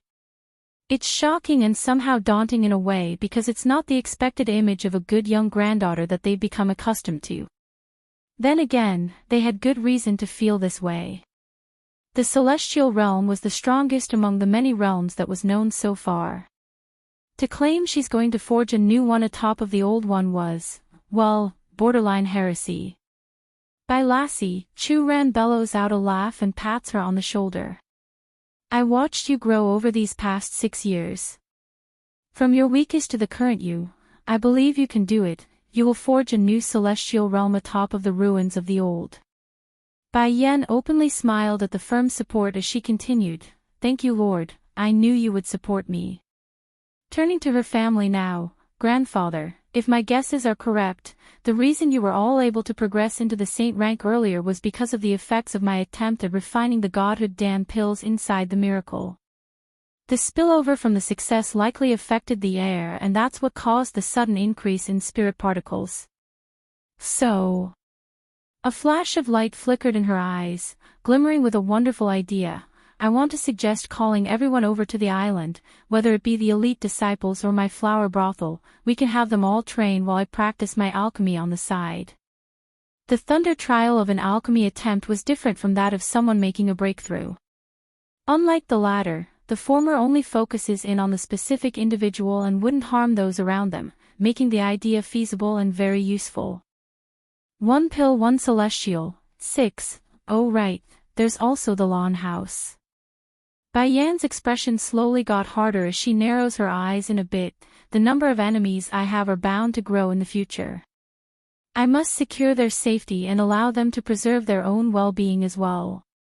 The lawn house was her family, while the demon beast sect and flower brother acted as her subordinate power. Therefore she has a duty to see to it they're well after she leaves this place to attack her enemies. Yenner, do you want me to go handle this? Chief Wu Wei asks, his voice and face all cautious. Despite the silent answer, Bai Yan did give a nod after staring at this unfavored grandfather of hers, which in kind eased the sudden rise of tension in the air. Lord, Bai Yan seems to have thought of something else and turned to Chu-Ran of the Holy Land. First clean up this island for now. In addition, have Yi and Xiao Wan come see me after they return from their outing. Okay. All smiles, the Holy Lord didn't resist at being ordered. If those two girls had known you were coming out so quickly, then I bet they wouldn't have ran out to play to begin with. She didn't add anything to that remark, after all it's true. However, right as Bai Yan's about to turn and leave, a huge aura suddenly swamped over to them with a shadow hovering above their heads. Immediately, she looked towards the source and was astounded to be confronted by a giant white tiger that's about to directly crash into her stomach. She wanted to dodge, she really did. Sadly, not even with her current strength did Bai Yan manage such a feat with this giant ball of fur. Before the woman knew, the tiger had already pushed her to the ground with those paws against her chest, the tongue constantly licking her face and that tail wagging in the air like a whirlwind. Little Rice? She asks with a tone of surprise, you've reached the celestial rank. Nodding quickly, Tsing Yi, Azure Dragon, also went to the demon realm some time ago, then Suzaku, Vermilion Bird, fed us something and that's when we broke into the celestial rank. So you're saying Tsing Yi and Suzaku have met already? Bai Yan follows up with this question like she both worried and humored at the same time. Blinking his big blue eyes, I do not know what happened but Suzaku wasn't happy when she met Tsing Yi. She gave her a very sorrowful and sad face, then refused to see us afterwards. A corner of Bai Yan's mouth began to twitch. Tsing Yi was a genuine male before, it's no wonder she's having a difficult time accepting her as is now. It's all right, Suzaku will get used to it in time. Patting the tiger's head, she gives a reassuring nod as a way to comfort her friend. By the way, where's Tsing Yi? She's off protecting the princess after we solved the issue with the spirit realm's attack force. Mistress, did you miss me? I really want to eat your dong pamit dish. Little Rice desperately wagged his tail when speaking. His appearance was honestly no different from a pet pleading to its owner for food. Okay, when I finish everything and with Xiachen back with us, I will make a grand feast for the both of you, is that fine? That delighted the tiger and made him lick her face repeatedly. But, Little Rice, your current appearance isn't convenient, so it's best you take on a human form. If demons want to transform into their human form, then they would need to consume the transformation fruit, unique to the demon realm. For that, Deetsong has prepared one long ago, just that the little guy refuses to eat it. Wrinkling his nose at the idea, Little Rice's expression instantly crumbled. I don't want to take on a human form, I like my current image. It's mighty and aggressive. The sensation of the godhood Dan pill, one, that aside, the main reasoning was still about how handsome he's going to become. What if that girl from the Tiger clan keeps clinging on to him and not let go? That be would real trouble. If you don't take a human form, then it's going to become extremely inconvenient to bring you around later. After all, you're not the little tiny you from before anymore. Pretending to be a cat is out of the option. I may prefer the current me, but... Desperately wagging his tail, Little Rice took a second of hiatus to think of something. I can still transform into the image of a little white cat. It's different, but a new ability I gained after gaining this power. Bai Yen actually had black lines running through her face then.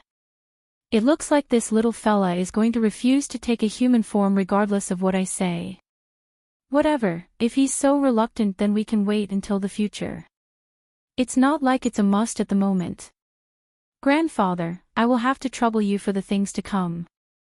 Stretching her hand out in a lazy manner, she beckons the tiger to her side. Come, Little Rice, let me lie on you for a bit. The big guy didn't reject the summon. In fact, he was very happy to toddle up to her legs and sprawl down to act as a pillow. And sure enough, Bai Yen could feel herself melting into that soft furry body once she leaned down. Matching this with the warm sun in the sky, it's comfortable and beautiful like a picture out of a portrait. Bai Chang Feng and the others left quickly at this. It's not like they didn't have anything to do at the moment, there's still the work entrusted to them to carry out. While the human world was coming to terms with what they experienced and the astounding news of the amazing breakthroughs happening at the Holy Land, the situation back over in the spirit realm weren't looking so positive. Spirit Lord He Fei Xiang had smashed everything within his vicinity over the terrible news that went into his ear, indicating how infuriated the man was feeling. Swish! It's then Lu Qingyu stepped through the doorway. When seeing the mess that was this room, the woman inexplicably furrowed that brow. Without indication, the Spirit Lord rushes over to his own daughter and grabs onto the girl's collar. Say it. Is it you who leaked the word out?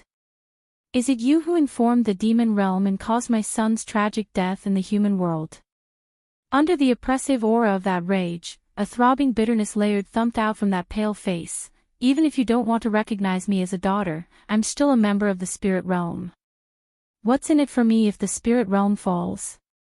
He Fei Xiang still carried suspicion in his old eyes despite that strong defense, but those hands nevertheless relented and loosened the grip.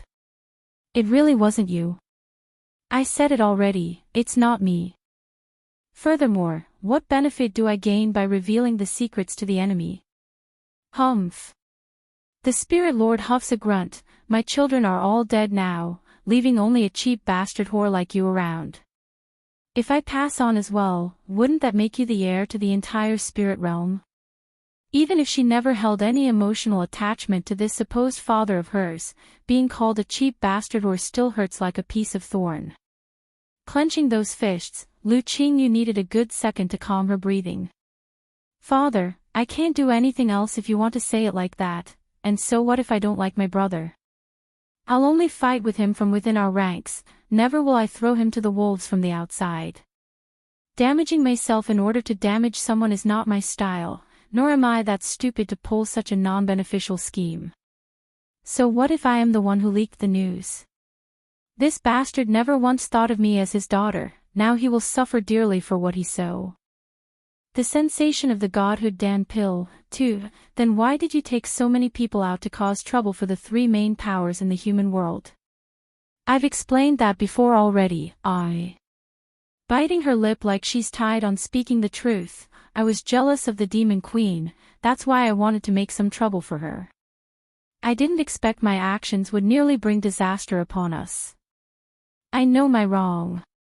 Her words sounded sincere, like she's made some grave mistake and now repents for it. Seeing this picture, Fei Xiang's last bit of doubt was quashed. Slamming his fist on the table before speaking, "Damn those demons, I will kill them all for my son's death." Flashing with an underlying light in her eyes, Lu Qingyu knew this was the time to speak up. "What do you wish to do, father? If there's anything I can help with, please let me know." "You daughter, I will do everything you ask of me." Due to the anger he felt for the ones responsible, the Spirit Lord had missed the cold sharpness in his daughter's aura, something which he never would have done in the past. Qingyu, softening in his eyes, the man's voice grew gentle like a proper father's. "Now I only have you left as a daughter.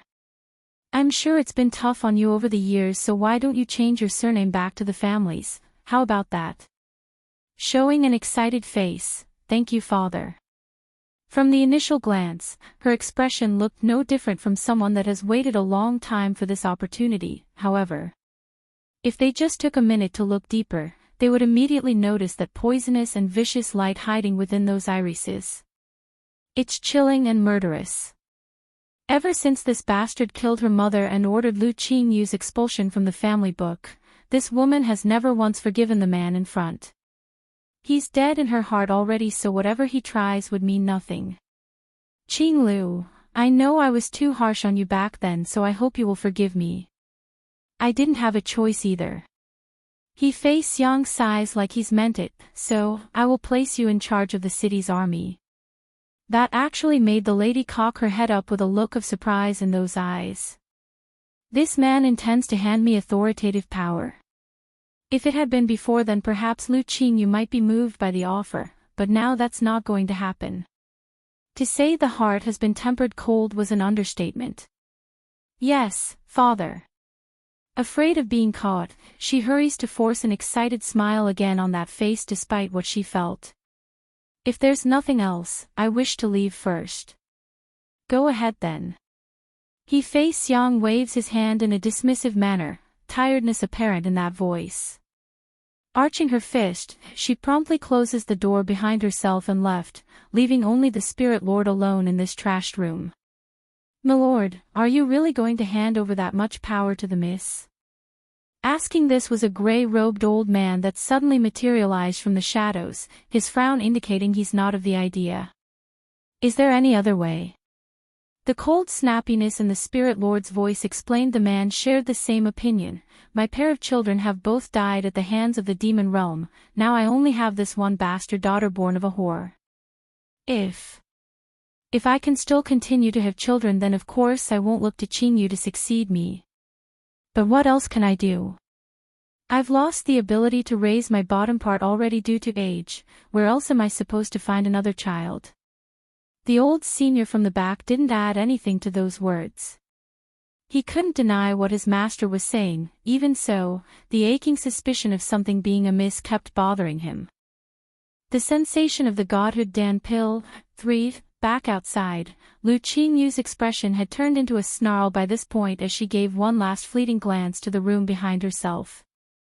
Miss, Senior June had been waiting outside during the entire exchange, so his expression promptly eased up at the sight of the lady. "How did it go?" "That old thing has completely fallen for my word, so we should be good for the time being. However, whether or not the spirit realm can avoid the upcoming crisis is beyond my control."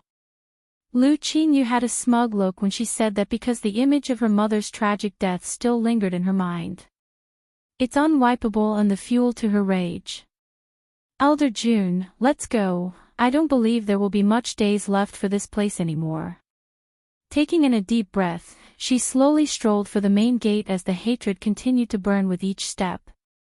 For the senior who has been faithful to this lady and her late mother, he just couldn't help but issue a long deep sigh. Unlike others, including his fellow peers that remained faithful to Lu Qingyu, only Jun Hao himself knew what really went down behind the shadows. For example, It was the lady who poisoned her own father with an untraceable potion that destroyed the Spirit Lord's ability to procreate with another female. Holy Island. Even though the terrain here couldn't be restored to the former glory of what would be considered an island out of a fairy tale, but through the efforts of everyone combined here, it's still better than the scorched earth appearance from before after the four elders made their breakthrough. For Hualuo of the Flower Brothel, none of this mattered of course after she and the important members of the Demon Beast sect were summoned over from the Abyss Forest. To this faithful follower of Baiyan's, being able to see her mistress again after so long was the main joy she could ask for. Taking a slight bow to show her respect, "Mistress, I am so happy to see you again." Baiyan returns the greeting with a smiling nod. "I am happy to see you too, Hualuo. How are things going at the Flower Brothel? Is everything running smoothly?" "Rest assured, mistress, I've kept a close eye on things while you were away. Now we are no longer a small power and has grown into a second-rate organization, equal to the Demon Beast sect in footing. In the past an intelligence organization like the Flower Brothel would only be able to keep a safe foothold on things due to Baiyan's backing, but things have mostly changed by this point. Even without their founder around, Hualuo used her intellect and ability to grow the business, which paid off in the long run as shown. Of course, the benefit that came with being related to Baiyan couldn't be denied, but the grunt work still fell on this faithful lady that was there from the beginning of this journey. Anyways, now that you're all here, I can begin practicing my alchemy. First giving her own girls from the Flower Brothel a look to see if there are still people missing, Baiyan then shifted her gaze over to the Demon Beast sect that has sworn loyalty to her own son. When I begin, no one is allowed to leave the island, so don't miss this chance. Obviously none of them understood why the woman would say something so weird, but they obeyed anyways out of loyalty or fear of the consequences. Yes, milady. Their voices in sync and united. That done, Baiyan immediately turns for the cottage and left a ringing bang in the air when the door closed behind herself. She's going to be busy for the next while because there are still 5 portions of ingredients left over, more than enough to create a battalion of celestial rank fighters. The sensation of the godhood Dan pill, for, with a poofing sound, a pang of green smoke seeps out of the cauldron as the ingredients inside began to melt into a green liquid form. Throughout this process, Baiyan's gaze had never once left the container, it's firm and sharp. Back outside in front of the cottage constructed out of bamboo, the crowd were all sitting cross-legged and immersing themselves in this great opportunity to cultivate.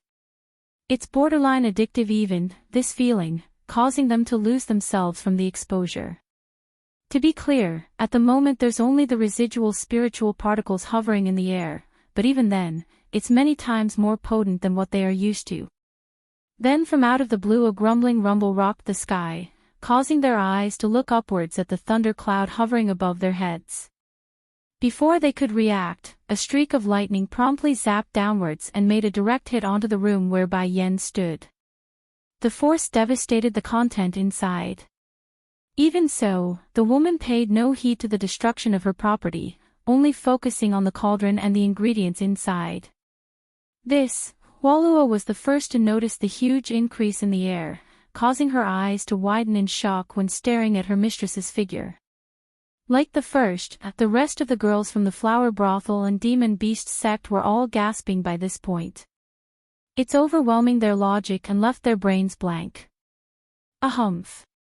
Bai Chang Feng makes a slight cough, figuring he should intervene to avoid wasting time. You should all hurry and cultivate, such an opportunity doesn't come often and should be seized when presented. They needed no more urging after hearing the medicine lord's comment. Getting back to their meditative state, none of the Crow D said another word. This included the 4 seniors who first benefited from the experience. They may have already broken through to the celestial rank, but reinforcing their strength and level was still imperative. Time raced away under this wonderful scene, it's beautiful and surreal at the same. At one point lightning rained down like arrows, the next its beams of light shooting up from below like pillars of rainbow. By the time Baiyan finished her refinement of the godhood Dan pill, none of the people here had moved still. This was fine for her, she's in no hurry to take a swing at the second attempt yet, after all, even the residual particles were enough to greatly boost these people's strength when given enough time. Waste was a sin, even she knew that much. 3 days later. Many breakthroughs happened during this period. For the Demon Beast sect, most of their disciples are now at the king rank while their sect leader reached the monarch rank. Of course, the dragon they brought along were also part of the group. Since the lizard was already strong to begin with, the big guy was able to reach the peak of the monarch rank and only needed one more step to hit the saint rank. Now that leaves the flower brothel. Though the girls themselves were inferior to the Demon Beast sect in terms of strength, but most of them still managed to reach the king rank in their cultivation. This feat was something these ladies who are skilled in intelligence gathering never could have imagined. However, what's most surprising was Waluo herself. The lady actually surpassed the Demon Beast sect's leader and hit the peak level of the monarch rank. It looks like you've all made a lot of advances. Very good, let's continue. Shrugging her shoulder, Bai Yan went back to the ruins of her former cottage.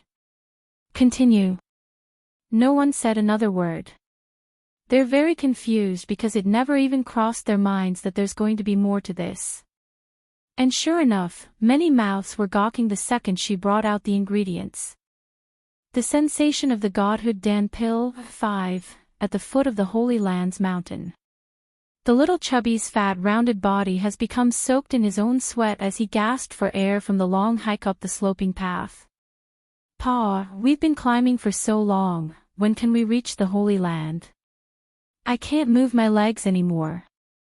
Pichich. A slap instantly came flying over from the side, landing directly onto the back side of the chubby's head. You will walk even if you can't walk. It's only been a little distance so far, so quit yapping that mouth. In the future don't claim to be my son if you are like this. His voice grumpy and unmerciful, Wang Diqiu angrily glared at the chubby beside himself. Rubbing the back of his brain to soothe the sting, the little chubby makes a blaming look but kept quiet anyways. Papa. It's then a small delicate hand reaches over to tug at the man's sleeve, causing Wang Diqiu's heart to melt away at the voice. I can't move either, I want to be carried. In front of his own daughter's plea, Wang Diqiu's serious and stern expression promptly crumbled. Instead, a warm smile bloomed followed by an involuntary softening of his voice. All right, your papa here will carry you. We mustn't let our Xiaotong get tired now, can we? When picking up his daughter, the way he acts was completely different when facing his son. It's downright bias. Making a wronged face, Wang Xiaopeng purses his lips in discontent. Pa, you are being biased. Shooting a stare in return, say another word and I will ditch you here. That sentence instantly shuts the chubby up, but not before he murmurs one final comment. If only I can be Sister Bai Yan's son, how wonderful would that be? Not only is she good-looking, she is gentle to Xiaochen, unlike my old man here. He only knows how to beat me. What are you muttering about? Asked Wang Diqiu after picking up some slight noise from his back. Nothing, the chubby jerked in the corner of his mouth over how sensitive his old man's ear was. He only dares to have that thought inside, never would he say it aloud because he knew his old man would beat him to death. Then hurry up and move your legs. I heard the chief is also here in the Holy Land, so we need to go greet him, and I also heard Bai Yan is back. The truth was Chief Wu Wei had taken into consideration of this family's relationship to Bai Yan when picking out the disciples from the Misty Fairy House. However, despite the man's effort to locate the family of 3, they were nowhere to be found, not even a trace. Due to that reasoning, a letter was left behind at the Wang family's estate. It's just that. Instead of telling Wang Diqiu to come to the Holy Land right away, Chief Wu Wei wrote that they should seek refuge inside the abyss first and to only come after receiving the signal that it's safe to do so. That's why they're so late. In the end, as a result of that twist and turn, the one to suffer here would be poor Wang Xiaopeng. Despite the chubby kid's unfit body shape, the boy's father didn't slow down at all to accommodate his struggling pace and walked even faster. Papa, shouldn't we wait for brother? Asked the innocent Wang Xiaotong that's being carried. Giving his daughter a rub on the head regarding that comment, Wang Deqiu happily answers her, your brother is too fat lately, we need to help him lose some of those calories. Why else do you think I didn't bring a carriage along? It's to help him lose that fat. Wang Xiaotong nodded her head almost out of reflex. She didn't understand still, but she has full trust in her papa's decisions. No wrong could come from her father in this young girl's eye.